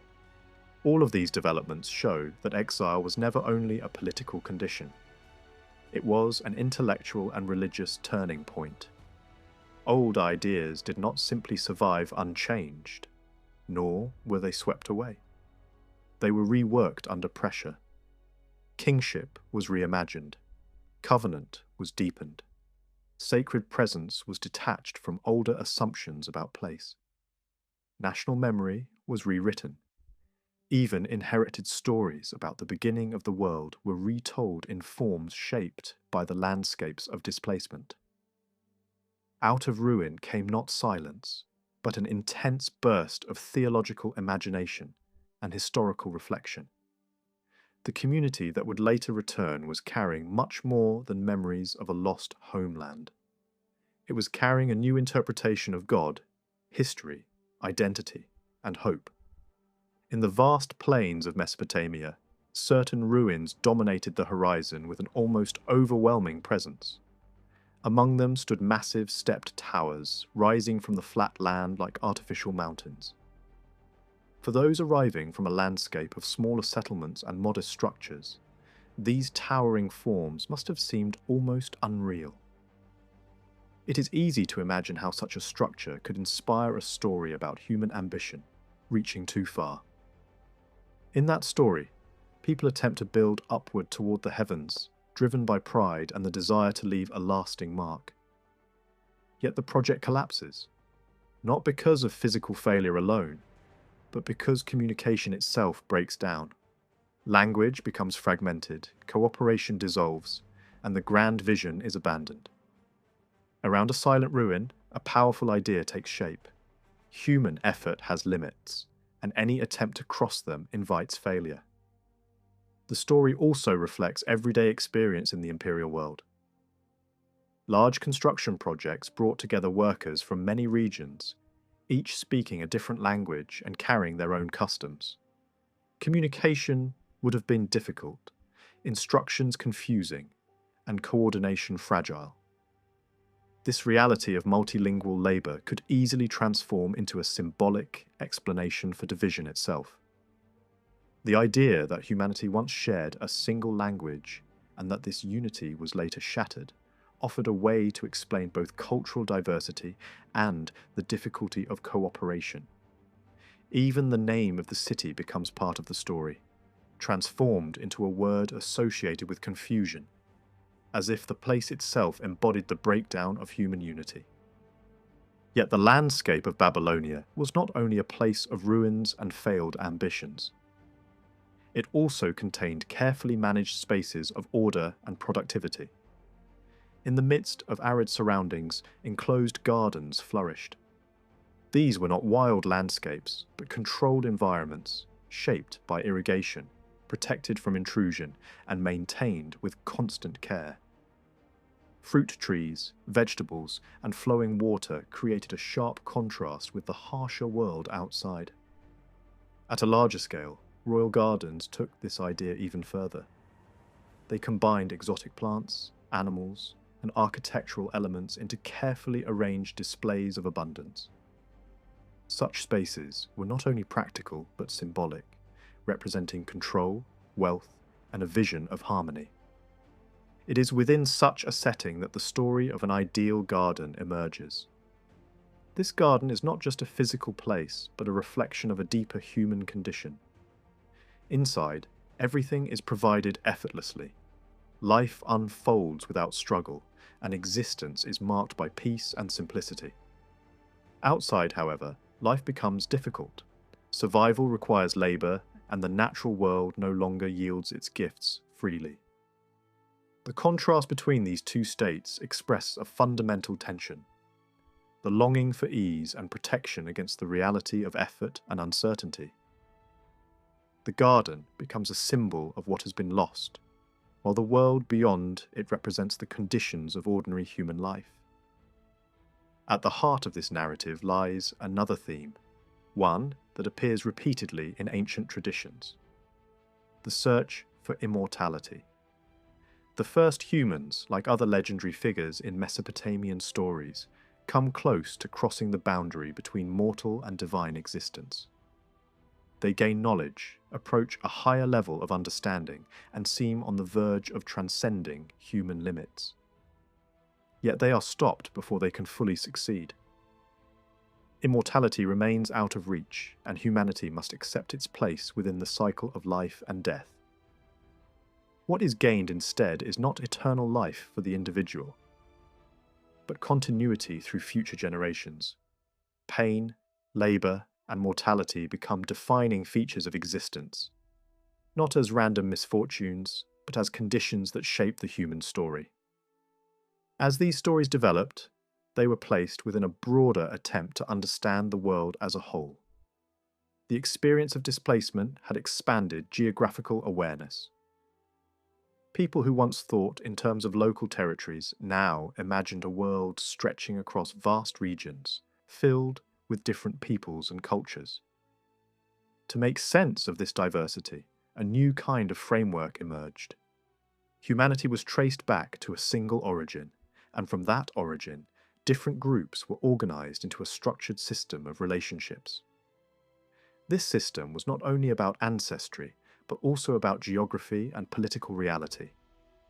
It reflected a world divided into major spheres of influence, each associated with particular regions and peoples. This way of thinking turned history into a network of connections.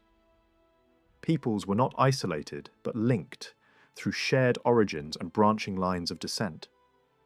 Such genealogical thinking also provided a way to organize time itself. By moving from one generation to another, it became possible to trace a continuous story from the beginning of humanity to the present. Myth and history blended together, creating a narrative that was less concerned with exact chronology and more focused on meaning and identity. This interest in origins was not limited to one culture. Across different regions, similar attempts were made to connect present realities with distant beginnings. Lists of ancestors, stories of early figures, and descriptions of the spread of peoples all served the same purpose. They helped people understand where they came from and how they fit into a larger world. At the same time, more practical forms of knowledge, such as geographical descriptions, also developed. These offered ways to map out the world, to identify regions, trade routes, and connections between distant places. Together, these intellectual tools created a mental structure that could hold a rapidly expanding and changing world. In the great centres of the Near East, this interest in the past took on another form. In places like Babylonia and Egypt, rulers and elites looked backward in order to recover a sense of stability and identity after long periods of crisis. Ancient styles were revived, old inscriptions were studied, and even earlier traditions were recreated or imitated. The past became a source of authority, a way to legitimize present ambitions and restore continuity. This movement was not simply nostalgic. It was an active attempt to rebuild cultural confidence by reconnecting with earlier achievements. Within this wider context, the exiled community found both inspiration and resources. Surrounded by cultures that valued history, memory, and tradition, they began to develop their own comprehensive understanding of the past. This was not a passive process of preservation. It was an active reconstruction, shaped by present needs and future hopes. Stories were gathered, organized, and interpreted in ways that gave them new coherence. The result was not just a collection of traditions, but a meaningful narrative that explained disaster, justified survival, and pointed toward renewal. At the same time, the world beyond the settled regions was also changing. The collapse of major empires created opportunities for groups living on the margins. Nomadic peoples from the mountains and deserts expanded their influence, moving into areas that had once been tightly controlled. Their presence introduced new forms of mobility and new patterns of interaction. In some cases, they were seen as dangerous invaders, swift and unpredictable, capable of overwhelming settled populations. In others, they were traders and intermediaries, linking distant regions through exchange. The image of threatening forces coming from the north became especially powerful. It drew on long-standing fears of invasion but gained new intensity in a period when political structures had weakened. Such imagery could be used to describe not only real movements of people, but also a broader sense of instability and uncertainty. It expressed the anxiety of a world in transition, where old orders had collapsed and new ones had not yet fully formed. To the south and east, desert groups followed a different pattern. They were closer to settled societies, more familiar in language and custom, and often connected through trade. Their expansion was less about sudden invasion and more about gradual integration. Over time, they became part of the regional landscape, influencing both economy and culture. Their presence also contributed to new ways of thinking about identity, as connections between different peoples became more visible and more complex. All of these developments shaped the intellectual and cultural environment of the 6th century. It was a time when political power shifted, populations moved, and old certainties disappeared. In response, new ways of understanding the world emerged, stories about origins, human limits, lost perfection, and future hope were not isolated inventions. They were part of a broader effort to make sense of a changing reality. Out of ruins and displacement came a rich and layered vision of history, one that connected the beginning of humanity with the challenges of the present and the possibilities of the future. As time passed during the exile, references to the ancient ancestors began to appear more frequently in prophetic thought. These early mentions were scattered and symbolic, but gradually they were woven into a continuous narrative. This narrative placed the ancestors at the center of a larger story, built around a binding relationship between the divine and humanity. Over time, this tradition was refined and expanded until it reached a structured and unified form. In later generations, however, interest in these ancestral figures faded. Texts from the post-exilic period increasingly focused on strict boundaries between communities, leaving little room for the older, more flexible traditions. The fully developed stories of the ancestors, therefore, belong to a relatively late stage, even though the memories and elements within them clearly originated in the land itself and reflect much older traditions. The figure of Abraham appears to preserve the memory of a once existing tribal group that moved through central Palestine.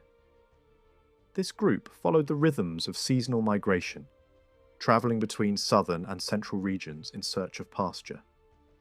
In winter, they occupied the dry lands of the south, while in summer they moved into the higher and more fertile areas of the interior.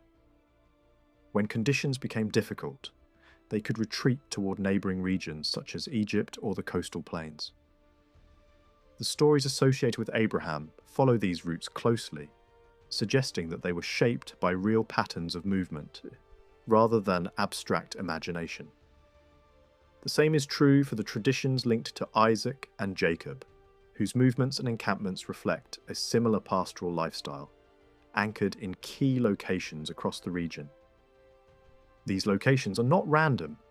They are marked by distinctive landmarks that held religious or symbolic meaning. Sacred trees, burial sites, stones, and altars appear repeatedly, forming a network of places tied to memory and ritual. These were not urban centres, but open-air sites connected to older forms of worship.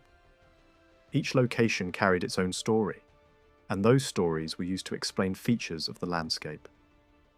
Unusual natural formations such as salt pillars or barren plains were given meaning through narrative. Wells, boundaries, and place names were also explained in this way, turning geography into a living record of tradition. This strong connection between story and place shows that these traditions developed locally and were shaped over long periods of time. At the same time, certain elements within the narrative clearly reflect later reinterpretation. The idea that the ancestors came from distant lands beyond Mesopotamia introduces a new dimension. This movement from outside the region mirrors the experience of displacement and return, giving the stories a renewed relevance. It also creates a framework for explaining relationships between different groups. One of the most important of these is the pattern of marriage within extended families that are geographically separated. Men settle in one region, while their relatives remain in another, yet the bond between them continues. This arrangement suggests not isolation, but connection across distance, emphasizing shared origin and identity. When viewed in the context of later historical developments, this pattern carries a clear message. It supports the idea that groups separated by geography can still belong to the same community. The insistence on avoiding marriage with outsiders is present, but it is balanced by an underlying recognition of shared roots. The stories present a model in which unity is maintained not through strict exclusion, but through controlled and meaningful relationships. In contrast, unions with completely foreign groups are portrayed negatively, reinforcing the importance of cultural continuity. As these traditions evolved, they were also used to define relationships with neighbouring peoples. Some groups were portrayed as close relatives, sharing a common origin but occupying different territories. Others were depicted as more distant or even hostile. These distinctions were not arbitrary. They reflected real tensions and interactions in the region during the period when these stories were being shaped and recorded. In some cases, the narratives emphasize rivalry combined with kinship, suggesting a complex relationship that includes both conflict and connection. In others, the stories draw clearer boundaries, marking certain groups as incompatible or outside the accepted community. The relationship with desert populations illustrates this balance. These groups are presented as related, even sharing key cultural practices, yet they remain outside the central territory. Their role is acknowledged, but their place is separate. This reflects a broader pattern in which proximity does not necessarily lead to inclusion. Instead, boundaries are maintained even when connections exist. In contrast, other neighbouring groups are portrayed in a more negative light, with their origins explained in ways that emphasize separation and difference.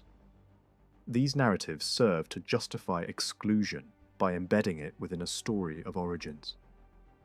The Western regions present a different picture. Here, interaction is shaped more by practical concerns than by strict division. Access to resources, such as water and grazing land, requires cooperation. Disputes arise, but they are often resolved through negotiation and agreement. The stories emphasize this balance between tension and alliance, showing that coexistence is not only possible, but necessary in certain contexts. These interactions highlight the adaptability of the communities involved, as they navigate both competition and collaboration. Within the Central Highlands, two locations stand out as focal points of narrative tension.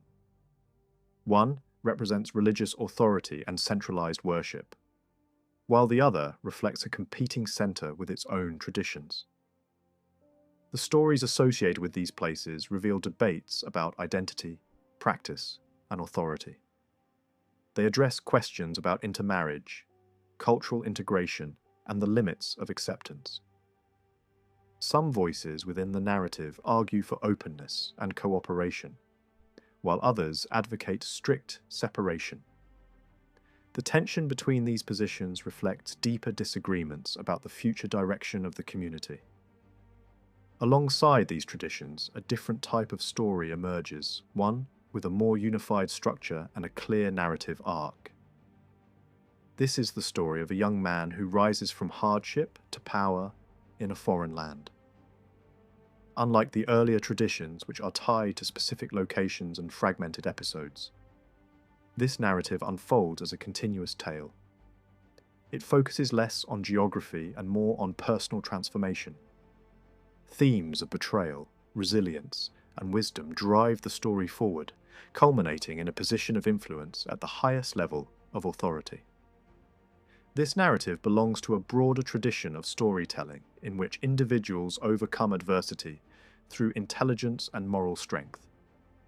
Similar stories appear in different cultural contexts, often featuring characters who rise from obscurity to prominence. The emphasis is not on collective identity, but on individual capability. Dreams, interpretation, and foresight play a central role, linking practical wisdom with a deeper understanding of events. The protagonist's success is not accidental, but the result of careful decision-making and the ability to navigate complex situations. Economic insight is also a key element of this story. Faced with the threat of famine, the central figure develops a strategy that ensures survival, but also transforms the structure of society. Resources are gathered, stored, and redistributed, concentrating power in the hands of the central authority.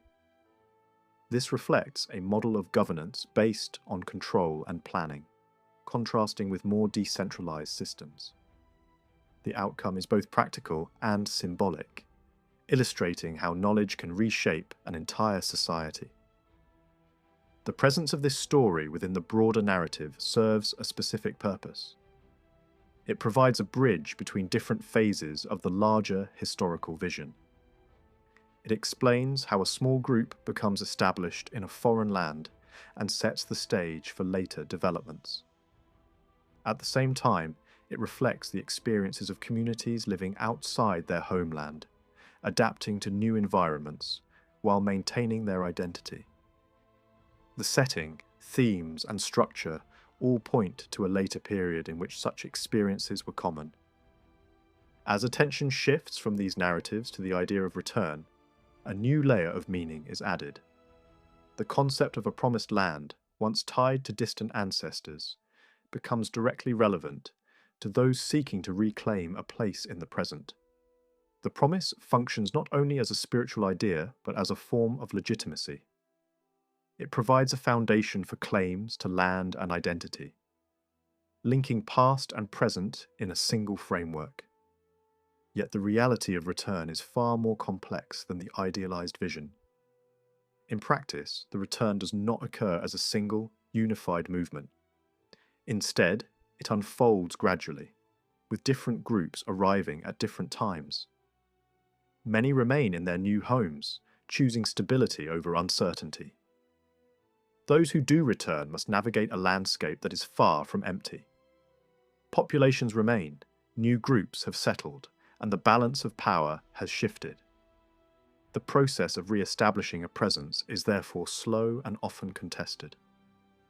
The contrast between the ideal and the reality becomes clear when comparing narrative models with historical developments. Some traditions imagine a decisive and forceful takeover, driven by unity and purpose. In reality, the process is fragmented and cautious. It involves negotiation, adaptation, and the gradual rebuilding of structures. The vision of a unified conquest serves more as a statement of intent than as a description of events.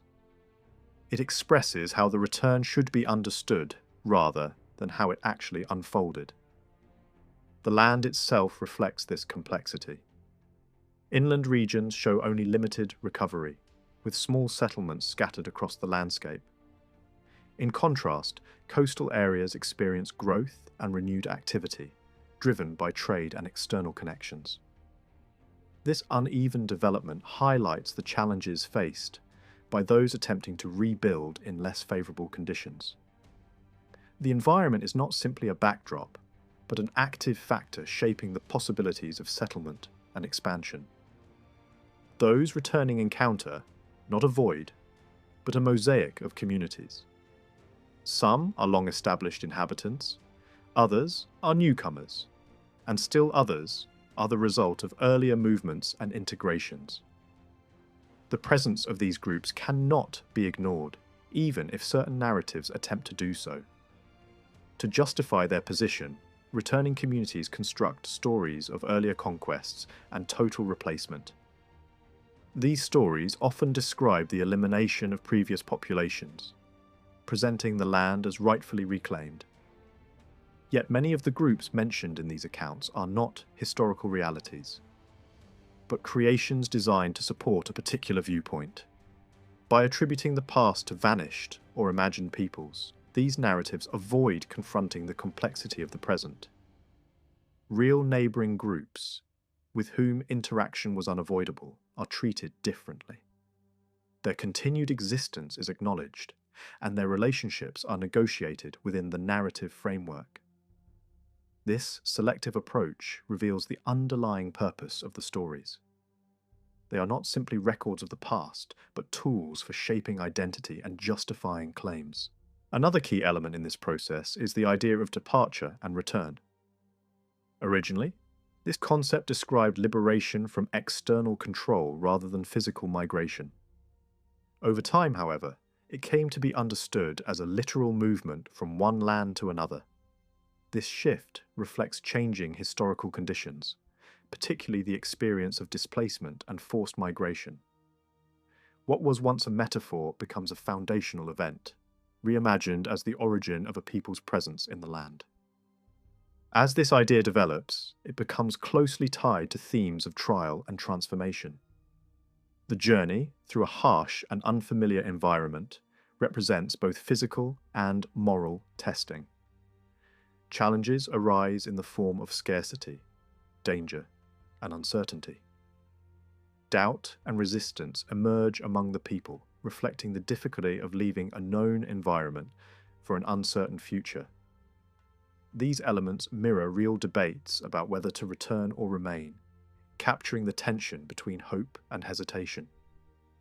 The structure of the journey itself reflects organized movement rather than spontaneous migration. Groups are counted, divided, and arranged, in a way that resembles administrative or military systems. This suggests an influence from the practices of large empires, where populations were carefully managed and relocated. The journey is not only a physical passage, but also a framework for laws, rules, and collective identity. It becomes a setting in which order is established and reinforced. The figure who leads this journey appears relatively late in the tradition. His role is to connect departure and arrival, to provide direction in a narrative that spans different stages. The landscape through which he leads is not described as a familiar pastoral environment, but as a difficult and threatening space.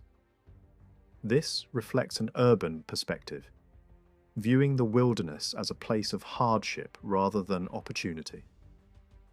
The dangers encountered along the way echo the fears associated with long-distance travel and uncertain destinations. The story of a unified conquest of the land, as it is often told, does not reflect a single historical campaign. Instead, it appears as a carefully assembled narrative, designed to present all 12 tribes acting together with one purpose. When examined closely, the structure reveals inconsistencies and overlapping traditions that come from different times and places. Some episodes clearly preserve local memories that could not simply be removed, even when they did not fit the broader picture. Others reflect older patterns of movement, especially the seasonal routes that once connected the southern dry lands with the central highlands. These older traditions suggest a gradual movement from the south, yet they were reshaped or suppressed in order to support a different image, a unified entry into the land from the east. At the heart of the conquest story lies a much smaller and more limited set of events. The core narrative focuses on a narrow region in the central highlands, particularly the territories associated with Benjamin and Ephraim. Around this core, additional episodes were attached, describing victories in the south and the north. These accounts are presented as parts of a single campaign, but they are clearly separate traditions brought together to create the impression of a complete and sweeping conquest. Even the division of the land among the tribes, described as a fair and orderly process, has no realistic counterpart in history. It resembles instead a theoretical model, perhaps reflecting later attempts to organize territory, rather than actual events of settlement. Because of these features, the conquest narrative can only be understood as a product of later interpretation. It reflects the concerns of a period in which the question of land ownership and identity had become urgent once again. Those who shaped the story were not describing a distant past as it truly happened. They were addressing the challenges of their own time, especially the tension between returning groups and those already living in the land. By presenting a united and decisive conquest, the narrative promotes a vision of unity and exclusivity, emphasizing separation rather than coexistence. This vision was not the only possible approach. In reality, the returning groups were limited in number and origin, largely connected to the southern regions. At the same time, the land was inhabited by a variety of communities, including people who shared similar traditions and beliefs. Cooperation would have been both possible and practical. Yet the narrative reflects a more rigid position, one that favours clear boundaries and rejects compromise. It represents the perspective of those who sought to rebuild a distinct and separate identity, even at the cost of ignoring more complex realities. Central to this vision is the concept of a divinely guided conflict. Victory is not presented as the result of military strength alone, but as a consequence of loyalty and obedience.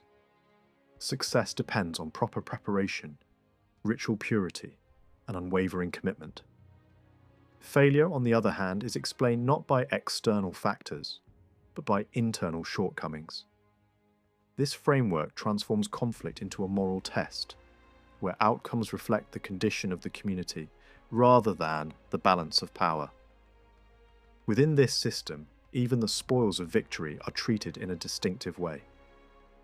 Instead of being taken as reward, they are dedicated entirely to the divine and removed from human use. This practice reinforces the idea that the land itself is not simply conquered, but granted. It also supports the notion of total replacement, where previous inhabitants are erased, and a new community takes their place without inheriting their material culture. Such an idea, however, reflects an extreme and idealized scenario. It is difficult to imagine it as a real historical process. Rather, it expresses an uncompromising vision of renewal, shaped by the experiences of displacement and return. Alongside this ideological framework, the landscape itself becomes part of the narrative. Ruined cities, abandoned settlements, and unusual features of the terrain are explained through stories of destruction and conquest. These explanations do not preserve historical memory, but create meaning for what is visible in the present. A collapsed wall, a deserted mound, or a strange formation in the land becomes evidence of past events, even when those events never occurred as described. In this way, the physical environment is transformed into a testimony that supports the narrative. Some of these stories follow recognizable patterns. A city is destroyed and left uninhabited, explained as the result of a curse or a decisive act in the distant past. A failed attempt is followed by success after a mistake is corrected, reinforcing the moral structure of the narrative. Even the tactics of battle sometimes appear inverted, as if shaped more by storytelling conventions than by practical experience. These elements reveal that the stories belong not to historical record, but to a shared tradition of storytelling that blends imagination, symbolism, and moral teaching. At the same time, not all groups within the land are treated in the same way. While some are described as completely eliminated, others are incorporated into the new order. This inclusion requires a different kind of explanation. Stories are developed to justify why certain communities remain, often portraying them as outsiders who are allowed to survive under specific conditions. These narratives serve to explain social hierarchies and labor roles within the later community, linking them to events in a distant past. In some cases, integration is presented more positively. Certain regions are associated with cooperation and shared identity, becoming places where unity is affirmed rather than conflict emphasized. The contrast between these different approaches reflects ongoing debates about how to relate to surrounding populations. Should they be excluded, subordinated, or integrated? The narratives do not offer a single answer, but instead preserve multiple perspectives, each shaped by different historical circumstances. Despite the emphasis on conquest, the presence of neighbouring peoples remains a constant reality. Coastal cities, desert groups, and communities beyond the Central Highlands continue to exist, often stronger and more prosperous than the areas described as conquered. This contradiction cannot be ignored, and the narrative addresses it by distinguishing between imagined enemies who disappear completely and real groups who remain visible. The result is a layered picture where ideal claims and practical realities coexist without fully aligning. The definition of the land itself also reflects this tension. Some descriptions present vast and expansive borders, extending far beyond any realistic control.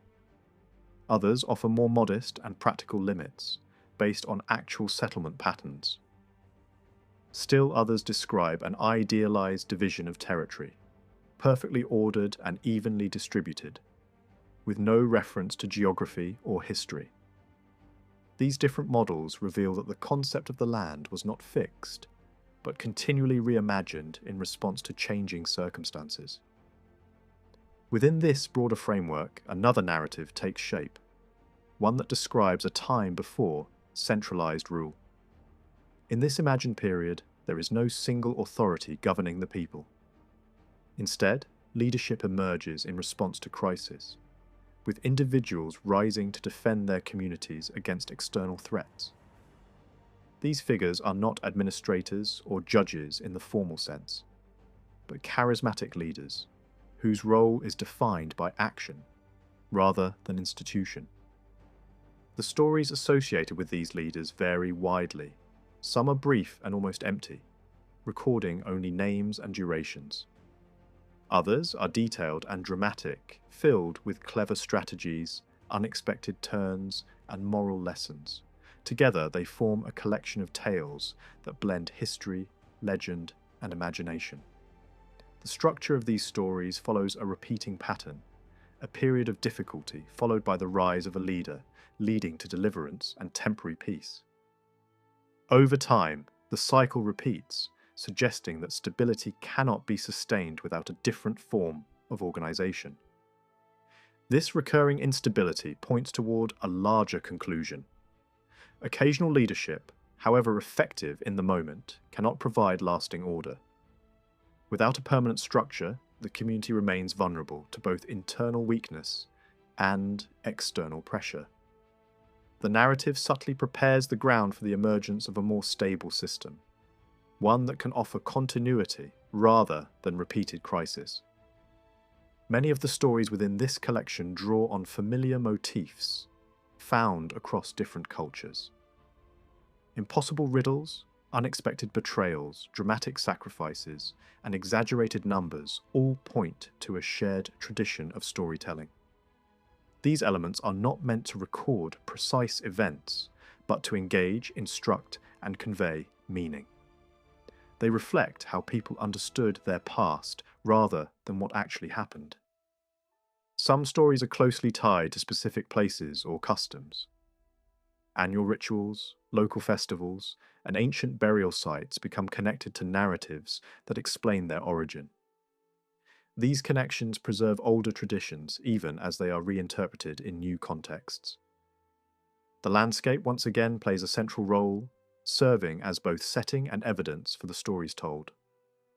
The geographical distribution of these narratives is also significant. They are concentrated in regions where interaction with other groups was most intense, especially along borders and contested areas. Central regions that were more secure receive less attention, while areas of conflict and transition become the focus of storytelling. This pattern reflects the concerns of a time when boundaries were uncertain and relationships between communities were constantly negotiated. Underlying all of this is the idea of a larger collective identity. The concept of 12 tribes forms a framework for understanding this identity, but it is clearly a constructed system rather than a direct reflection of reality. The number remains constant even when the names change, suggesting that the structure is symbolic rather than historical. It represents an ideal of unity, imposed on a more complex and fluid situation. In practice, groups were shaped by both lineage and territory, and their composition changed over time.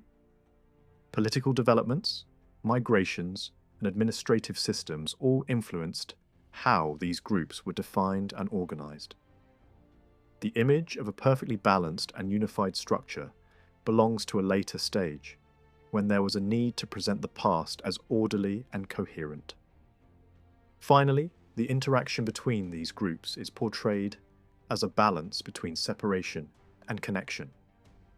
Movement across the land is possible, but not without risk. Hospitality is essential, yet governed by strict expectations. Gatherings bring people together for decision-making, while daily life requires dispersion across the territory. Communication takes many forms, from direct messages to symbolic acts, reflecting the complexity of maintaining unity in a fragmented environment. For generations, the memory of kingship remained tied to the hope of renewal. Even after the collapse of the old state, many still imagined that restoration could only come through the return of a rightful ruler, a descendant of the ancient royal line. The idea was simple and powerful. If the nation had once stood strong under a king, then rebuilding that same structure might bring stability again. A legitimate heir could return, reclaim the throne, and restore both order and identity to the people. Yet this vision was far from universally accepted. Over time, a growing sense of doubt surrounded the old monarchy. The disasters that had overtaken the nation were increasingly blamed, not only on the population as a whole, but especially on its rulers. The failures of past kings weighed heavily on collective memory. If renewal required a deeper commitment to faith and justice, then merely restoring the old system would not be enough. A different kind of leadership would be needed, one that avoided the errors of the past and placed greater emphasis on moral responsibility and religious devotion. At the same time, the political reality of imperial rule created additional complications.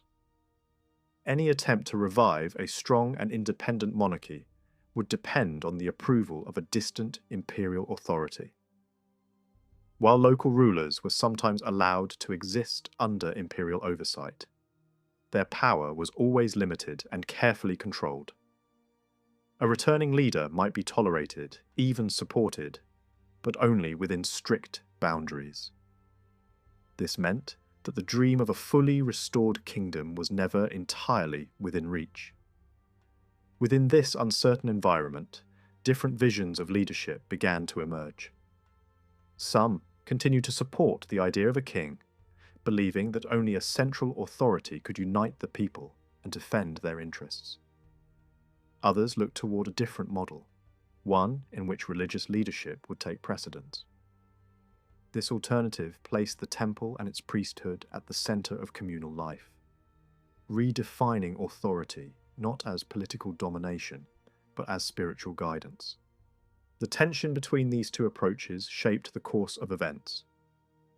A figure connected to the old royal line did play a role in the early stages of rebuilding, particularly in the restoration of key institutions. For a brief moment, it seemed possible that the monarchy might return in some form. But after this initial phase, the royal presence fades from the record. Leadership gradually shifts away from the royal house and toward a system centered on religious authority. What had once been a kingdom becomes something different, a community defined less by a throne and more by a sacred center. This transition was not sudden, nor was it without debate. The arguments for and against kingship had deep roots. Even in earlier times, voices had questioned the value of monarchy, warning that a king could become a source of oppression. Such criticisms describe a ruler who demands labor, takes resources, and imposes heavy burdens on the population. These warnings present kingship not as a guarantee of strength, but as a potential threat to freedom. At the same time, the appeal of monarchy remained clear.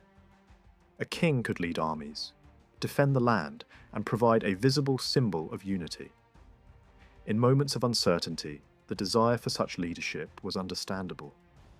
The debate was therefore not simply about power, but about identity. Should the community resemble other nations with a king at its head? Or should it follow a different path, relying on a more direct relationship with the divine? Over time, a compromise of sorts began to take shape. The idea of kingship was not entirely rejected, but it was transformed. Instead of an absolute ruler, the ideal leader became one who was bound by law and guided by religious principles. Authority was no longer unconditional. It was subject to higher standards, with the expectation that the ruler would act justly, avoid excess, and remain accountable. In this vision, the king was no longer above the law, but under it. This redefinition of leadership also affected how the past was remembered. Earlier, kings were reinterpreted, their successes and failures reshaped to fit new perspectives. The most celebrated rulers were those who combined strength with wisdom, justice with restraint. Their reigns were presented as models, even if the historical reality had been far more complex. At the same time, Stories of conflict, intrigue, and moral failure were woven into the narrative, reflecting both fascination with power and suspicion of it. These stories often took on a dramatic and almost literary quality.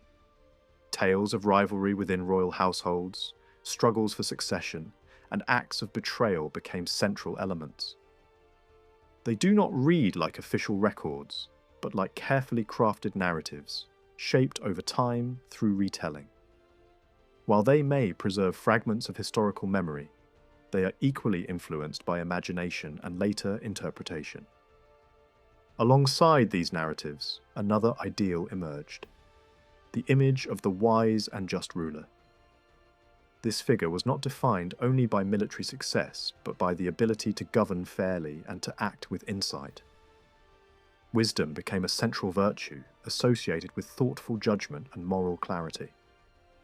Justice, in turn, was understood as care for the vulnerable, protection of the weak, and maintenance of social balance.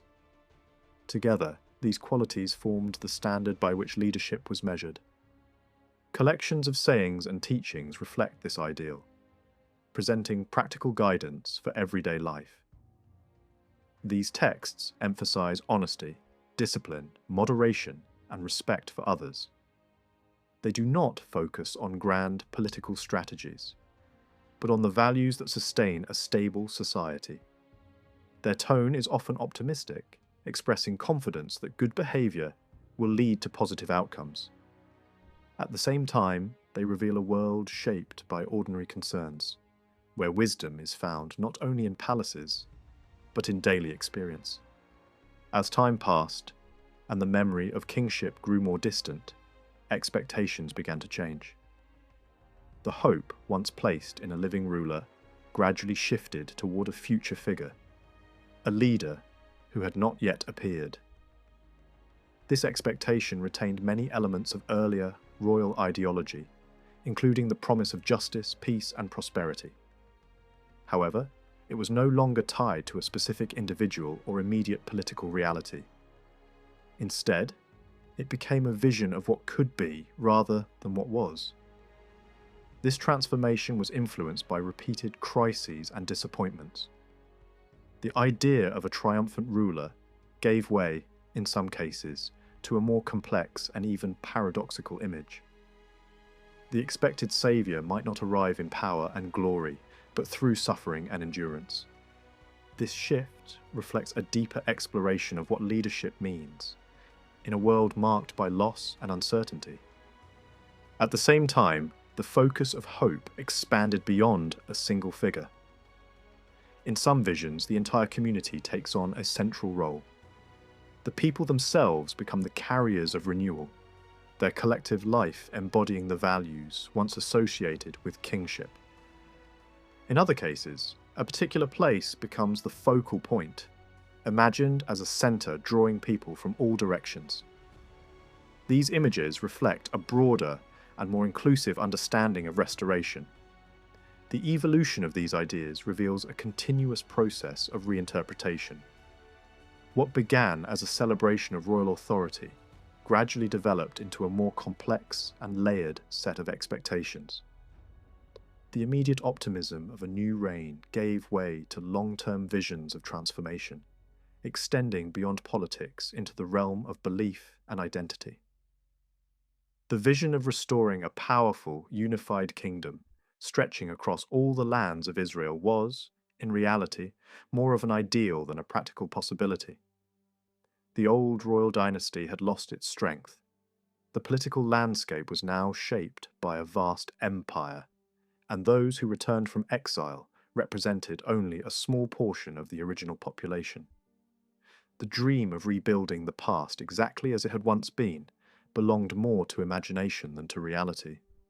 It was a backward-looking vision, rooted in nostalgia for a world that no longer existed. Yet this idea did not disappear quietly. It was challenged and eventually replaced by another vision, equally ambitious but directed toward the future rather than the past. This alternative placed ultimate authority not in a human ruler, but in divine sovereignty. Instead of a king on a throne, the guiding principle became the belief that God alone rules. In poetic expressions of this idea, divine authority is described as caring for the weak, protecting the vulnerable, and bringing justice where human systems had failed. This was not just a theological claim, it was a foundation for a new kind of society.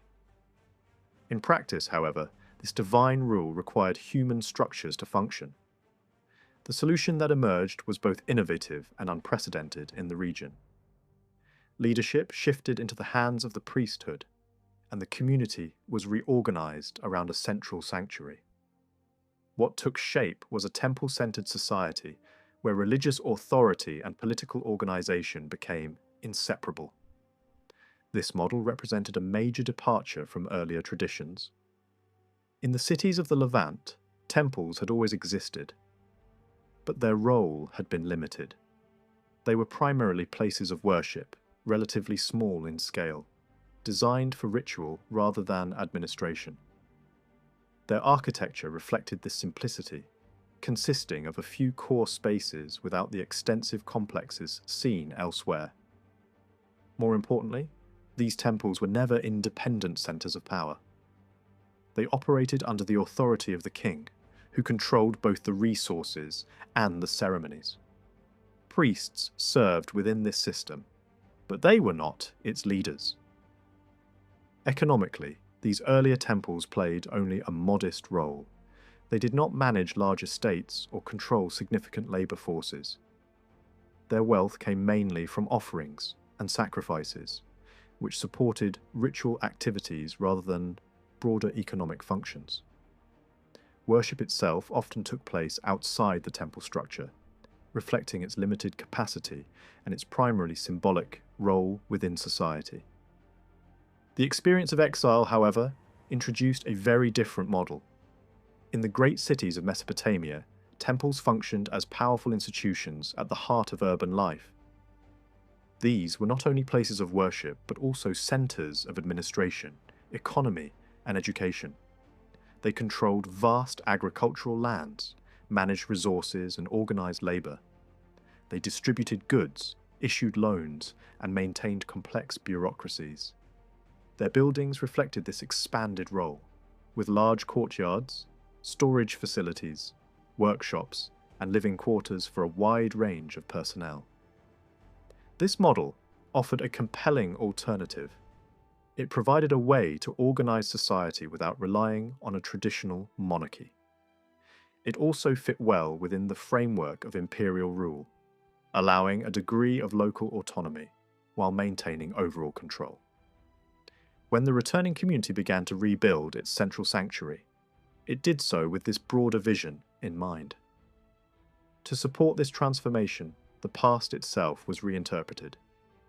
The earlier temple was presented, not simply as a place of worship, but as the historical center of national life. Descriptions of its structure and significance were expanded, blending memory with imagination. The goal was not only to preserve tradition, but to legitimize a new system by rooting it in an idealized version of history. The rebuilding process was not without conflict. The returning group encountered resistance from those who had remained in the land. These local populations had continued their own forms of worship and sought to participate in the reconstruction. Their offer was rejected, creating tension that would persist for years. Appeals were made to imperial authorities, accusations were exchanged, and at times the work itself was threatened. Yet the project continued, supported by both local determination and external approval. Gradually, the new structure took shape. The central sanctuary was restored, fortified, and integrated into the life of the community. Leadership became increasingly concentrated in the hands of the priestly elite. While administrative officials still existed, their role diminished over time. Real authority now rested with those who controlled the interpretation of sacred law and the management of religious life. This shift also affected the organization of society. The territory was divided into administrative units, with local leaders handling everyday matters. At the same time, a broader assembly of community members played a role in major decisions. Participation in this assembly was not automatic. It depended on clear criteria defining who belonged to the community. Identity became closely tied to shared beliefs and adherence to established laws. At the center of this system stood the temple, not only as a place of worship, but as the heart of economic and social life. Offerings and contributions supported both religious activities and the wider community. Resources were redistributed. Assistance was provided to those in need, and financial transactions were managed within a controlled framework. The sanctuary functioned as both a spiritual and an economic institution. The question of who could serve within this system became increasingly important. Priestly status was determined by lineage, traced back to recognized ancestral figures. This hereditary principle ensured continuity, but also created tension, as different groups competed for recognition and authority. Over time, the definition of legitimate priesthood expanded, incorporating additional groups while maintaining a hierarchical structure. Among these groups were the Levites, whose role evolved significantly. Initially associated with auxiliary tasks, they gradually gained greater responsibilities and status. Their duties expanded from practical support to more direct involvement in ritual activities. This change reflected both the growing complexity of the temple system and the need for a larger, more organized workforce.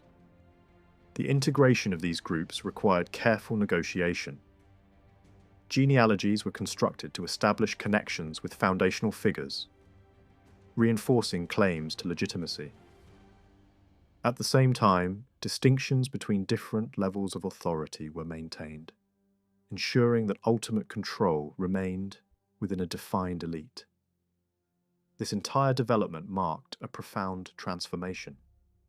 The focus of power shifted from palace to sanctuary, from king to priesthood, from political authority to religious structure. What emerged was not simply a replacement for the old system, but a new form of community, shaped by different priorities and sustained by a different vision of leadership. In this new order, the idea of rule itself was redefined. Authority was no longer embodied in a single figure, but distributed through institutions that combined spiritual and practical functions. The community was organized around shared beliefs, regulated by law and guided by those entrusted with its interpretation. From the final years of the Assyrian Age into the Persian period, the history of Israel was repeatedly shaped by solemn agreements between the people and their God. These agreements were not simple religious declarations. They carried the weight of political loyalty, social order, and collective identity.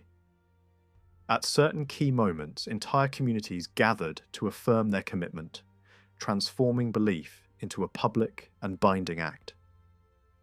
Some of these gatherings were real historical events, while others were projected back into a distant past and presented as foundational moments that defined the nation itself. Over time, the meaning of these agreements evolved. At first, they centered on a single, powerful idea: exclusive loyalty to one God in exchange for protection and favor. This was a relationship framed in terms similar to political alliances where faithfulness ensured survival. As this exclusivity became unquestioned, the focus gradually shifted. The agreements began to include more detailed expectations about behavior, moving from broad principles to specific rules governing daily life. What had once resembled a political pact transformed into a structured system of law, deeply connected to ritual and community practice. The structure of authority also changed alongside this transformation. In earlier periods, the king played a central role, acting as the mediator between divine authority and the people. As monarchy disappeared, this role diminished. leadership became less about a single ruler and more about collective participation. The people themselves took on a more prominent role, and the agreements were increasingly presented as emerging from assemblies rather than royal decrees. Even when these events were imagined in the distant past, they were depicted as involving the entire community rather than a throne-centered authority. Public participation became essential. Laws were not only established, but read aloud before large gatherings, reinforcing their importance and ensuring that they were known across society. These readings created a sense of shared responsibility and collective memory.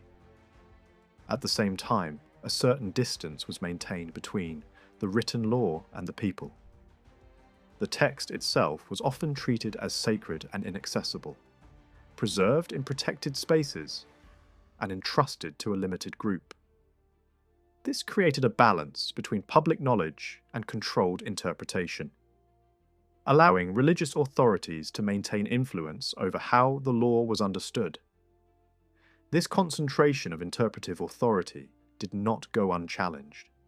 Alternative voices emerged, claiming access to divine insight through visions and inspiration. These figures did not rely on institutional power but spoke directly to the concerns of the people. Their presence revealed an ongoing tension between structured authority and charismatic expression, between established interpretation and spontaneous revelation. The definition of the community itself also shifted depending on how these agreements were understood. At times, identity was based on ancestry, linking the people to a shared origin. At other moments, it was tied to political boundaries or collective experience. The most influential model, however, was one that placed identity in a more abstract setting, detached from territory and grounded instead in shared laws and beliefs. This allowed the community to exist even when scattered, united not by land, but by a common framework of life. At the center of this framework stood a body of laws that came to define nearly every aspect of existence. These laws were not created all at once, but developed gradually, shaped by different historical circumstances and social needs. They were eventually gathered into a unified system and attributed to a single foundational figure, a leader who guided the people during a formative journey from oppression toward freedom. His story provided a narrative anchor, linking the origins of the nation with the origin of its laws. The laws themselves were diverse and layered. Some preserved very ancient traditions, reflecting a time when society was simpler and less structured. Others emerged during periods of reform when leaders sought to reshape religious and social practices. Later additions, especially those connected with priestly authority, introduced detailed regulations concerning rituals, purity, and the organization of worship. These layers did not always align perfectly. Contradictions and overlaps reveal the long process through which they were formed. Unlike the legal systems of surrounding civilizations, which were typically issued by kings to demonstrate order and prosperity, this body of law looked forward rather than backward. It did not celebrate an existing system, but outlined an ideal one. It described how society should function, even if that ideal had never been fully realized. In this sense, it was both a guide and a vision, aiming to create a just and stable community, under conditions that were often unstable. Among its most significant elements were the rules governing social balance. Economic inequality posed a constant threat, particularly in agricultural societies, where debt could quickly lead to loss of land and freedom. To counter this, the law proposed periodic resets, moments when debts would be forgiven and individuals restored to their original status. These measures were intended to preserve a society of free families with equal standing, preventing the accumulation of power in the hands of a few. In practice, however, these ideals proved difficult to maintain. Economic pressures continued, and attempts to enforce such measures often revealed their limitations. Even when implemented, the effects were temporary, and the underlying conditions soon returned. The laws, therefore, function more as expressions of ethical principles than as consistently applied policies. They reflected a desire for fairness and stability, even when reality made these goals hard to achieve. Family life became another key area of concern. Marriage, which had always involved both social and economic considerations, took on new significance in a context where identity itself was under pressure. The question of whether to marry outside the community became highly controversial.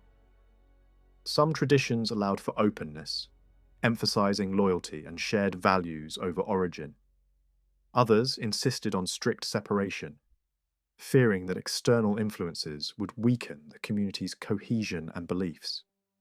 This tension led to dramatic measures.